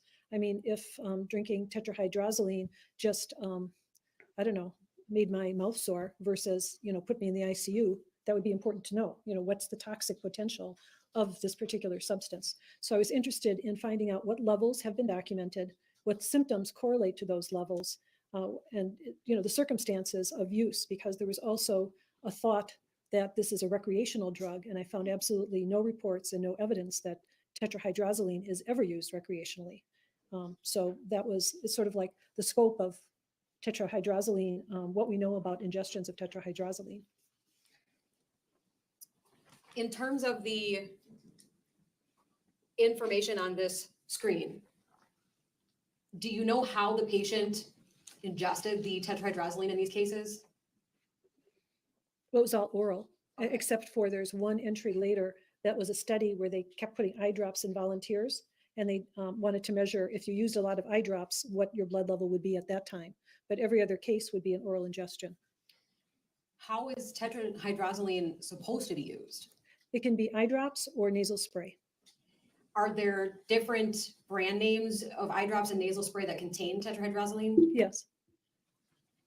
And I'd like to actually, if we could please scroll through this exhibit and go down, I'd like to talk about the entry that you just mentioned regarding the people using them in their eyes. I think it's page 3. So on page 3 that the jury's looking at, can you circle the study that you talked about where it was tetrahydrozoline used in the eyes? Okay. Yes. And what can you tell the jury about that study? Well, there was a lot of data from the study. They took a lot of people there. I mean, if you read the paper, it'll give you the age range of the individuals. They put 2 drops in each eye. They did it at 0, 4, 8, and 12 hours. They tested their blood and urine at multiple points. They developed ranges of what the blood levels were for those people at those times. So there was a range, and then there was a mean, and then they studied also their urine. So it's really a ton of data. I mean, there's no way I could put all that data in the chart. So I chose a mean of 13 hours after administration. It's not ingested. I indicated that and for the urine and the blood. And I said, if you did 2 drops in every eye at 13 hours, which would be after the 12-hour drops were given, that this would be the blood level mean for the population that they studied. And that would be the urine level mean for the population that they studied. And what is the blood level mean for these, for this study? 0.209 nanograms per ml, less than 1. Now, going up to page 1, I'm not going to have you talk about each line of this exhibit, Doctor, but I do want to ask you, if we could clear the screen. Thank you. I do want to ask you if you found patterns in terms of the symptoms that people presented with upon oral ingestion of that substance. Yes, the main symptoms affect the brain and the heart. So there are symptoms of drowsiness, lethargy, coma, stopping breathing, and then for the heart, low heart rate, low blood pressure, and heart block. I noticed that on this page, the majority of these entries don't have a blood serum level. Right. Did you find that common in the literature of patients that ingested and survived? Yes. Why? Do you know why? Object speculation. These aren't her studies. Just sustain us to the form of the question. Please rephrase. When you reviewed the research, did it include information about where and how samples can be tested for tetrahydrozoline? Sometimes that was addressed, sometimes not. Okay. Does NMS Labs test for tetrahydrozoline? Yes. Okay. Does a hospital? The hospitals I'm familiar with do not. Do you know why? Overrule. Toxicology testing is extremely expensive. I'm relying on my clinical pathology background where I worked in a hospital lab, trained in a hospital lab. Hospitals don't do a lot of toxicology testing because you need a certain volume of test to make the test worth having on your menu. Okay. So most hospitals test for aspirin and they test for alcohol, but they don't test for the wide variety of drugs that we take every day because the instrumentation, the quality control, the samples are just too difficult.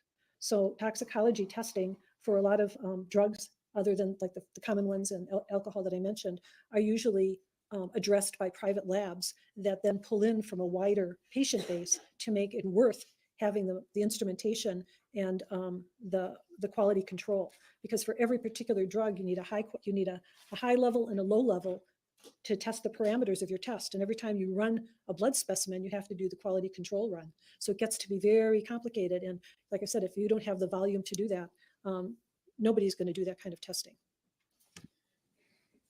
Could that rationale also apply to labs, toxicology labs, for example? Yes. Are you aware of labs that conduct post-mortem toxicology testing that don't test for tetrahydrozoline?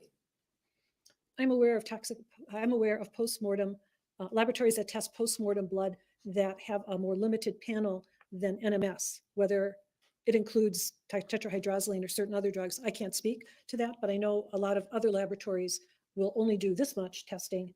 And if it's outside of their scope, then they send it to NMS. So NMS is a referral source for even other laboratories because it does such a, it has a wide array of analytes that it can test for. Okay. Looking back at Exhibit 211, there seems to be a pattern involving someone's consciousness after orally ingesting tetrahydrozoline. Is that true? Yes. Could you tell the jury what you found in your research about that? As I said, it affects the brain. It makes you lethargic, unconscious, even up to comatose. And for that reason, you can see that it is a drug that is used in drug-facilitated sexual assault. It's also referred to as a drug of chemical compliance because it does affect the CNS and make people not remember, be suggestible, lose their judgment, or straight up not be awake. Okay. In terms of the range of symptoms you saw, would it be fair to say that some were very, very severe? Yes. In terms of even being admitted to the ICU? Object to continuing to pleading. Sustained. Were there any research articles that you reviewed where the patient ended up in the ICU? Yes. Are those reflected on Exhibit 211? Yes. Okay, if we could please go to page 2.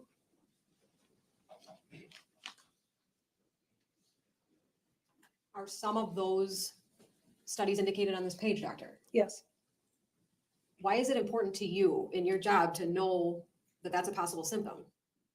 Well, it indicates the severity of the symptoms, especially if you have a blood level associated with it. Because if you survive, but you needed to be in an ICU to survive, that's pretty significant. In other words, would you have survived without aggressive medical therapy? I think that's a reasonable question. Well, this jury was told that tetrahydrozoline can't kill a person earlier this week. Would you agree with that? Not only don't I agree with that, I think it's an irresponsible statement. Why? Because statements that this won't harm you is actually the basis of some of the acts that are recorded. The statement, the response isn't responsive. Overruled. She may continue answering. Some of the cases that are reflected in this table, people said, I didn't think it would hurt them. I just wanted to make them sick. So the seriousness of the effects of tetrahydrozoline reflected by the symptoms that are documented is not consistent with it being harmless. And I certainly do think it can be fatal. And there is, if not medically reviewed literature, there is legal documentation of its ability to cause death.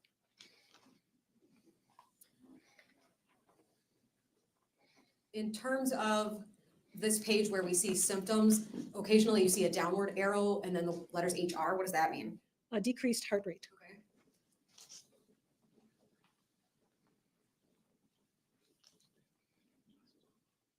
In terms of this page, page 2 of Exhibit 211, were all of these individuals people that survived the ingestion? Yes. Okay. Going down, please, to page 3. Doctor, on this page, does the circumstance type change? The break sort of after study volunteers indicate that the next grouping is information gathered from the media, not peer-reviewed medical literature.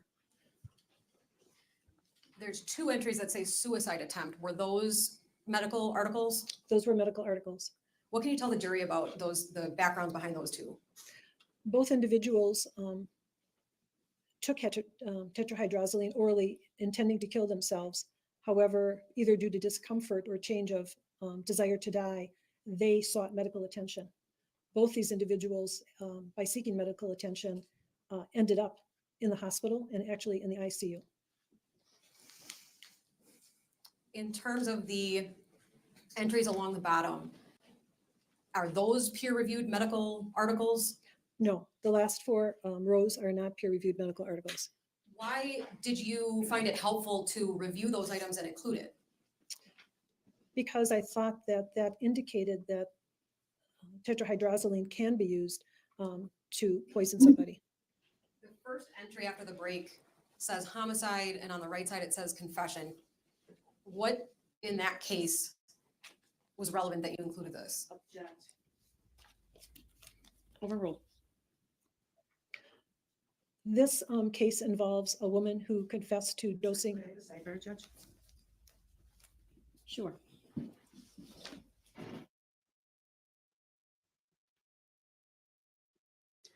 I wonder if that's the case that I was talking about on the defense's opening statement. I knew that was irresponsible and a bad thing for him to say, and now it's going to come back and bite him. I don't know how he's going to recover from that Objection is one. overruled. Go ahead, you may answer. This case involves a woman who admitted to dosing her husband with tetrahydrozoline and initially told investigators it was a natural death. However, his blood was tested and it was a coroner's case, and 68 nanograms per ml of tetrahydrozoline was found in his blood. And upon later questioning, the wife, stated, yes, I dosed him with tetrahydrozoline. I just tried to make it look like something else. And due to her confession, she was convicted.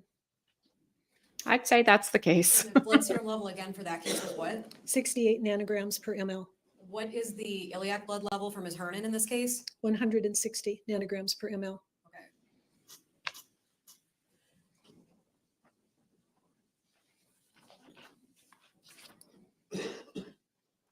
Okay. In terms of the research that you conducted into this substance, did you learn that there are any areas in the world that take precautions that it can't be easily procured? There, can we go to the first page of this exhibit?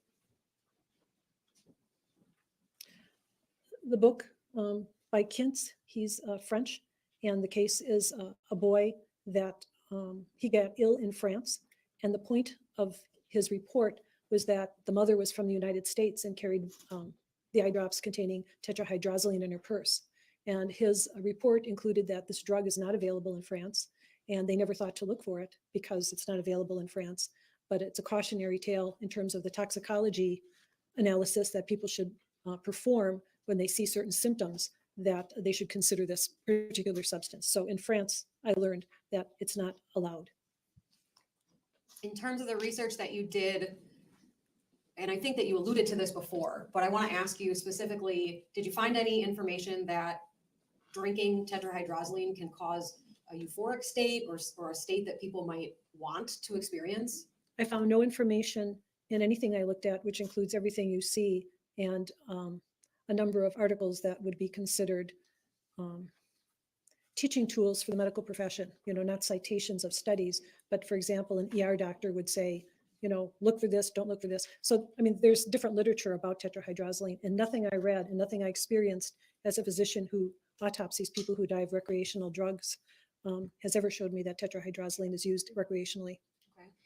And I'm finished with Exhibit 211. Thank you. Dr. Budritsky, I'd now like to move into the topic of the actual scene where Ms. Hernan was located in this case, okay? Were you able to visit that area? I did not. Okay. Would this be one of those cases where your eyes and ears help you out? Yes. Okay. I would like to show you, and this is somewhat graphic, so I apologize in advance, but we are going to go back to exhibits already in evidence, first with 14. Dr. Budritsky, have you seen that exhibit before? Yes. Ask the publishers, please. Go ahead. Was this photo significant to you in your analysis of cause and manner of death? Yes, Why? it was very, not only this photo, but what is shown in this photo that's unusual is shown in other photos. And what is unusual is the sprinkling. Can I use my finger? Sure. Yeah. So it's a sprinkling of these particles on her chest.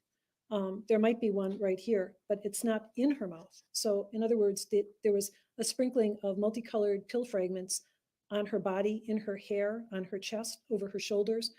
I mean, it literally, the only thing I thought of when I saw this was somebody, held crushed pills and just like sprinkled them like confetti. I've never seen that in a case before. And when you say you've never seen it in a case, that includes 500 deaths a year that your office processes and you doing a portion of those? Yeah. And that includes prescription drug suicides, true, right? True. Okay. If we can please move to Exhibit 15, and that can be published, it's already in evidence. And Dr. Budritsky, is this another image of what the jury just looked at? Yes. In terms of what we see in Ms. Hernan's mouth, could you circle that for the jury? Where there's one pill fragment on the sort of on her lip, outer lip, not inside her mouth, and then her mouth is stained with stained red, and her tongue too. Based on your expert opinion, does the staining appear like it's blood? No, it looks like artificial red food coloring, basically. Okay. Now, were these photos that were taken at Ms. Hernan's residence? Yes. Were there more photos taken when Ms. Hernan was brought to the medical examiner's office? Yes. And this, if we could please not publish. Doctor, I'd like to show you some exhibits that are not into evidence yet. Starting with Exhibit 40 and going through 45, I'm going to ask Ms. DeVolcanier to please flip through each of those. I'd like you to look at them, and then I'll ask you some questions when you're finished.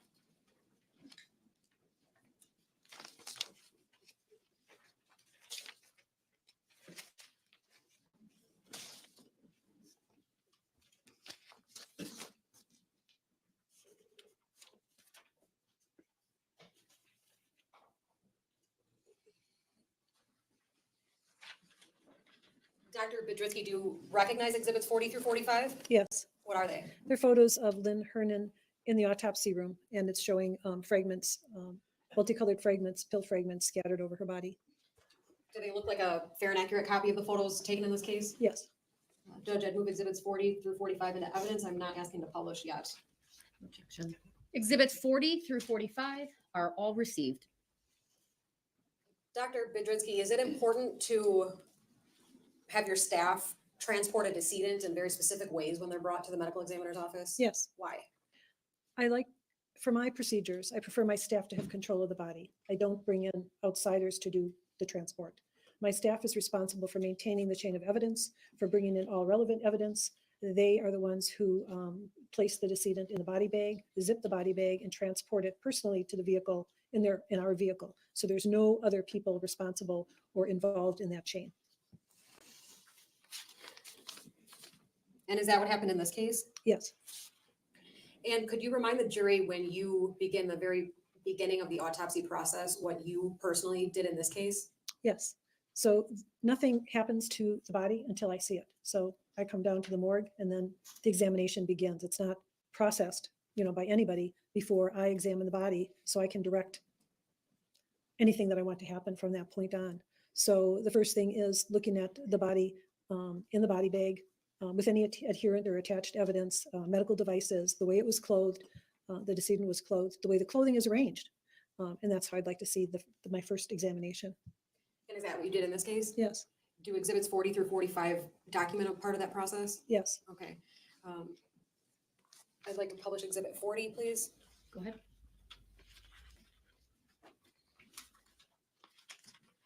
Dr. Budritsky, what is the jury looking at here? This is the face of Lynn Hernan, again showing pill fragments, and the one we showed before, also pill fragments here. And I apologize, the jury didn't have that up in their box before Oh, we circle okay. those, but the circle on top is what? Pills in her hair, Okay. And then the one on the bottom. pills on her neck, pill fragments on her neck. Moving to exhibit 41, Hold on, please. before you go. There's also an arrow. Oh, sorry. There's a pill fragment we saw in prior two pictures in the corner of her mouth. Okay, thank you. Do you need this captured at all? All right, thank you. Moving to exhibit 41, Doctor, what are we looking at here? More pill fragments on the neck of Lynn Hernan. What about exhibit 42? I'm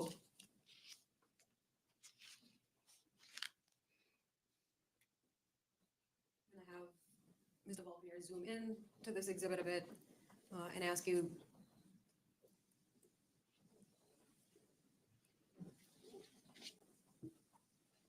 Was this photo taken during the same process you've discussed already? Yes. Do you know why? Oh, we always take circumferential pictures of the body. Jessy cries every time there's an autopsy photo or just the pictures of her in her apartment where she died, where she found her. And you sit there and you look at her, you're like, you either did it and you're crying because you're remorseful, or you didn't do it and you're crying because you lost your friend. And I haven't quite figured out yet. She looks very, very tired today, though. She looked better on day one. I'm not sure if she's in jail or out of jail. Because I haven't looked into that, doesn't matter. But this trial has definitely already taken its toll on her. And there might be something that I was attempting to capture, but I must confess, like, it's very hard to see. Okay.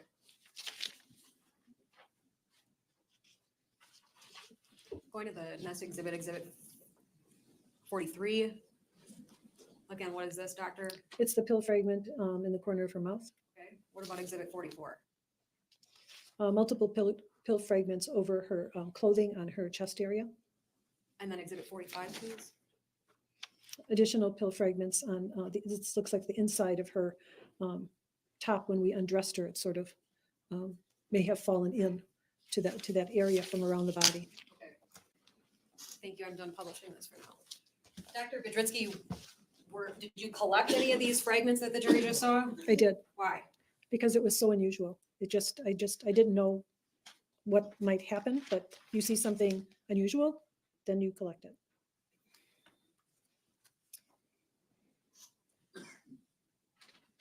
What did you do with them after you collected them? They were stored until we were getting some toxicology results back. And then I decided to analyze them to see what those fragments were and how they corresponded to what was in her system and also what she was prescribed. Did you send them to a lab? Yes, What lab? NMS. Okay. I'd like to show you, just a witness, please, exhibit 37. Again, a multi-page exhibit, and we're gonna flip through this. I'd like you to look at it and see if you recognize what it is.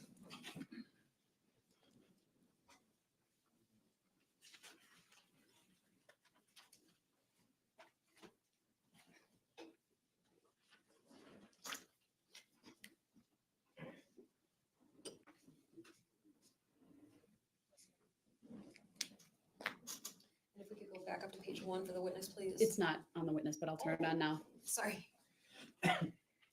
Dr. Budritsky, I'm sorry, I should have asked you. If we could zoom out and show the exhibit number on here. Are you now looking at exhibit 37? Yes, Okay. And you can tell that it's a 16-page document. Is that true? yes. So I'm just going to have Ms. DeVolk here go through the pages, please.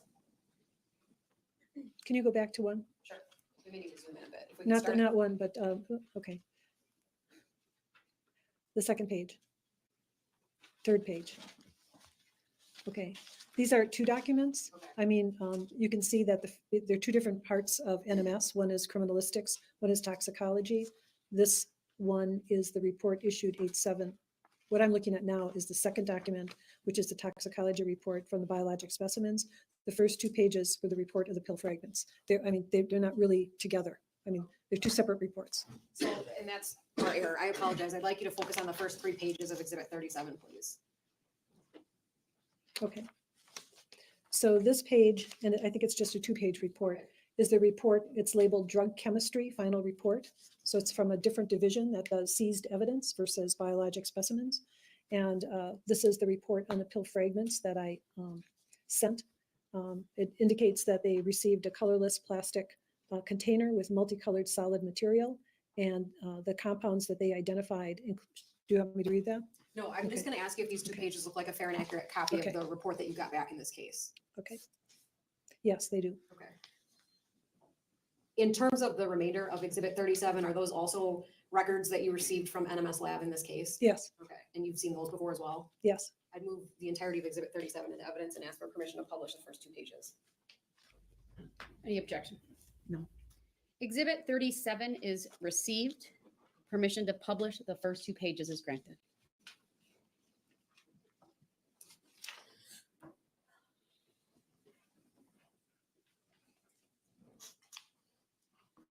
Okay, Dr. Budritsky, on the bottom right of this exhibit is the sticker, say 37 on there? Yes, Okay, so I'd like if Mr. Vulcanier could zoom in on the top half of this page so that we can read it a little bit easier. Again, this is the same lab that you use for toxicology of biological specimens in this case. yes. And this report is reflecting the result of what? Of the pill fragments that I removed from the body, the outside of the body of Lynn Hernan at the time of autopsy. Okay, and if we can scroll down, please. In this section of Exhibit 37, does it show what was received by NMS? Yes, Is that consistent with what you sent? yes. And ultimately, what were the resulting conclusions of that powder material? They confirmed the identity of acetaminophen, alprazolam, hydrocodone, cyclobenzaprine, and triamterene.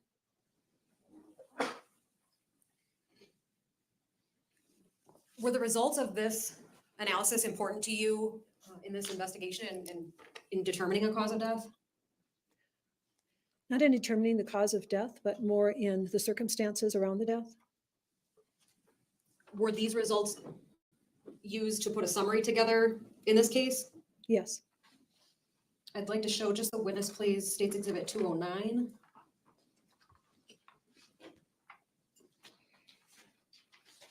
And Dr. Budritsky, let me know when you can see that before you. I can. Okay, and that's a one-page exhibit, is that true? Yes. What is it?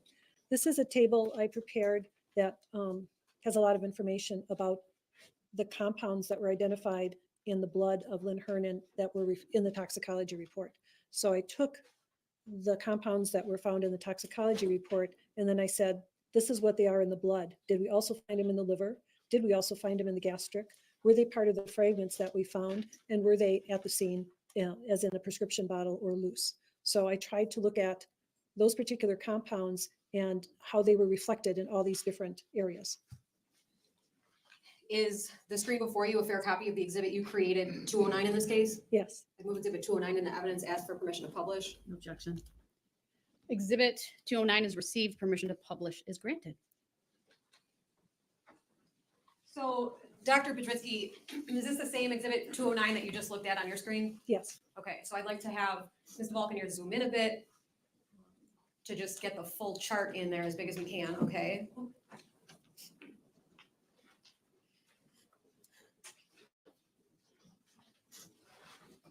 Doctor, it looks like there's, the third column in is kind of bolded. Is that true? Yes.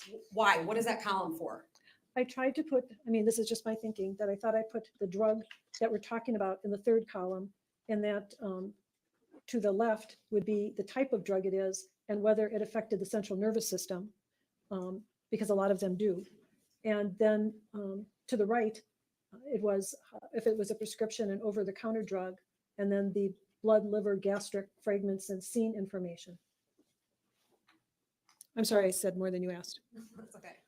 So if you could, let's start with the very bottom row. Yes. Can you kind of walk through that line for the jury and explain what the importance is of each box? Okay, so tetrahydrozoline is the name of the compound. It does have a CNS effect. If actually, not only if used orally, but if you use too much in your nose or your mouth, you might have some CNS effects. So it's not just orally, but it's not supposed to be taken orally. And so it's not for oral use. It does have a CNS effect. It's over the counter. Her blood level was 160 nanograms per ml. The liver level was 1,300 nanograms per gram. The gastric was 7,100 nanograms per ml. There were no fragments. It's a liquid, so it wasn't on the body, and it wasn't at the scene. So there was no empty eye drop bottles or full eye drop bottles at the scene anywhere. Why was it important for you to know whether these compounds have a CNS depressant effect? Because they can be additive. You know, if you take a couple of, and we talked about that when we looked at the medical records with the concern about alprazolam and hydrocodone. And then if you add a bunch of more things that affect your CNS, that can be additive, which is also reflected in how I sign the death certificate. Okay. And we'll look at that in more detail as well. But in terms of all of the compounds listed above tetrahydrozoline, where did you get those? Where did you get that information from? What part, what I mean, part? how did you know what to put in each row? In terms of whether it had a CNS effect? No, I'm sorry, in terms of the compounds you listed, Yeah. why did you pick those ones? Those were directly from her toxicology report. Okay, so that's the exhibit the jury's already seen with a long list. Yes. Okay, so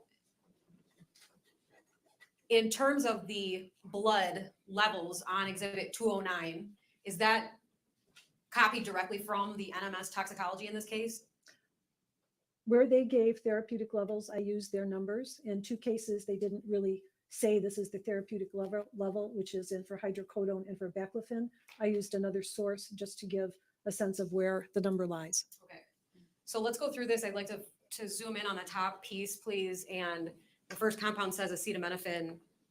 I think probably the jurors have heard of that before. What is it? Tylenol is an Okay. example. Yeah. And that was something in Ms. Hernan's toxicology. Yes. And where it says at scene, could you explain to the jury what that box means in this case? That means there was medication at the scene or a prescription bottle at the scene indicating she was prescribed the drug. For the case of acetaminophen and also for hydrocodone, when we get there, the pill that she was prescribed, the compound, both drugs were in the compound. So it was acetaminophen, hydrocodone. So even though the blood says acetaminophen, I can't tell if it's because it was acetaminophen with the hydrocodone or if she also took acetaminophen by itself. But her prescription was for a pill that contained both.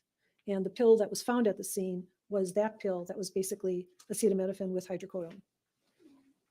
In terms of the count use column, why is that helpful to you? Well, it indicates whether she was taking them as prescribed. She was taking, well, I shouldn't say, if the bottle is empty, it could mean she was taking more than was prescribed, or it could mean they were crushed up and on her, or it could mean they were under the couch, or it could mean she gave them away. If there's more missing than should be there, it's harder to know what that significance is. But I indicated if there were none in the bottle and whether that was expected or not. If I didn't put if it was expected or not, it was because I didn't have enough information to make that judgment. For example, for baclofen and cyclobenzaprine, she received prescriptions months earlier because that was when she was trying to find the right pill for her back pain. Remember, I said they tried this and they took her off it. They tried this, they took her off it. I never knew how many she took before she stopped taking them. So if there was a bottle of baclofen there, I don't know how many she took before she developed her rash. If there was cyclobenzaprine there, I don't know how many she took before she said, I'm gaining weight, I'm not taking it. So I can say there's 0 in the bottle, but I don't know what we started with basically. Does that answer your question? Yes, thank you. So the range therapeutic level, what does that mean? That means it's a commonly accepted level that corresponds to taking a drug on a regular basis as prescribed to have the effect, the intended effect. Okay. And you've included that range in each of the rows in this exhibit, is that true? Yes. Okay. In terms of any compounds listed here that were elevated above that range, I want you to talk about those with the jury, please, starting with the first one you see. That would be baclofen. Okay, so if we can zoom in a bit and make that a little bigger. Doctor, if you could just circle the baclofen on this sheet so we're all looking at the same. Okay. And what is baclofen for? It's a skeletal muscle relaxant. Okay, and what was the level for Ms. Hernan in this case? 1.1 microgram per ml. And what else did you include in that box? I included a number that I found in a toxicology reference text that referred to a group of people that were given a certain dose of baclofen for a certain number of days and the range of the blood, their blood baclofen level in that study period. So a group of people given this drug for therapeutic reasons revealed a result of 0.36 to 0.66 milligrams per liter, which if you is equivalent to micrograms per ml. It's 1,000 difference in each one. So that the units are different, but they're equivalent. Okay. An ml is 1,000th of a liter, and a microgram is 1,000th of a milligram. So, In terms of your experience with baclofen and all of the cause of death determinations you've made, do you recall a time when you've opined that a cause of death was baclofen intoxication or poisoning? not as a sole agent. Okay. Did you find anything in the literature indicating that there is a cutoff toxic level for baclofen? I did find information, and I didn't list fatal levels. I only listed therapeutic levels. The cases where baclofen is fatal is about 10 times more, or more than 10 times more of 1.1 microgram per ml. So when you look at drugs, it's like what the therapeutic level is, what's above therapeutic, plus or minus any symptoms from it, and then what's going to kill you. So this is above therapeutic, but it's not near fatal. Okay. What about the cyclobenzaprine? The cyclobenzaprine is also above the therapeutic level, but not much so. Okay. And you indicated that also has CNS depressant effects? It does. Okay. And ultimately, you included those two compounds in your significant condition line on the protocol, right? Yes, they contributed. Okay. Same questions with the cyclobenzaprine level. In your experience, have you seen cause of death determinations that you've called to be cyclobenzaprine intoxication? I don't believe I've ever had any where that was the sole agent. Okay. In the literature, any toxic level cutoff that the jury should know about relevant to this case? I can't tell you what that is, but it's significantly higher than therapeutic. Okay. When you reviewed the baclofen and cyclobenzaprine levels on the toxicology in this case, did you believe that's why Ms. Hernan died? No, Okay. In terms of the other compounds listed on this exhibit, would it be fair to say that they're all within or under therapeutic ranges? they are. Okay. Of the compounds listed on this exhibit, were they all at the scene? Everything, but there was evidence of them at the scene. Either there was a pill or a bottle, except for tetrahydrozoline. Okay. And if we could zoom out a little bit, doctor, where it says, the column that says fragments on body, Yes, there's a plus sign in a few of the rows. Could you please remind the jury what that means? that means those were the fragments that we were looking at, all the pictures, kind of the multicolored crushed dry pieces. Those were what was identified by the lab when I sent those fragments to them. Now, in terms of these blood levels that the jury is seeing on exhibit 209, are you able to calculate backwards to a dose from those blood levels? No, Not even for the tetrahydrozoline? no, So if I asked you to tell this jury how many bottles of Izine it takes to have a blood level of 160, what would you say? I don't know. Okay. What about if I asked you to look at the baclofen level and tell the jury how many pills Lynn Hernan took of baclofen prior to death? Would you be able to tell them that? No, This jury heard that Ms. Hernan took 25 to 30 pills that day before she died. Would you agree with that statement? I really don't know the basis of that opinion. Okay. Do you share that opinion? I don't have any opinion on the number of pills she took that day, other than I did recover pills from inside her body. So I know she took those pills. But one of the things that I put on the death certificate was what was the time of injury? So that means what is the time I think she took the pills that eventually led to her death, pills or substances, because tetrahydrozoline is not a pill. And I don't know, because we do know that it's in her blood, which meant that it came out, it's already diffused out of her stomach into her blood. And we know it's in her liver, which means it already passed through her liver for some part of metabolism.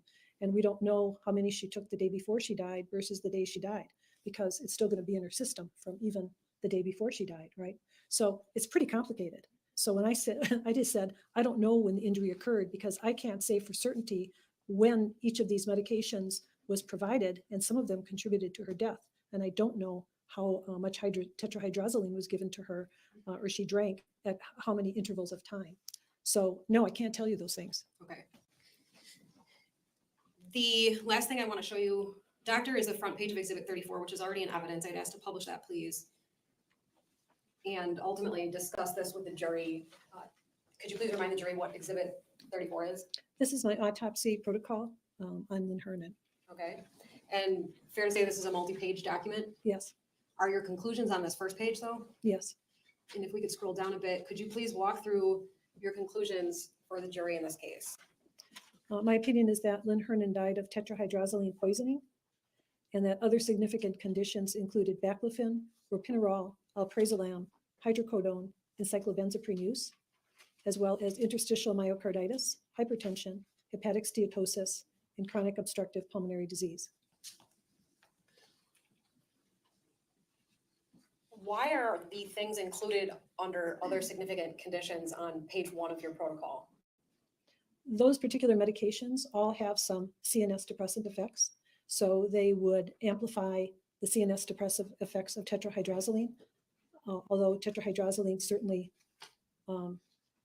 is far more toxic, in my opinion, than the medications that I put below, many of which, or some of which, I shouldn't say many, some were at therapeutic or subtherapeutic levels, slight elevations in baclofen and cyclobenzaprine.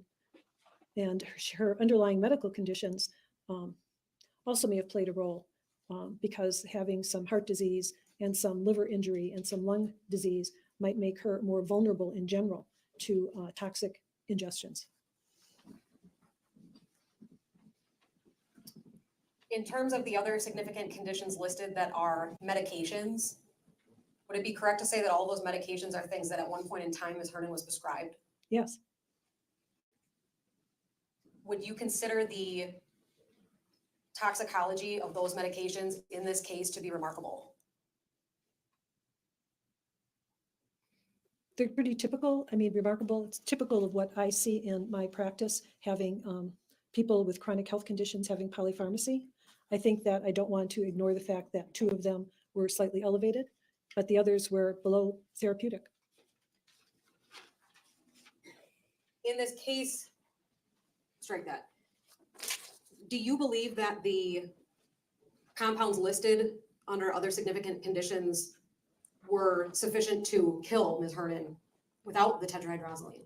No. Is that part of the reason they're on different lines? Yes. Okay. What's the mechanism of death in terms of physiologically in Ms. Hernan's body that went on because of that tetrahydrozoline? She wasn't monitored as she died. So what combination of CNS and cardiac symptoms she had, I can't say. But ultimately, if you could please generally explain the effects of a CNS depressant or a tetrahydrozoline on the human body. As we discussed in the case studies that were shown, people become unconscious, they become drowsy. There's a direct effect on the brain that does that. Then there's a direct effect on the heart, lowers the blood pressure, lowers the heart rate, and causes conduction block. Some of the people who accidentally ingested tetrahydrozoline stopped breathing. The children were vulnerable to actually just complete apnea. Others, I can't remember the age group, may have needed mechanical ventilation because of the respiratory depressant effect. So we have really significant, what I would call effects, direct effects on your body. I mean, reduction in your capacity to breathe, reduction in your heart to pump blood, low blood pressure, which causes reduced circulation to your brain, and direct effects on your CNS. Besides those indirect effects, where you become unconscious, lethargic, drowsy, dizzy, all those things are pretty significant and are happening concurrently. Ultimately, in this case, are the opinions that you've offered to a reasonable degree of medical certainty? They are. Those are all the questions I have. Thank you, doctor.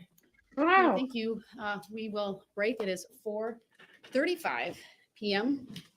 Doctor, you may step down. I do have to give the jurors their instruction. Give them their instructions and send them home. Dang, that was long. I hear everything she is saying, and I mean, obviously I can't disagree with it because I'm not a medical examiner.